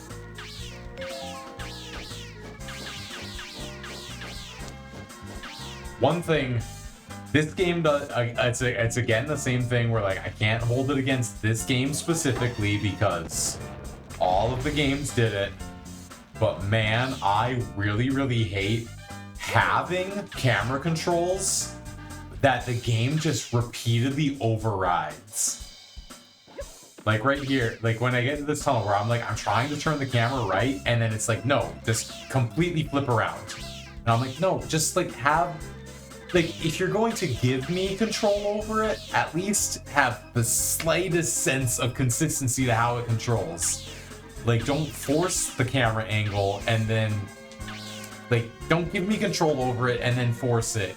Like, if I have control, it has to be consistent. Which, again, early games, they were still figuring it out. One thing, like, the first game to come to mind when I'm talking about, like, giving consistent control is Wind Waker. The way that Wind Waker did their camera, excellent. It's a little bit wonky at first, just to get used to, but it's excellent. So it has like the following camera that like does what the game is programmed to do. But the moment you do a camera input with the stick, the moment you control the camera, it completely overrides and detaches from all of the automated cameras. It is now set to what you do, and it will only respond to your commands until you do a Z target to clear out the manual mode. And I'm just like, that was perfect. I have nothing but good things to say about the way that you did that camera. Like, you have to do it a couple times to like understand the way that it works. But once you understand it, it's fine. Whereas like this game, okay, that moment that just happened right there, we'll see if I can recreate this. So I walked in here, and I'm trying to see to my right, which my camera's mirrored on the stream, so I said to my right, well, but whatever. I'm trying to look over to the right. And I press the button that in every other situation has moved the camera that direction, and it points the camera the other way. I was like, what is going on here?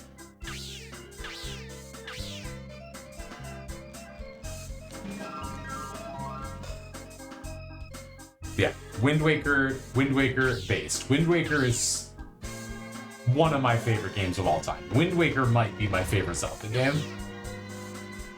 It's hard to say for sure because I constantly change it, but Wind Waker is probably my favorite Zelda game.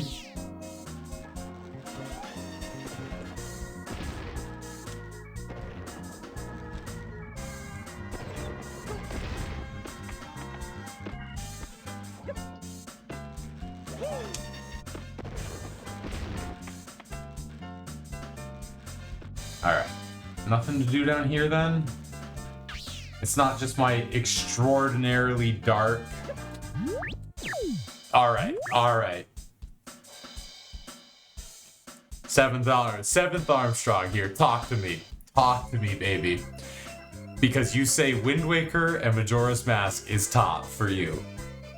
And when I said Wind Waker may be my top, what I have had for several years was that my number one is either Wind Waker or Majora's Mask, and it depends on my mood on which one I'm gonna say.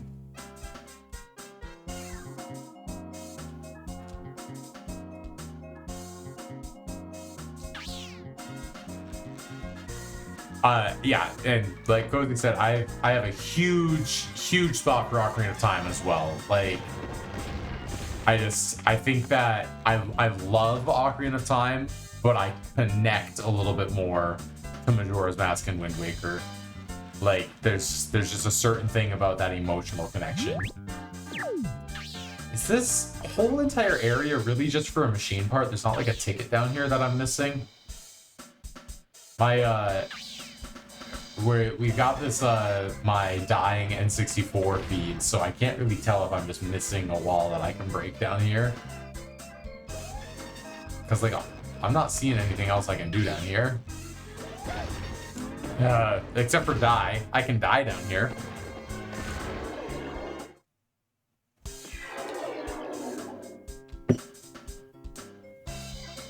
Yeah, see, when I say that it depends on my mood, like, it's, hey, don't be too hard on yourself. I'm drinking and I'm paying less and less attention as I start to think more and more about Zelda.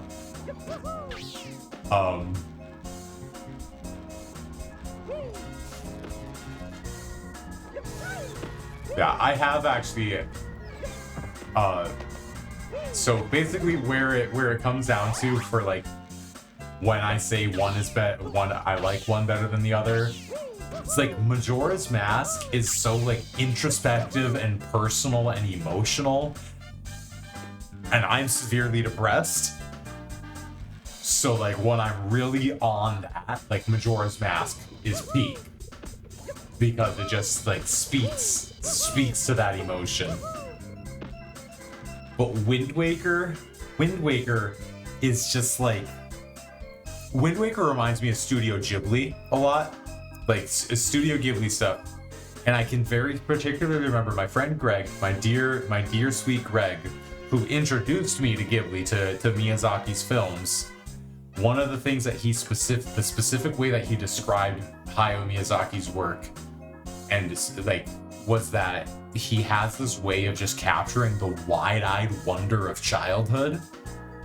And I really get that, a lot of that vibe off of Wind Waker, where like Wind Waker is childish, but not in like an immature way, in just like a like, whoa, this is so big, and like this is an adventure, and like there's so much to take in, and it's overwhelming, but it's exciting, and it's happy, and it's fun.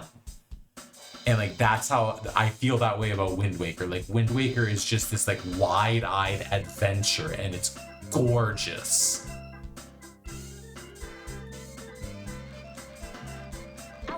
So basically, Wind Waker's my favorite when I'm happier, and Majora's Mask is my favorite when I'm depressed.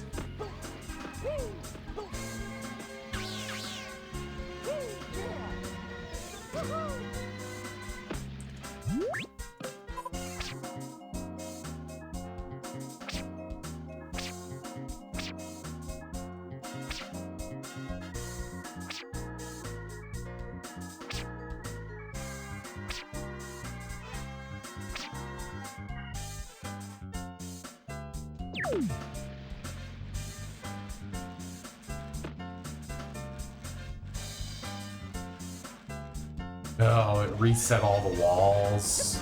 Real.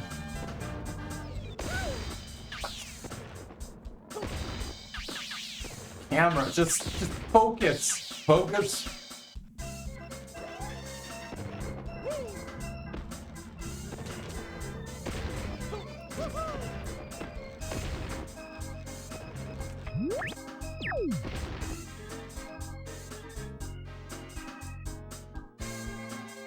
Yeah, Kiki's is just like it's not as much of an adventure, sure, but it still is that same kind of concept of just like childhood, coming of age, just like learning stuff about yourself. Like it's beautiful, and like there's something like camera. Yeah. A little bit of a surface-to-air missile action going on.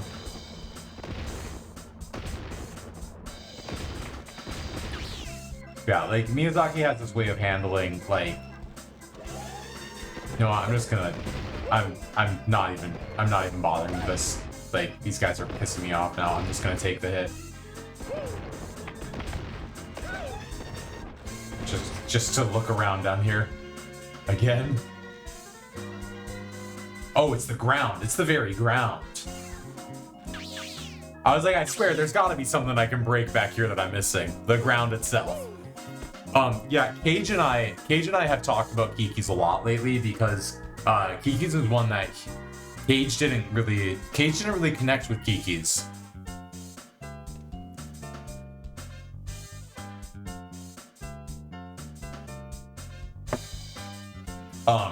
So like Cage didn't really connect with Kiki's that much, but Cage has a daughter now,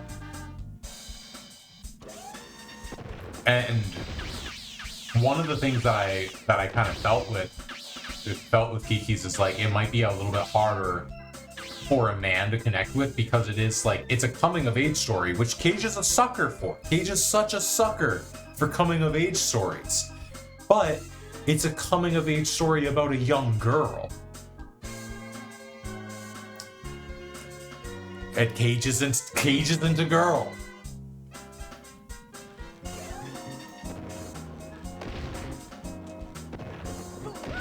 Oh, God damn it. And so I think that kind of like it made it harder for him to kind of get connected to. Also, I think he just kind of like struggles with like certain kinds of emotion, whereas like I connect to them more because like there's like this whole chunk of Kiki's where like she's just depressed, like she can't do her normal stuff because she's just like she's feeling depressed and miserable and shit, and like I connect to that because that's my fucking life, right? But like, you know, my best friend has trouble figuring that out, but now, you know, he's got a daughter, so now he kind of like gets some of that more. Where like he's finally like got why that one is so good. Like Kiki's is so good, but it's again like I said, it's just like it's a coming of age story about a young girl, and it can be harder for a guy to like relate to that and figure that one out.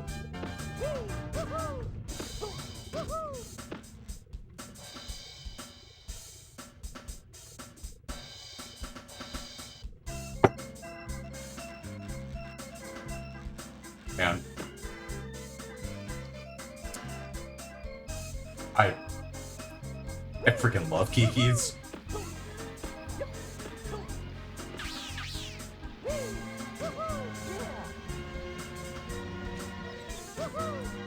Alright. Get back there without dying this time.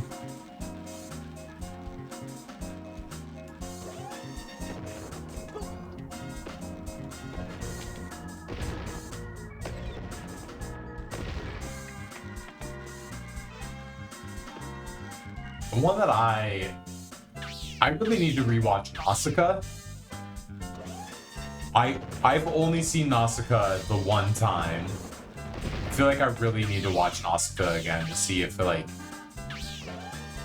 because I feel like Nausicaa I liked, but I didn't quite like, I didn't love Nausicaa, and I do kind of wonder if like there's something that just the point of life that I was at, or just like whatever my taste was at the time, if maybe I just didn't quite connect with it, or what? Like, is there something more to Nausicaa that I didn't get the first time?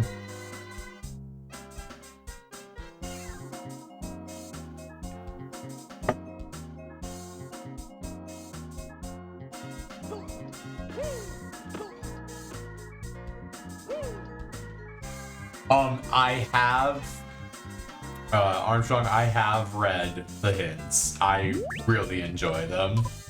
Like, just the puns of them. Like, I've looked at them both for the hints and for the amusement.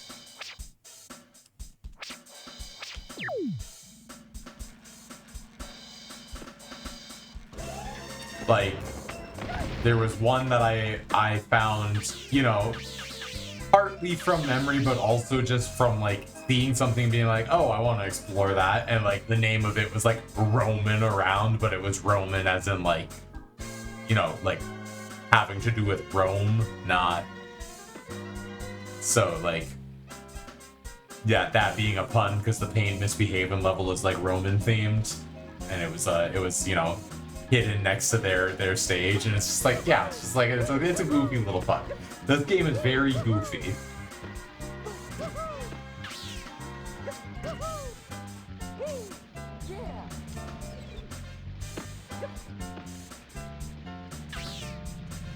What is going on up there?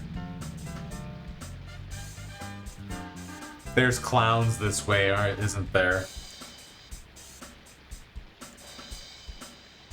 Man, I've almost finished this drink, and I'm like,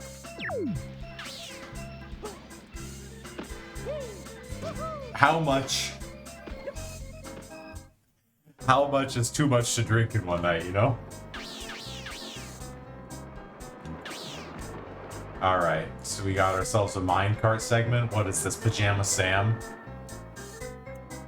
Cozy, have we talked about Pajama Sam?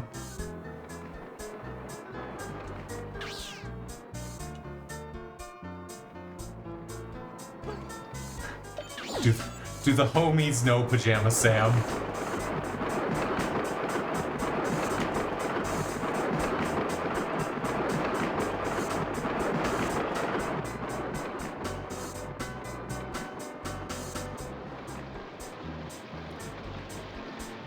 Now, I am not a long-time Pajama Sam stan.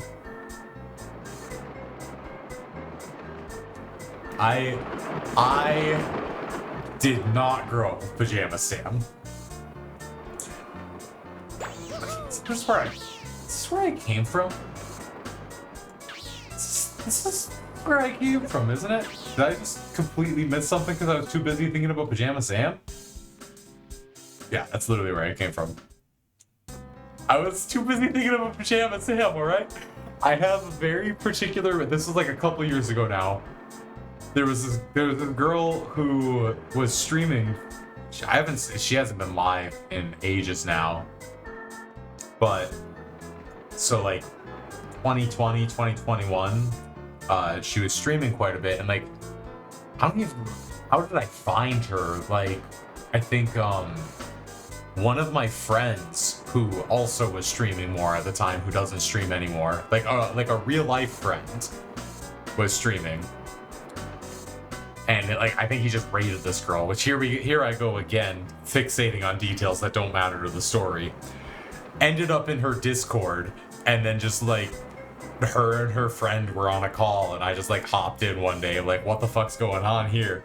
And they were talking about some old, just like old like edutainment type games and that kind of thing, just like old PC games that we used to have. And then we were talking about these old games, and then one of them shared a screenshot from Pajama Sam. Like, one girl shared a screenshot from Pajama Sam, and the other girl, like, it was just like, I need to know if this means anything to you guys. Just shared the screenshot. And the other girl who was in it, like, just immediately lost it, and they both, like, popped off. And I was just looking at it like, this means nothing to me, but it needs to.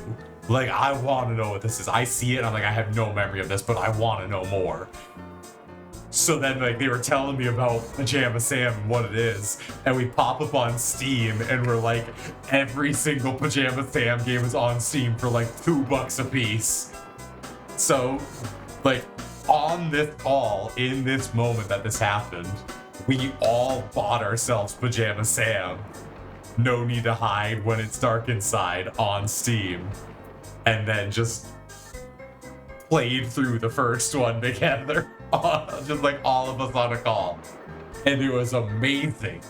And then I come to find out the first Pajama Sam game, it's a randomizer. Pajama Sam is a randomizer game. Like, randomizer games didn't even exist yet. Pajama Sam's a randomizer. There are multiple different goals and solutions to the goal, and they will get shuffled. So, like, where you need to find an item can change, and what you need in order to access that area can change every time you start a new game.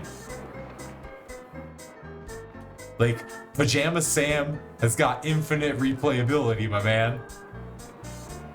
And I'm just like, why? Oh, why hasn't this game been a part of my life my whole life? Alright, let's see if I miss the exit again this time. Now that I've said what I needed to say about Pajama Sam.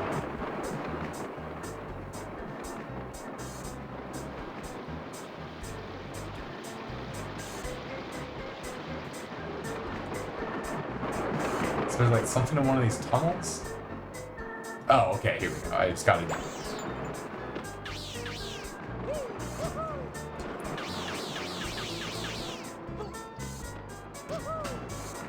Bullshit. I don't know what that one is. Alright, let me Google real quick. Is this going to be another thing that it needs to be in my life? Because I've never heard of this one. Good old edutainment, Zoom beanies. I don't know anything about it. It's on Steam. It's on Steam. Give me some images here. Yeah, this one's not. I'm looking. I'm on the Google images for it. This one's not familiar to me at all. Who made this?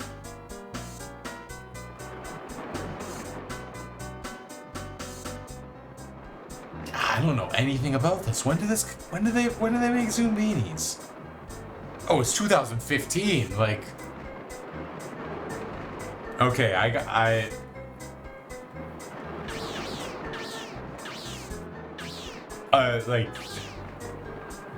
why does it say it's a 2015 game then? Or is that a 2015 post about it?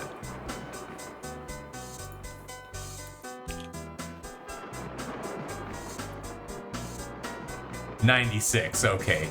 A remake was released in 2015. Got it. Okay. So it's giving me the remake date, not the original date.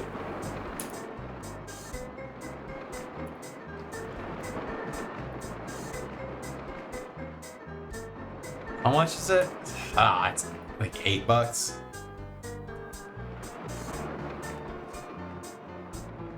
I'll keep that tab open. I'll look into it a little more later. My big edutainment games, like the ones that I think of frequently, is Clue Finders, Reader Rabbit, and then there was this one game called Money Town. I don't know anything about who made Money Town, but I know I think about Money Town often.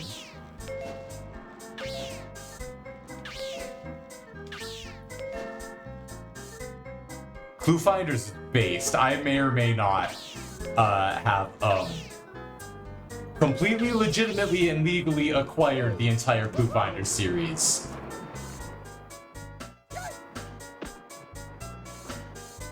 Just like a couple years ago. My sister and I were supposed to get together and do a stream of Clue Finders. Wow, I just walked right off the edge again. Too distracted thinking about Clue Finders. Yeah, Reader Rabbit is oh, it just dumps me off there. Okay, never mind. I guess I'm not supposed to ride that any further. Yeah, Reader Rabbit was like Clue Finders. Clue Finders, I believe, starts at 3rd grade. Reader Rabbit ends at 2nd grade. So like it's from the same company, but like Reader Rabbit is their, you know, for kids stuff. And then, you know, Clue Finders is their grown-up edutainment, you know? For when you've got you know, when you've outgrown Reader Rabbit. Yeah, me and Jay. Was it me and Jay? No, me and because I think when we really popped off about it was before. I think that was me and Sunday. Or was it? No. Who was it? Fuck.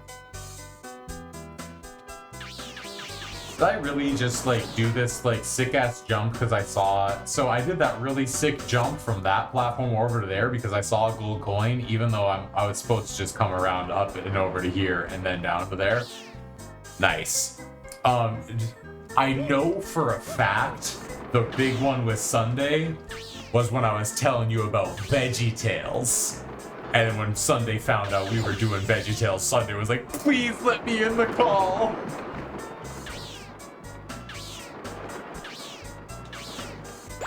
Bro, when are we gonna watch VeggieTales Lord of the Beans together?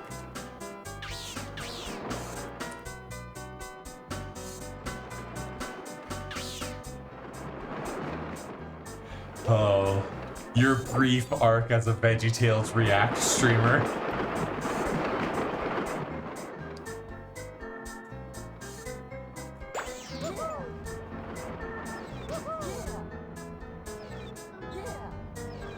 Oh shit, I gotta like catch up to that card. I lost my card. Okay, there's a new one. And I lost the new one too. Yeah, remember?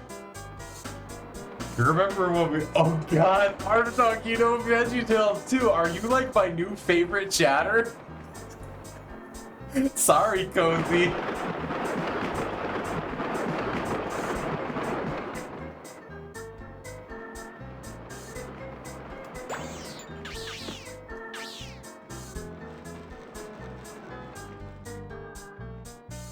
Oh, the Larry boy. Oh. I must confess, I frequently get the saxophone breakdown from the Larry Boy theme song stuck in my head.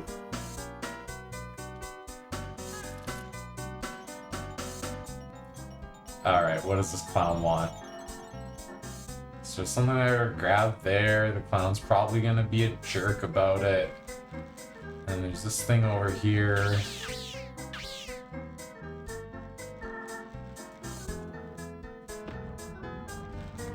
Oh, I remember this now. Okay, yeah, I got this.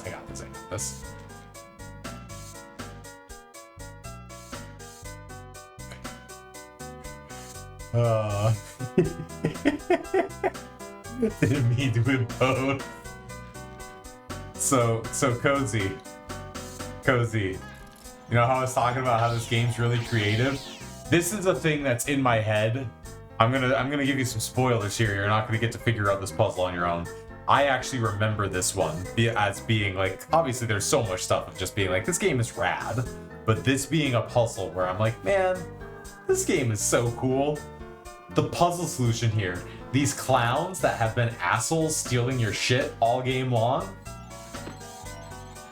you have to grab this thing and you drag it, opens the door, but it doesn't hold because you can't pull it far enough, and then the door slams shut.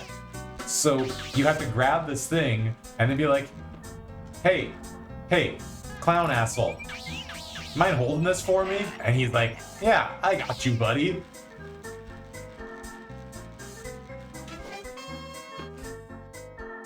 Like, this game rules.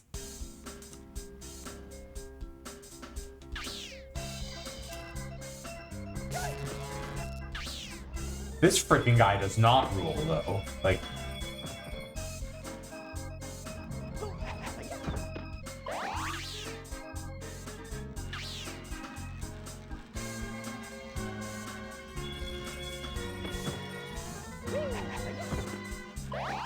alright. What else do I still gotta do around here? Still have so much to do here. Where have I not explored yet? I don't think I went through that door yet. There's that one. I didn't go through there yet. Right?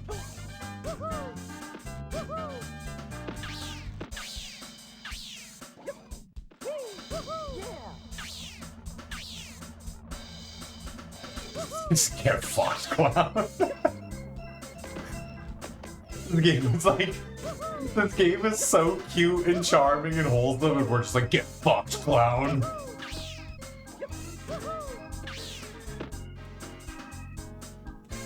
And I'm fucking drinking the whole time.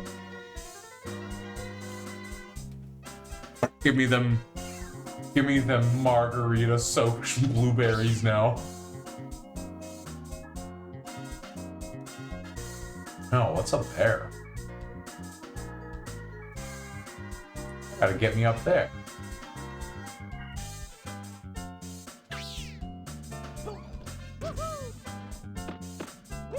Alright, where's my car at? Ow, that was my freaking face in a bomb, not my car.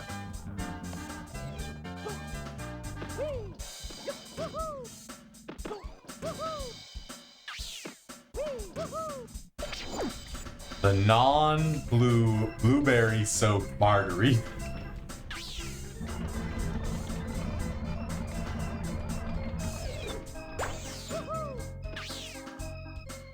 Now you're speaking my language.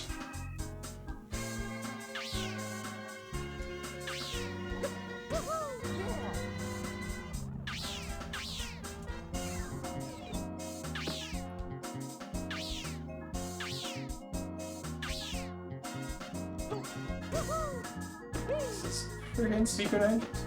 No, I just went backwards. I was already over here. Alright.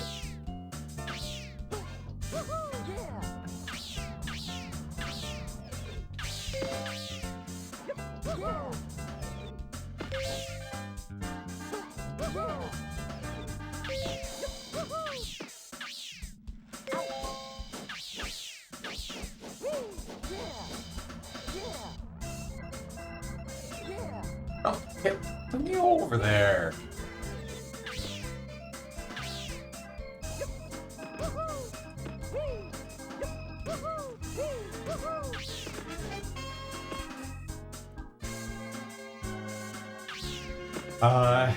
Yeah. I'm sort of a speedrunner. I may or may not have had an extensive philosophical talk a little while ago, like a little before you joined here, about why I'm not speedrunning, but you know. The game I've spent the most time speedrunning, I think I'm just done with.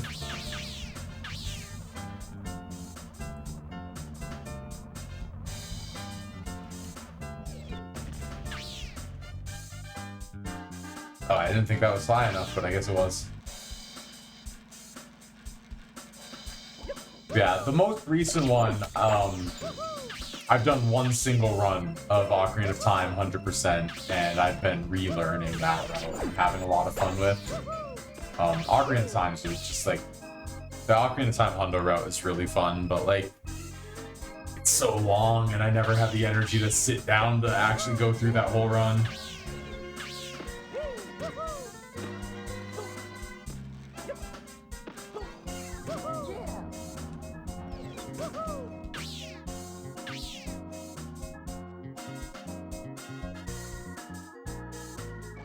Yeah, the game that I've spent the most time on is Tetris Attack, which is also how I met Cozy here.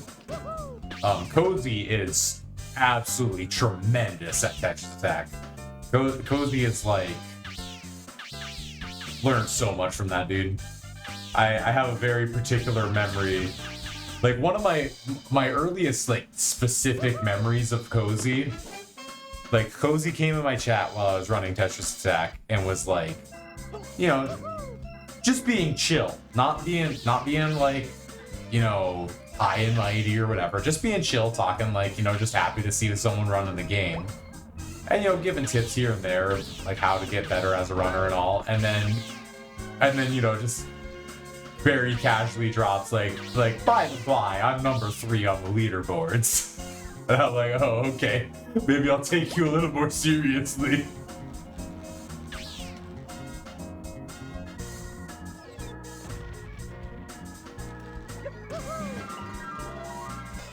Yeah, Cozy, I mean, at the time was number 3. Cozy, your time is number 2 now, isn't it? You're just behind Yoshi?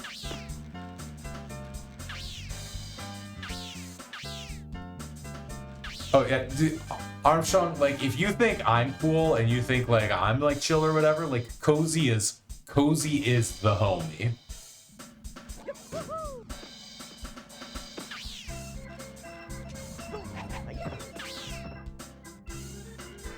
Used to be second, now 4th? So what are you behind Carbs and Beef? Is that it?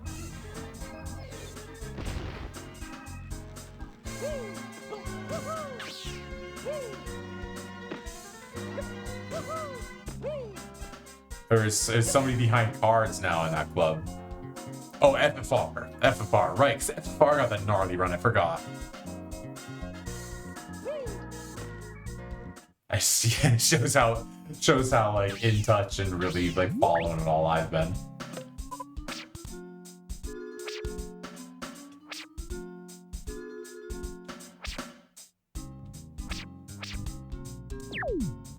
All right.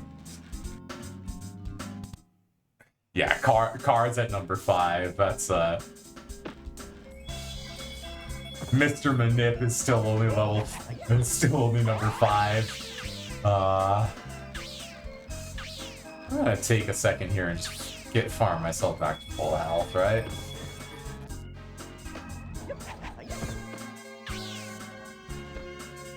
Cozy, do you even have an SRC these days?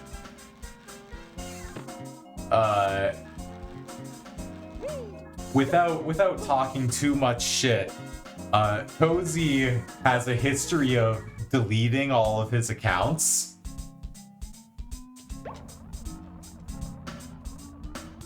So I think Cozy might have a time on the Tetris Attack leaderboard, but it might just be under anonymous.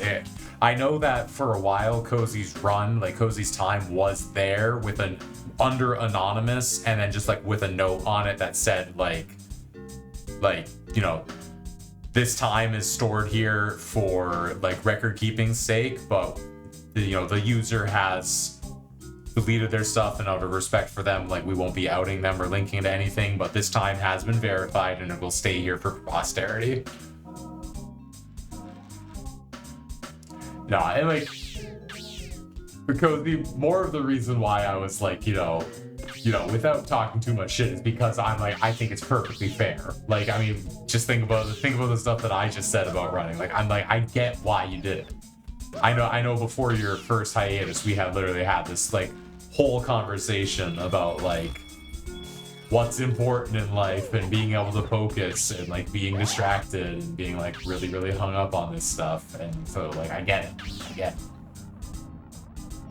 I would be the biggest fucking hypocrite if I like actually gave you shit over that.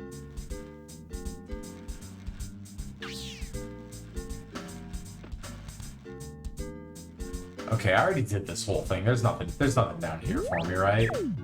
There's nothing I'm missing down here, right? There's nothing missing. I'm missing down here, right? He says as he immediately sees stuff that he's missing down here.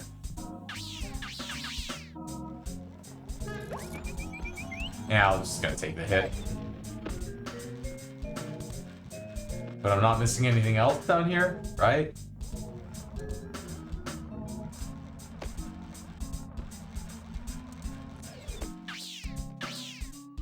Skies of Arcadia. I don't know the first thing about Skies of Arcadia.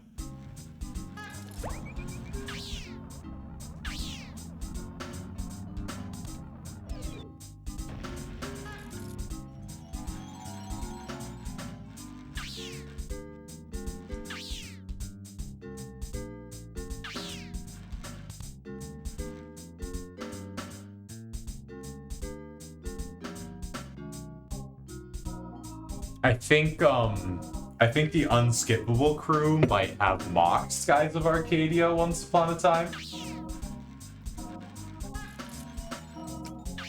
That might be my only exposure.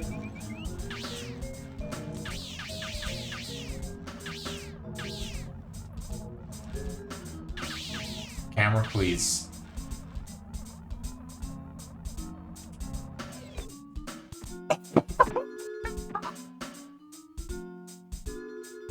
All right.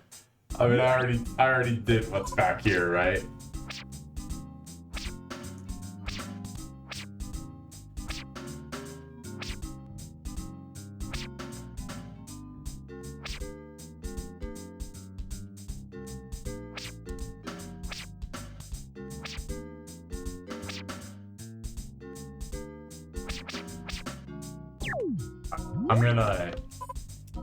I'm gonna save and quit out just to the beginning of this area.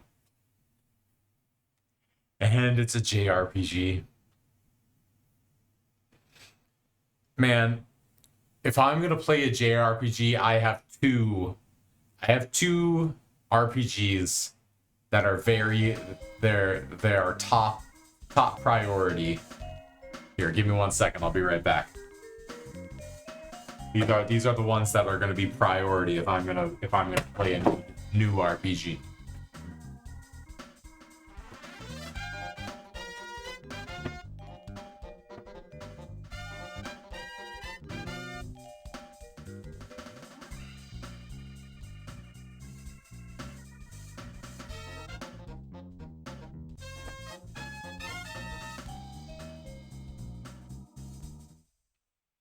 Never mind, I thought I knew where these were gonna be, and I do not know where there's gonna be. I moved a couple months ago, and I haven't actually unpacked most of my things because of the way that I am as a person. Alright,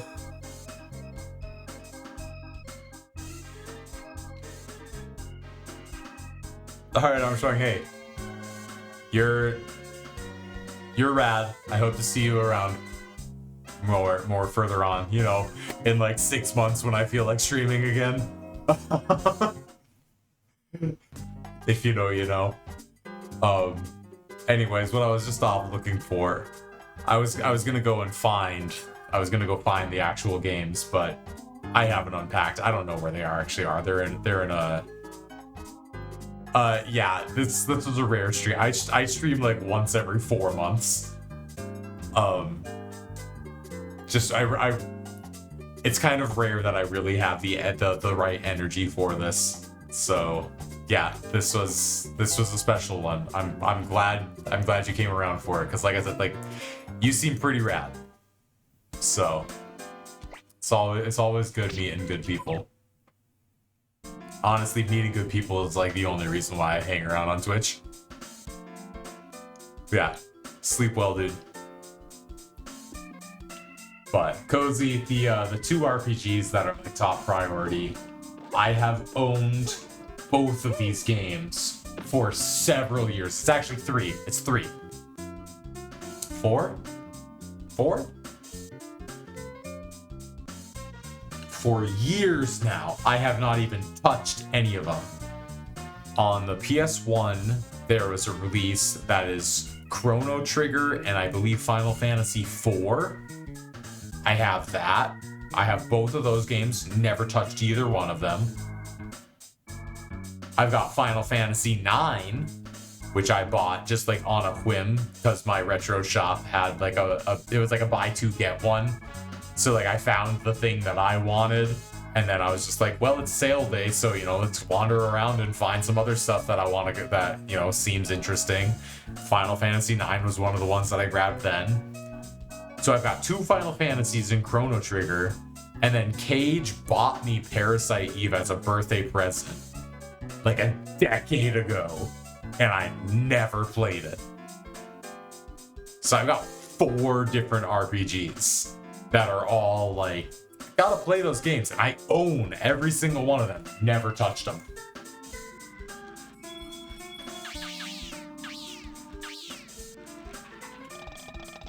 All right, I got more money. This guy got anything for me?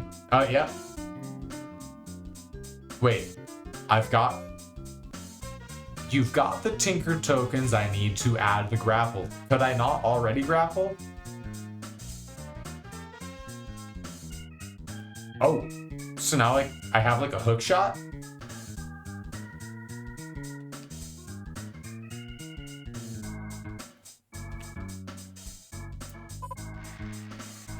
Oh, final upgrade. Supposedly.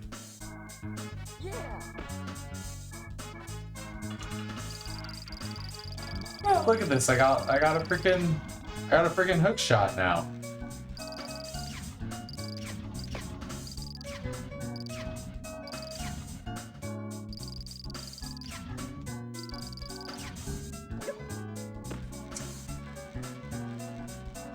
Dude, I have so many games that I've just like never played. Like, let me just open a drawer right here.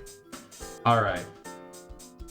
So there's the game that I'm playing right now, never beaten. Blast Core, played a shitload of Blast Core, but never beaten.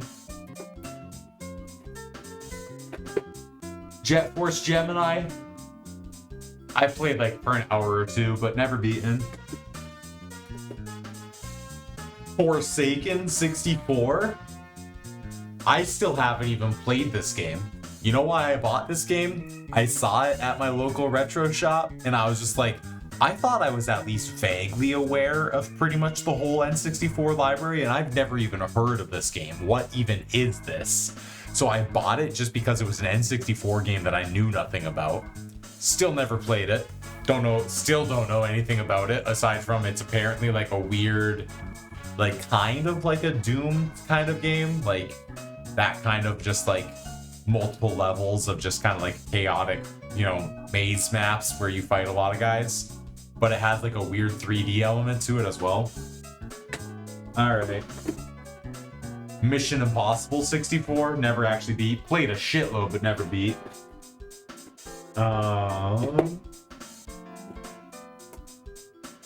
That is actually everything in that drawer that I'm like, these are games that I've just never played. That's everything for the 64 drawer. That's not counting everything that's still in the bag from when I let my little brother borrow the 64. There are still multiple games in there that are just like, I have them, I might have played them, but I never beat them. And then let's see, my SNES drawer, I've got Super Star Fox that I've never beaten. I've got Mario All-Stars, kind of give or take, I can count that. I have Toy Story, but I don't care about Toy Story. Metal Warriors that Cage bought me, I've still never even played that. I've got this one's gotta really hurt beef. I own Super Mario RPG. I have the actual cart. I'm pretty sure I have it complete in box. Never even played Mario RPG. Demolition Man.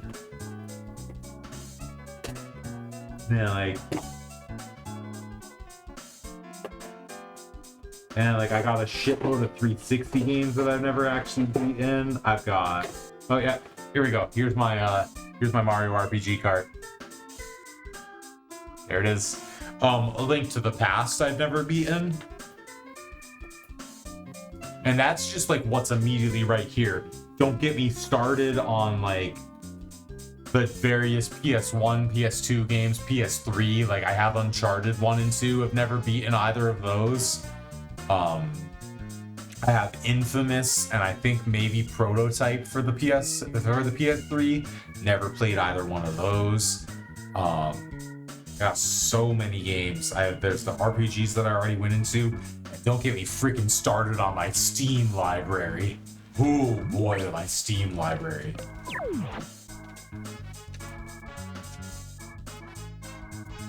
So many games.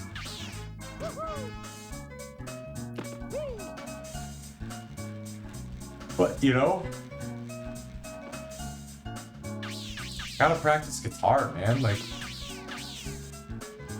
why would I play all these new and different games when, like, I could just play the same games that I already know make me feel good?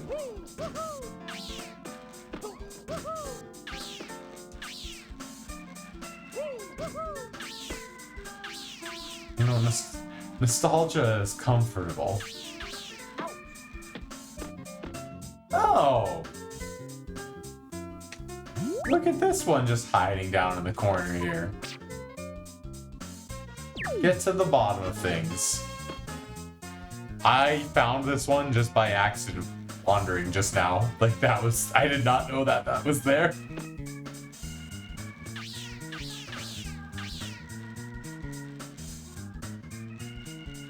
Whew. Just stumbling in. That's how it goes. Alright, what am I looking for? What am I trying to do? Oh, I was save quitting to reset back to the beginning of the mine level. That's what I was trying to do. And then I immediately run face first into this bomb. Alright. I don't think there's much more up there that I can do yet. Beware of rolling rocks. Parts to use. Alright, I gotta find more machine parts. Here it just says deliver a bomb where you need it. Still need one more machine part, huh? Oh, hey, look, there's a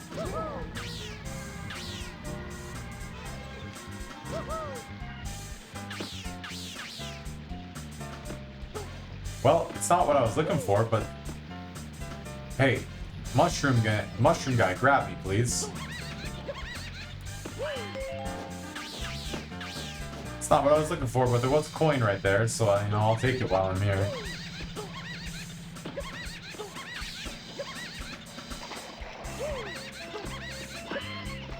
Yeah, the casual streams of games you haven't played yet is kind of a particular vibe. I don't do it as much just because I can only think of one game that I've actually done it for like a game that I was completely unfamiliar with that I did a blind stream of. And like I had a good time with that stream, but I did kind of realize like, and I haven't done it again on purpose because there's like this certain thing. It was the Star Wars Jedi Fallen Order. That's the game it was, which is kind of like a Metroidvania kind of in a way. It's like a cross between like a Metroid game and like a Souls-like. It's like Souls-like combat, but like Metroid exploration in a way. And what I kind of came to find with that game was that the way that I wanted to play it was not the same as the way that I wanted to stream it. Because like there was stuff that I wanted to do in it where it was like, there's all this lore where it was like, you know, scan this thing to then get these like lore entries where you can open them up and like read all this information. Wait, since when has there been a freaking hole opening up here? There's a whole bottom floor? That's new. Alright, sweet. Anyways, I was just realizing that like all of that like lore and that kind of thing, like there are some people who can do it's the same thing with like older JRPGs of why I haven't streamed any of those. Is like some people are really comfortable and cool when you play like a text-based game like that. Like they'll read everything out. Like they'll just read everything out loud for the stream. And like I respect the people who do that, but like I don't want to do that. Like I don't feel good doing that. So then I get into this point where it's like I want to read this lore. Like I want to sit and read all of these datapad entries because that's how I play this kind of game. Like I want to read it all. But when I'm streaming, I'm not gonna stop and read that out loud for the stream audience. But I'm streaming, so I'm not just gonna sit here and stare at a bunch of text on screen silently reading it myself either. So it's like the things that I want to do for this stream, like the things that I want to do in this game, I can't do for this stream. And you just get into this like weird middle ground space where it's like, okay, well, now nobody's happy.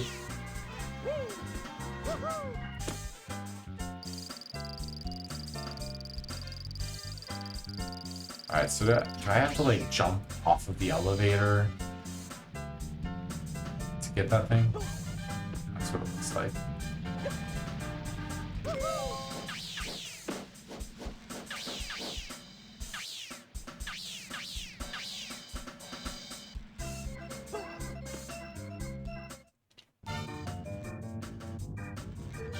Oh hey look, here's the rolling rocks. I bet this probably has something to do with that that tooltip that I got about watching for rolling rocks, which is definitely not a Mario 64 tooltip title. Oh, there's not only are there are all of these rolling rocks, there's also a bomb spawner right here, so I gotta drag a bomb through this whole thing, don't I?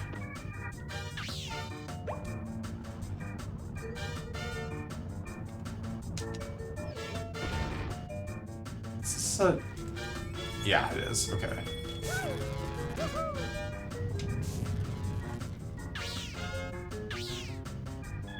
Yeah, alright. All these rolling rocks. Look at the physics of all these rocks, though. They, like, bounce off of each other and crap. So I'm grabbing the tokens. I'm doing a run where I just grab these tokens first so that I don't have to worry about them while I'm How hard is it to pick up one freaking token? I just don't want to have to worry about them while I'm on the bomb run.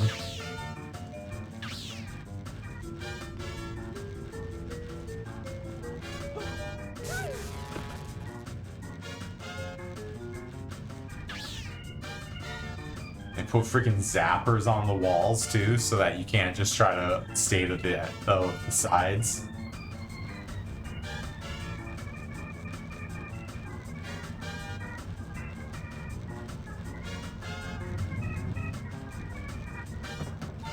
Alright, well that was actually a lot easier than it seemed like it was going to be, and that just made a bunch more rocks.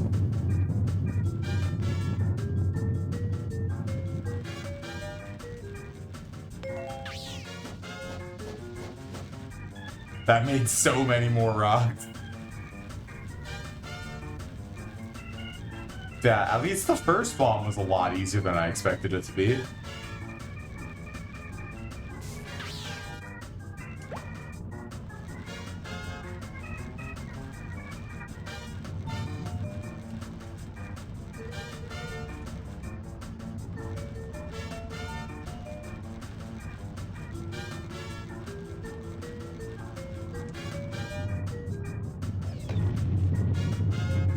So many rocks. You know what? That's not a rock. That's a boulder.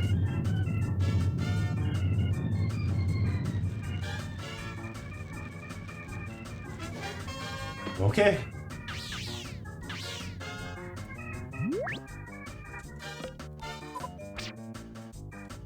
Parts to use. Something tells me that these are all gonna be past the machine that I gotta fix. Yeah, that was a lot easier than I expected it to be. Where? I don't remember where the machine, like where the parts. I don't remember where the machine is that I gotta fix. Like, I have all the parts for it, but I don't remember where it is in the map.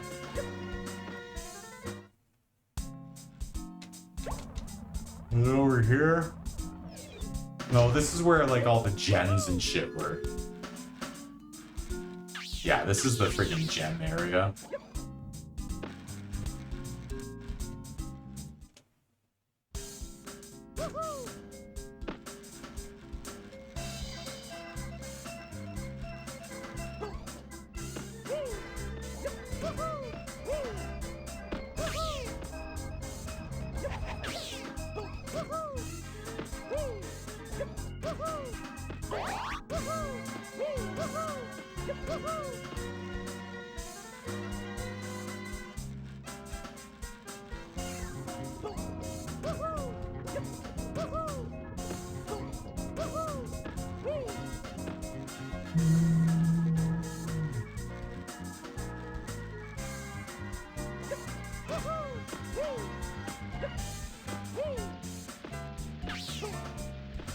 Something like back here.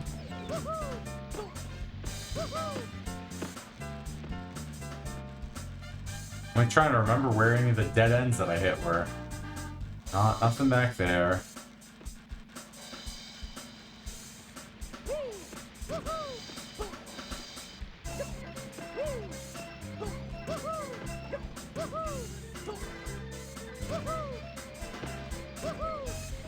No, no.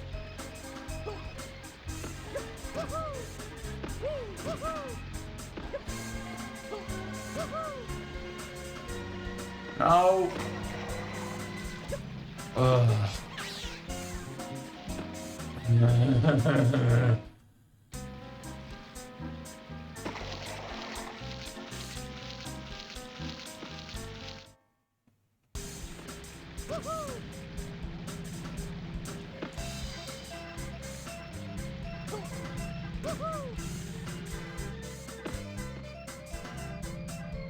Elevator, bring me back up to the top.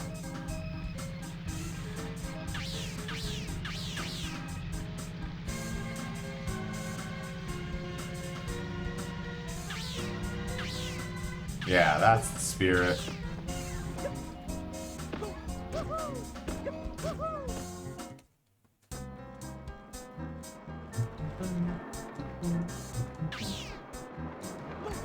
I don't think it was this way, and I missed the minecart.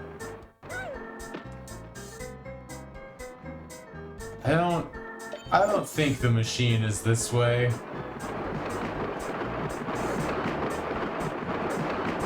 This is super not the right way.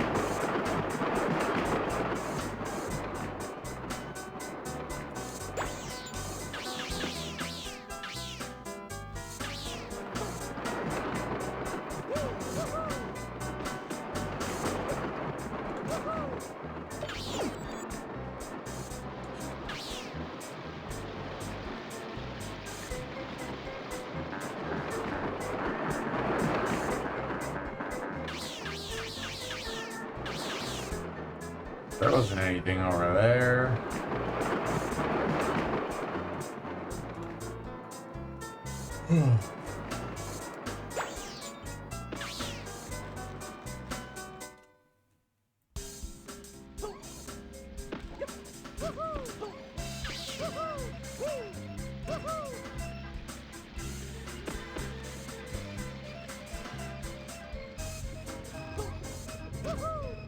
Yeah. I can't remember which way it was.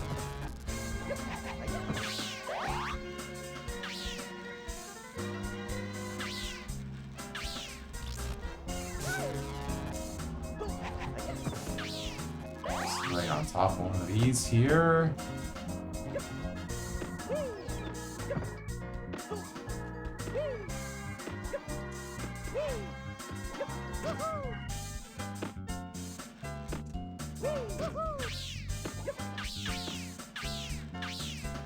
Give me my car back.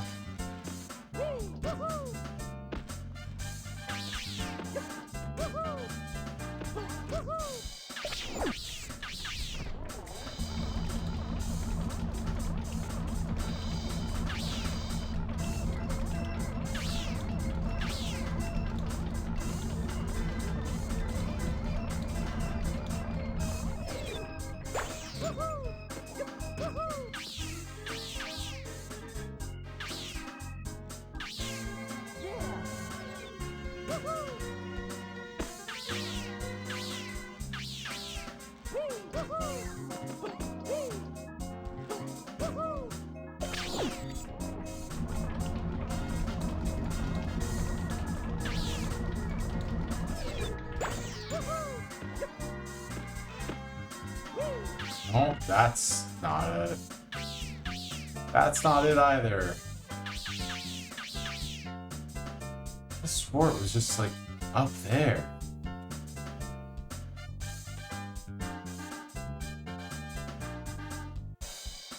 Wasn't through there, was it?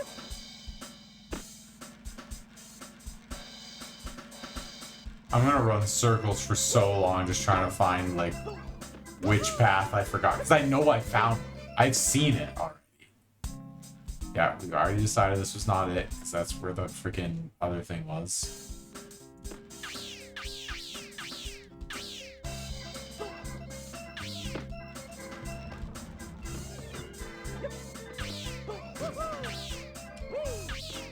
Like, I've been there already. I know I've already seen it. It's just a matter of remembering where it was.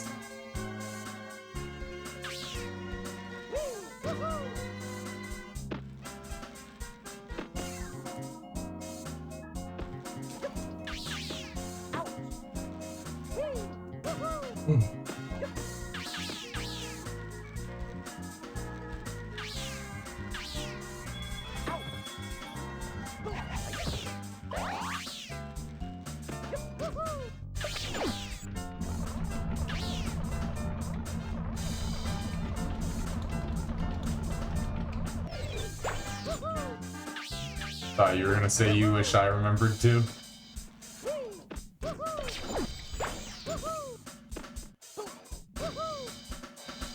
Like, it's only gonna bother me because I know I'm gonna waste a bunch of time just like running circles before I find it again. When I'm sitting here like, I've been there already.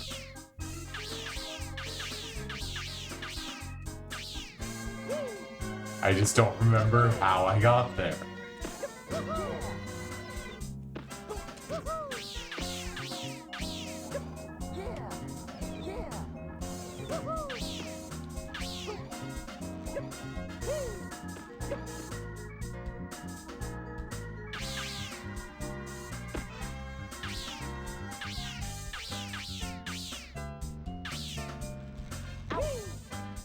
Minutes.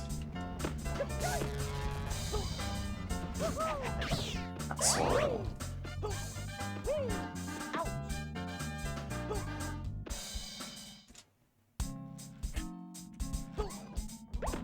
All right.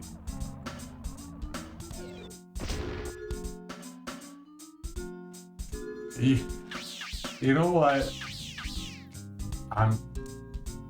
I'm not gonna call your cartography skills into question.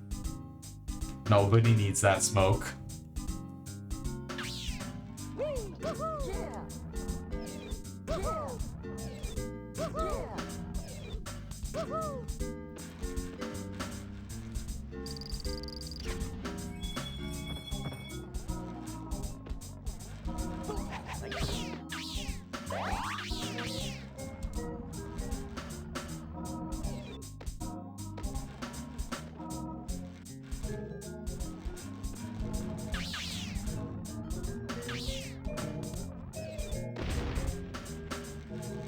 So where my thought process is right now is just very simply,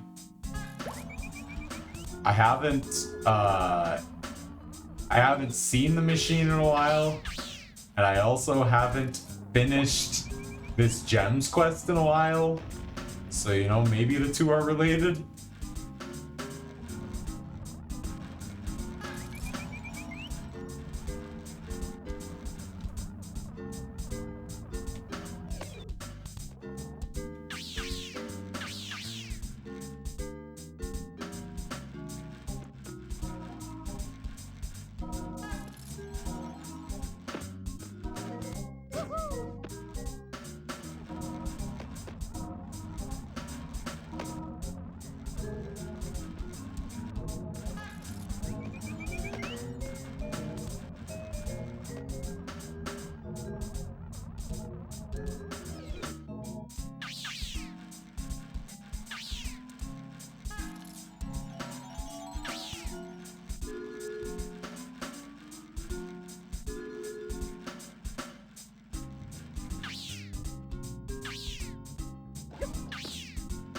Where it came from.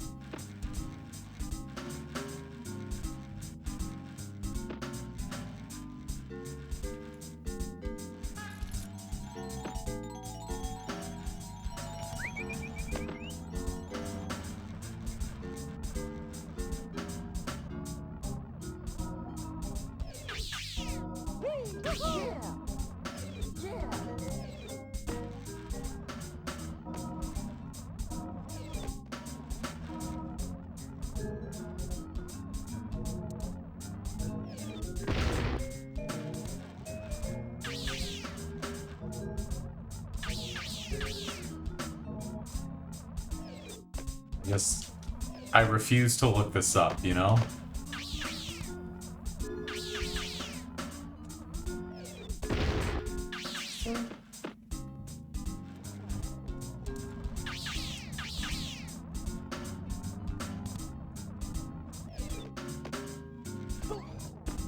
I'm gonna end up in this stupid situation of just being like, when I didn't have the parts, I found the machine. Now that I have the parts, I can't find the machine.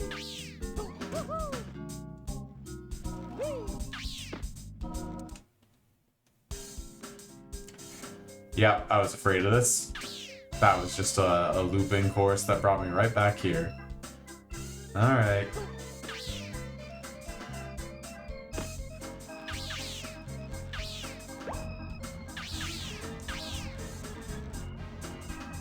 Oh, these are just little alcoves, right? There's no room transitions or anything.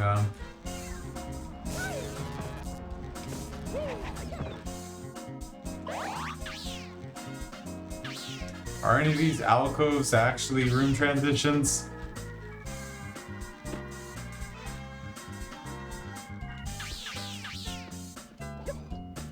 Oh, it's right here, isn't it? It's right fucking here. Oh. It happened again. It happened again. Oh god, I gotta save all of my rocket videos and just get a supercut of, oh, it's right here. It's just right here. It's been right here the whole time. I need a it's been right here the whole time supercut.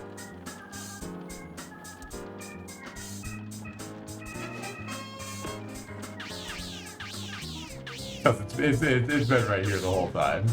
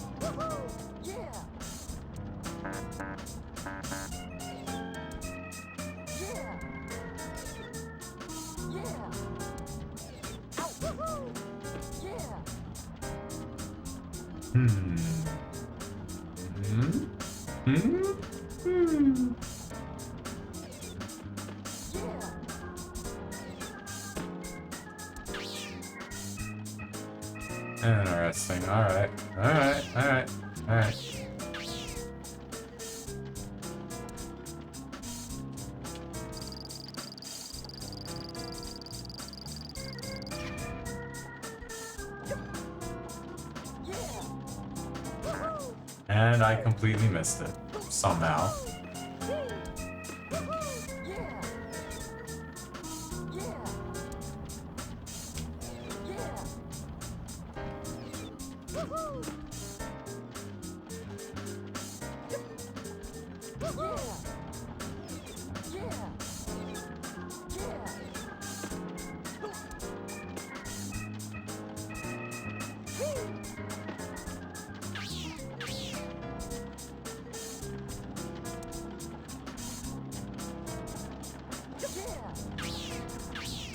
Oh, gross. Look at this. I gotta freaking ride this thing up to the top of it and then ride the exterior of this spiral. Hate it. I mean, cool game, but like, why you gotta make me actually do things?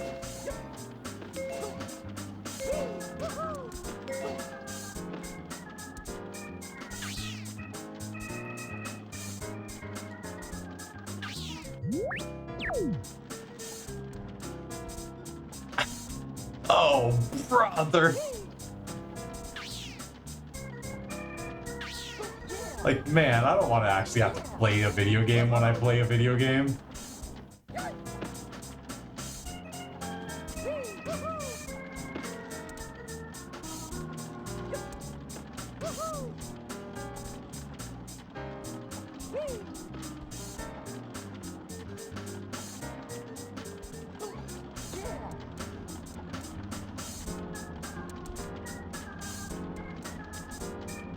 Like, who plays video games when they play video games? Am I right, man?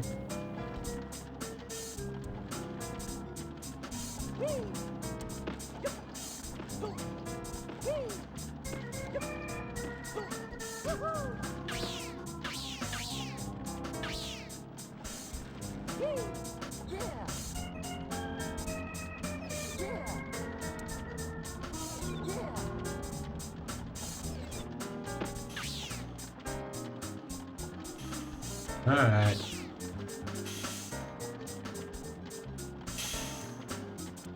Alright, this looks like it's gonna get a little scary.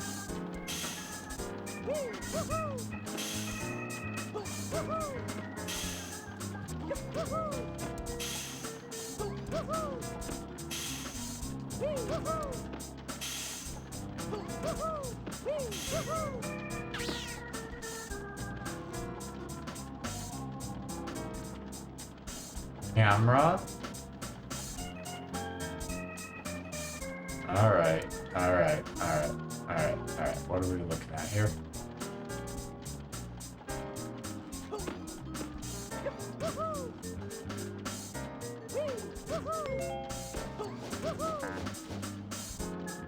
Oh, brother.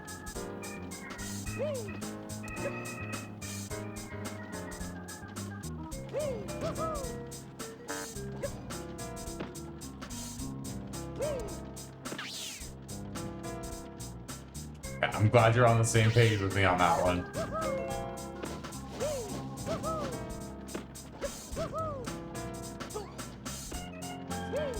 I get the sneaking suspicion there's something hidden below me that I have to grab somehow. I see nothing. I'm not risking it.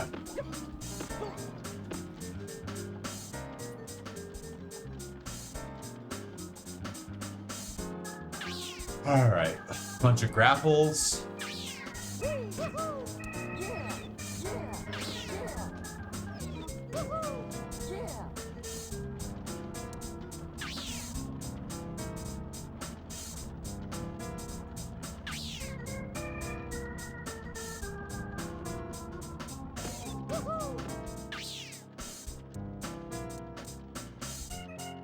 I just really don't want to have to do all this again, so I'm kind of like,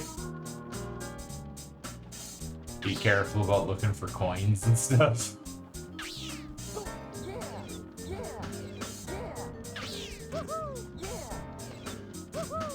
Oh, come on. I, like, kept firing the grapple behind me. It grabbed the grapple point behind me like 4 times when I was trying to move forwards. And then the time when I like waited on purpose to be like, no, I'm trying to do this other one, and it just didn't hit anything at all.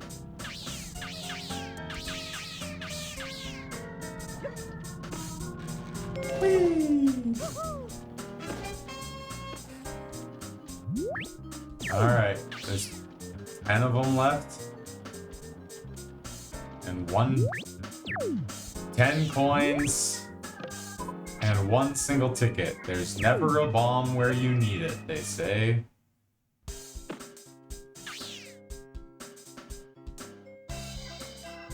Which means there's one last explodable surface that I just full on didn't find.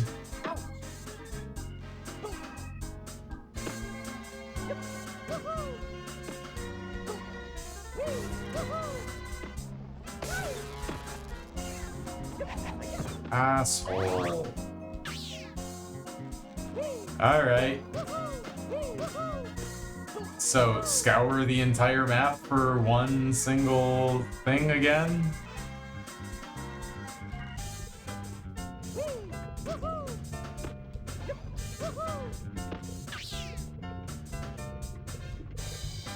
So, here's the thing. I have to scour the map for something that I can blow up. And then I have to figure out how to get a bomb there.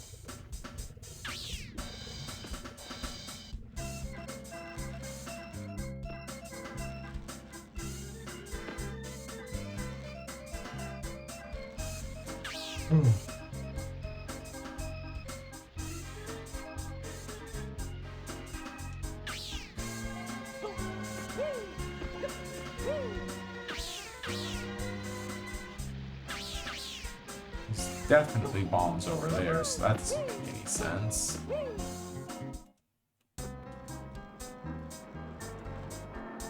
Is there a bomb hiding somewhere in this whole minecart sequence?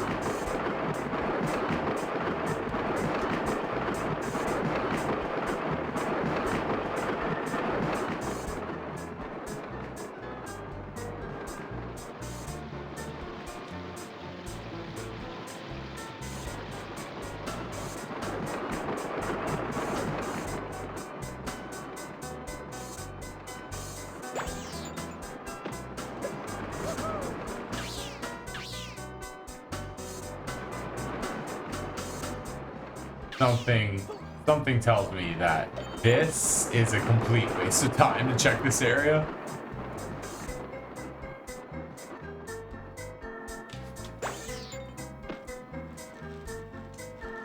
I just really somehow feel like this is not where I'm supposed to be trying to get to.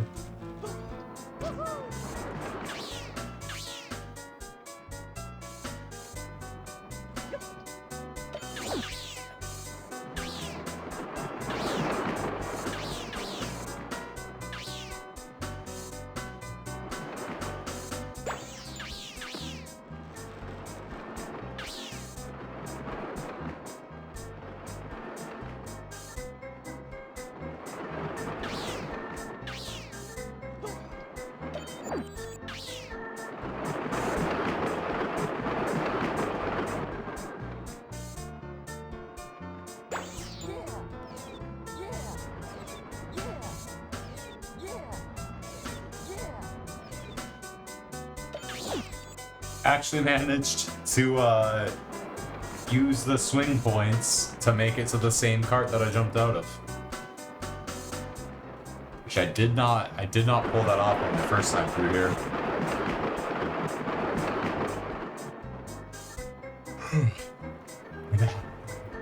Yeah, so much swag. You know me and my swag.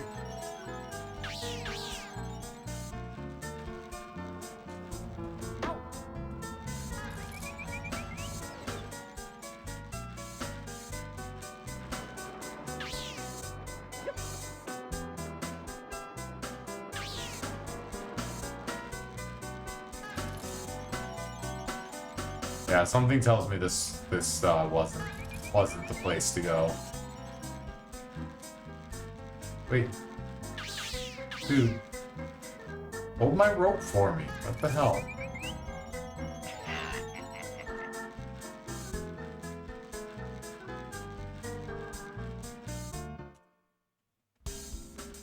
Yep, that was another roundabout path.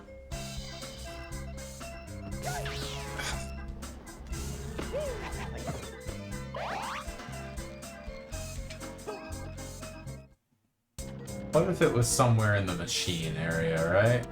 And I just somehow missed it. I know it makes sense that the last ticket would be somewhere in the last area I unlocked, right? Like, that would just make sense.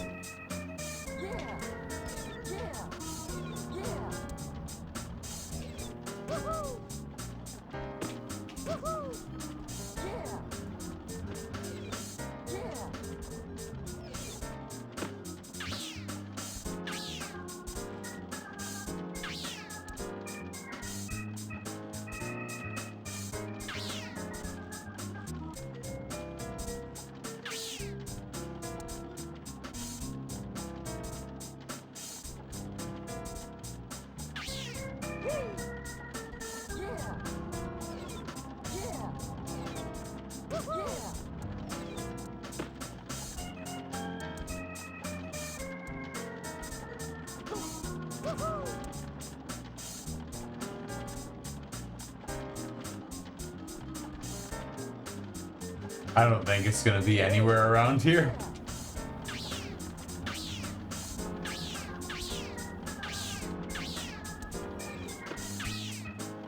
Oh, come on.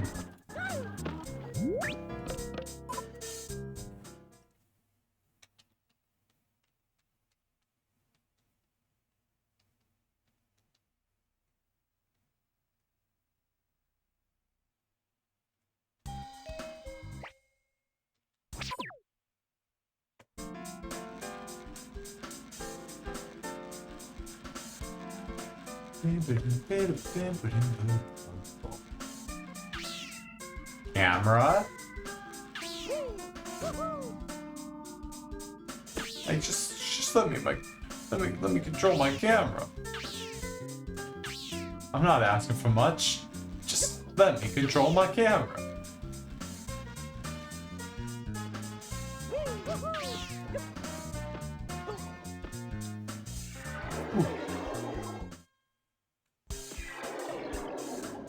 What if it's this bomb? The very first bomb in the area.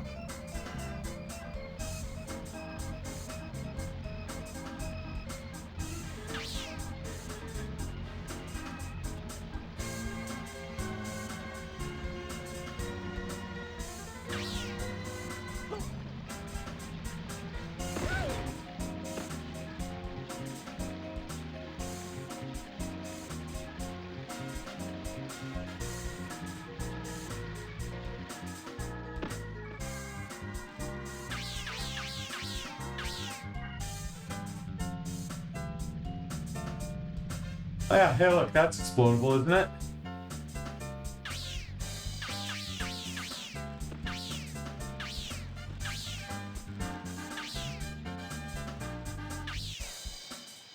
Like, that sure looks like an explodable surface to me.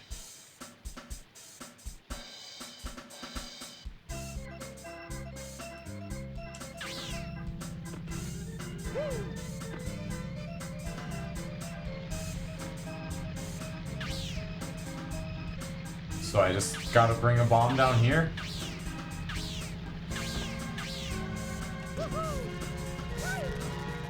What?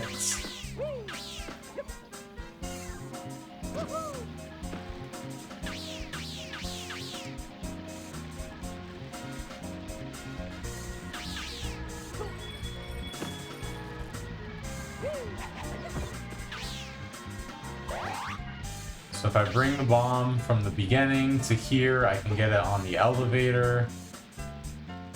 And then I can ride the elevator down without exploding the bomb. Yeah? Yeah? Good plan, great plan?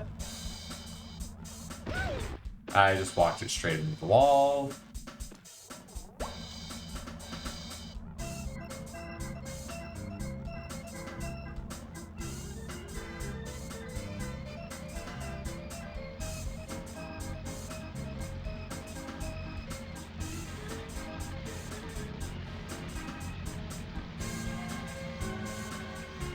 The elevator was just on its way up.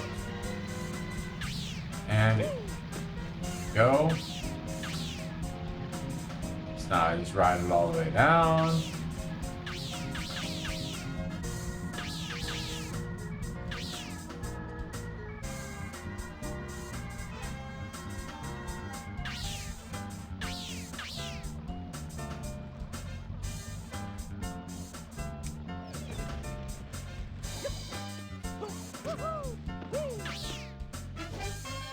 Alright, that was the last ticket.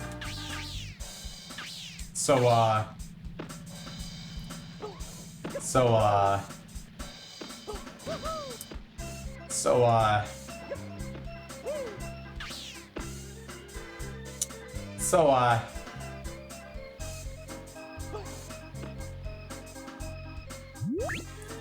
where's the last 10 tokens?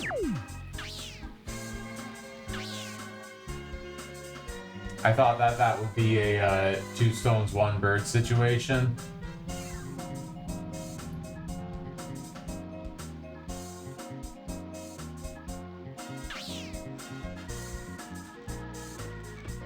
I thought by finding the last ticket, I would find the last tokens. But I don't see any tokens around.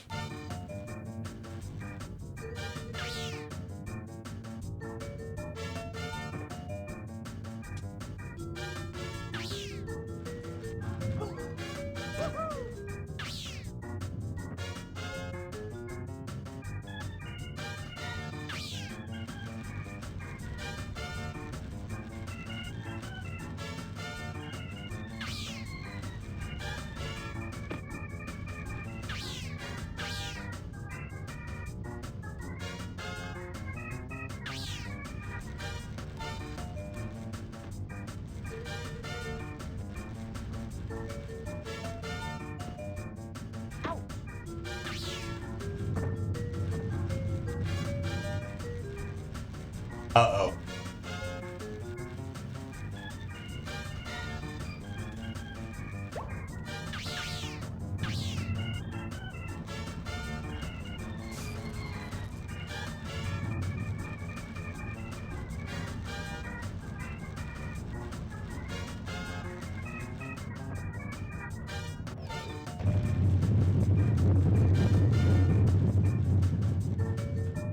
All of that rumble. Uh-huh. Uh-huh.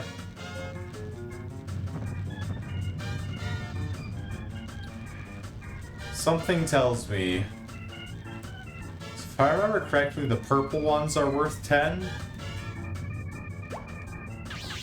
So I am thinking there's probably a single purple token somewhere that I'm missing.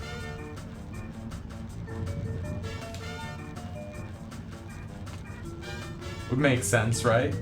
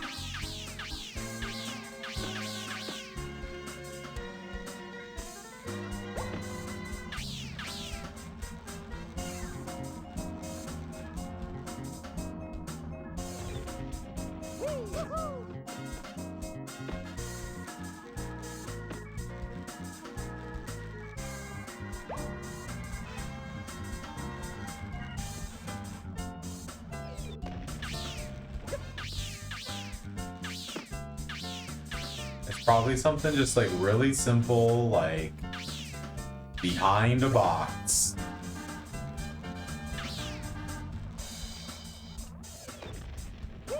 Or like one of these alcoves where it's just like, oh yeah, you didn't clear the alcove.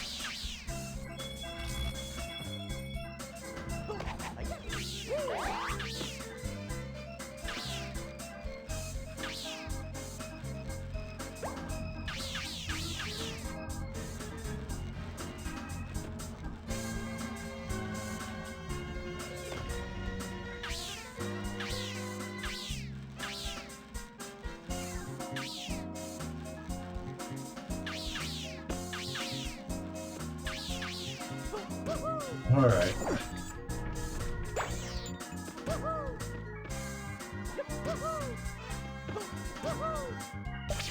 Let's be really careful and move every single one of these boxes, right?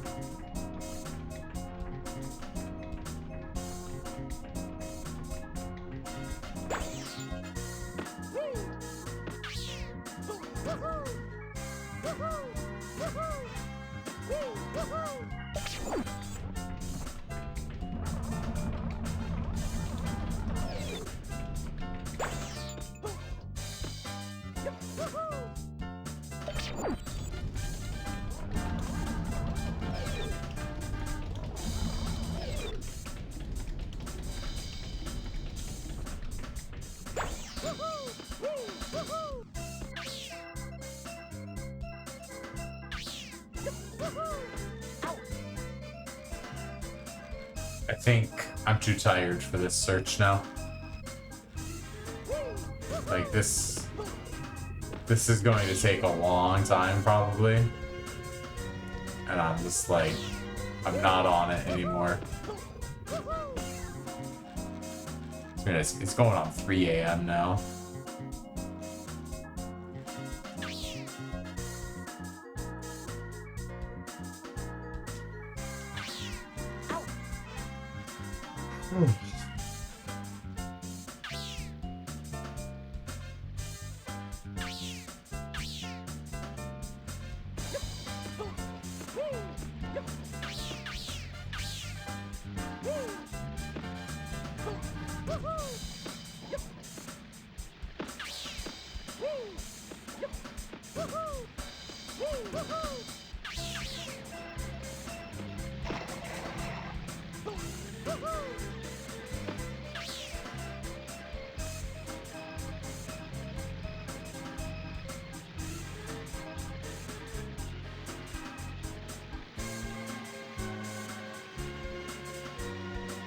What if there's something under the frickin' whoopee?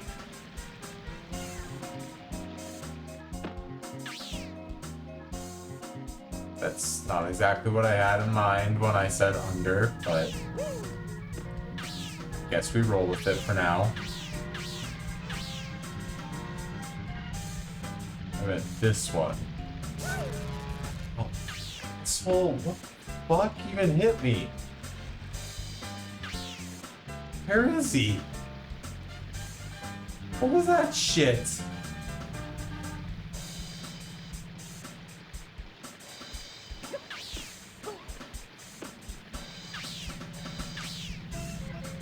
Like, I know that the guy exists, but where was he? There.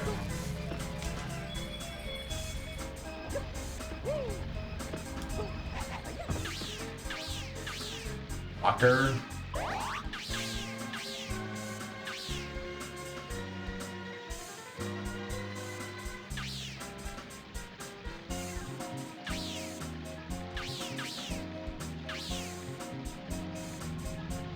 Whew.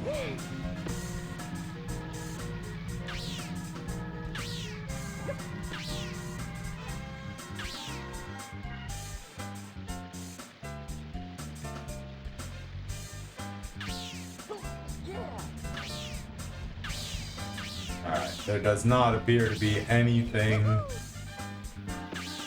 right around this guy.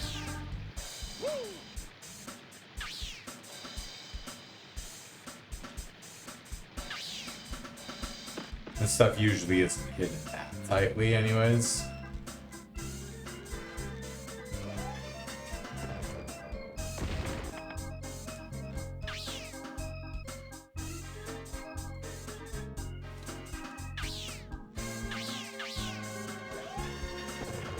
Ooh.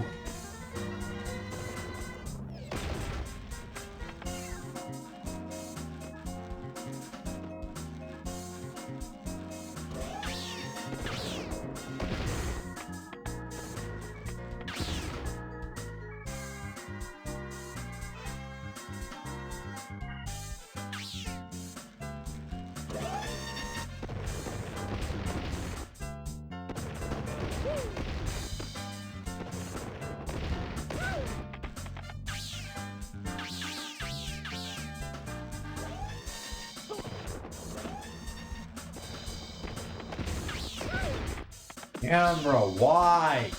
Why?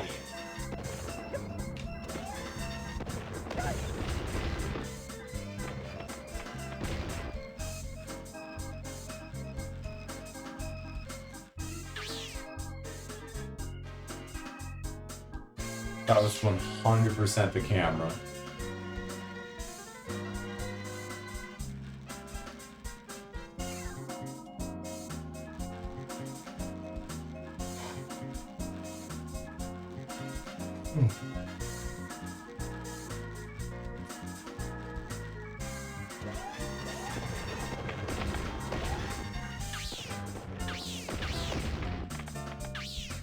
Like, why does it just turn the camera to face away from the direction that I am facing and move it?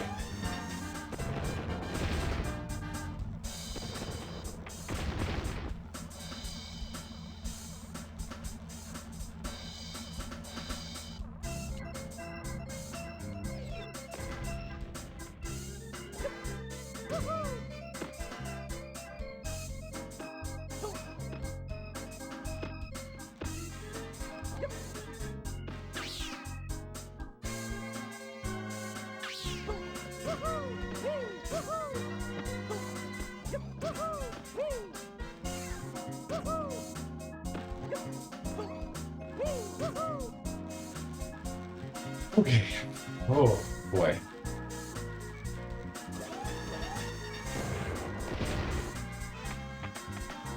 Where else can I think of as like an obvious point to check before I like call it quits and like, you know, decide to revisit this with like fresh eyes?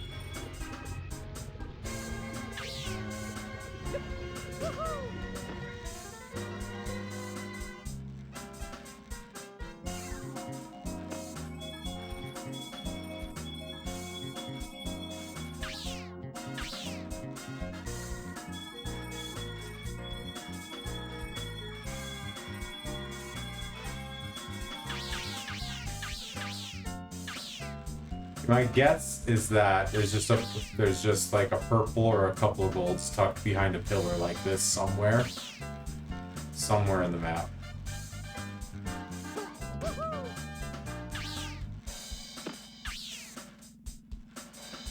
Just like some tiny little corner behind something that doesn't look like there could possibly actually be anything behind it.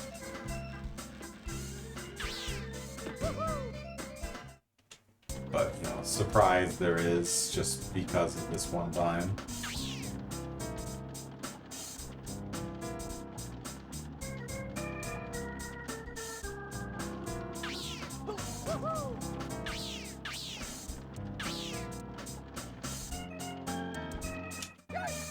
That made a whole lot of sense.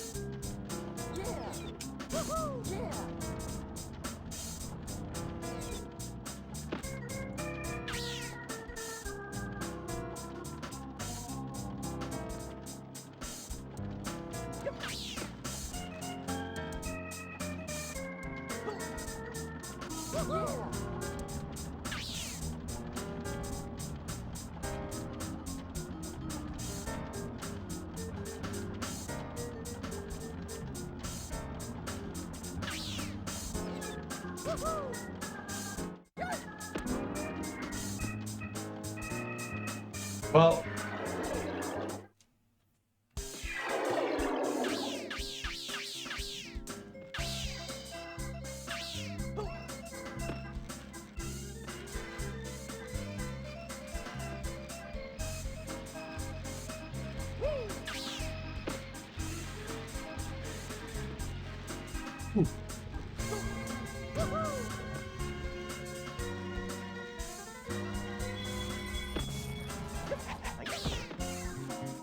yeah, I can't even like think of anywhere else to really check right now.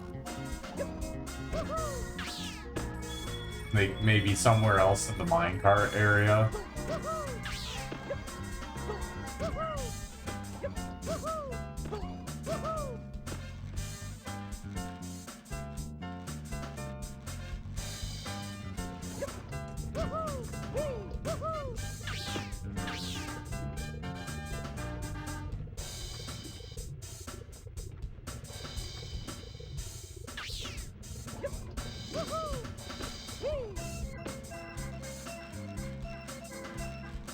Maybe like some little corner.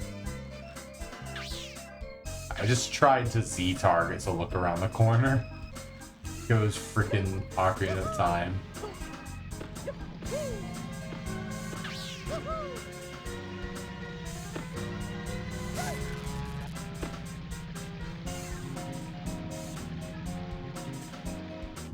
Alright. I'm just gonna start getting annoyed now. I'm tired. And I don't want to stream annoyed.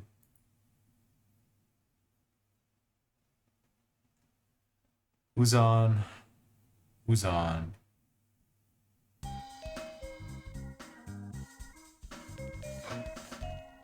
Whatever, I'm not rating any of these people. Is anybody else playing this game?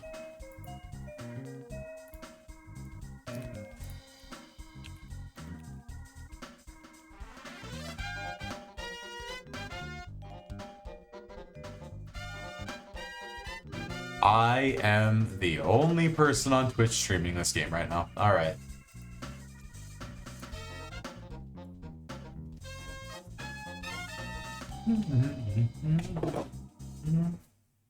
Yeah, I'm done for the night. It's super late. I drank too much.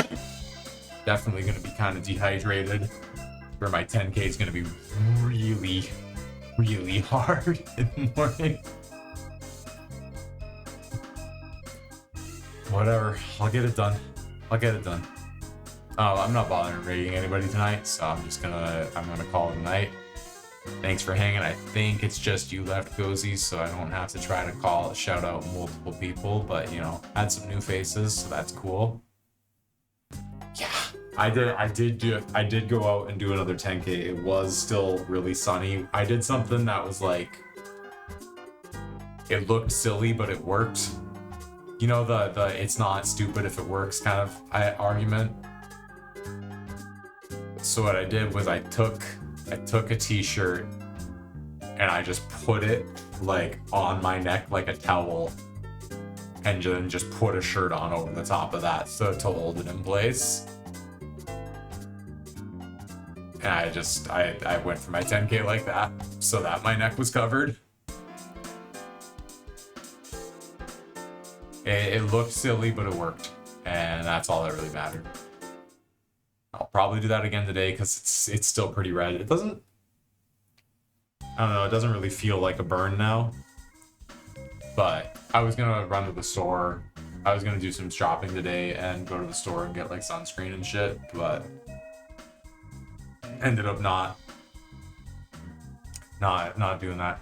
I went out for one thing. I had somewhere to be. I was like, you know, I got chores to do. I was gonna do chores and go to my thing that I had to be at, but I ended up only going for the thing that I had to be at and then just going home and doing this instead.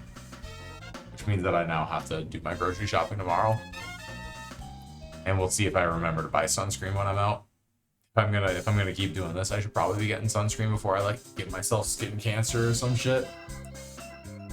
Oh, you know what?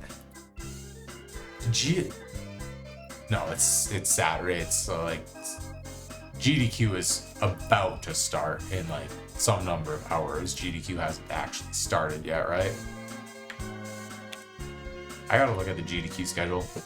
Anyways, I'm gonna do this ramble thing for freaking ever if I don't just force myself to cut it. So I'm gonna force myself to cut it right now. Thanks for hanging.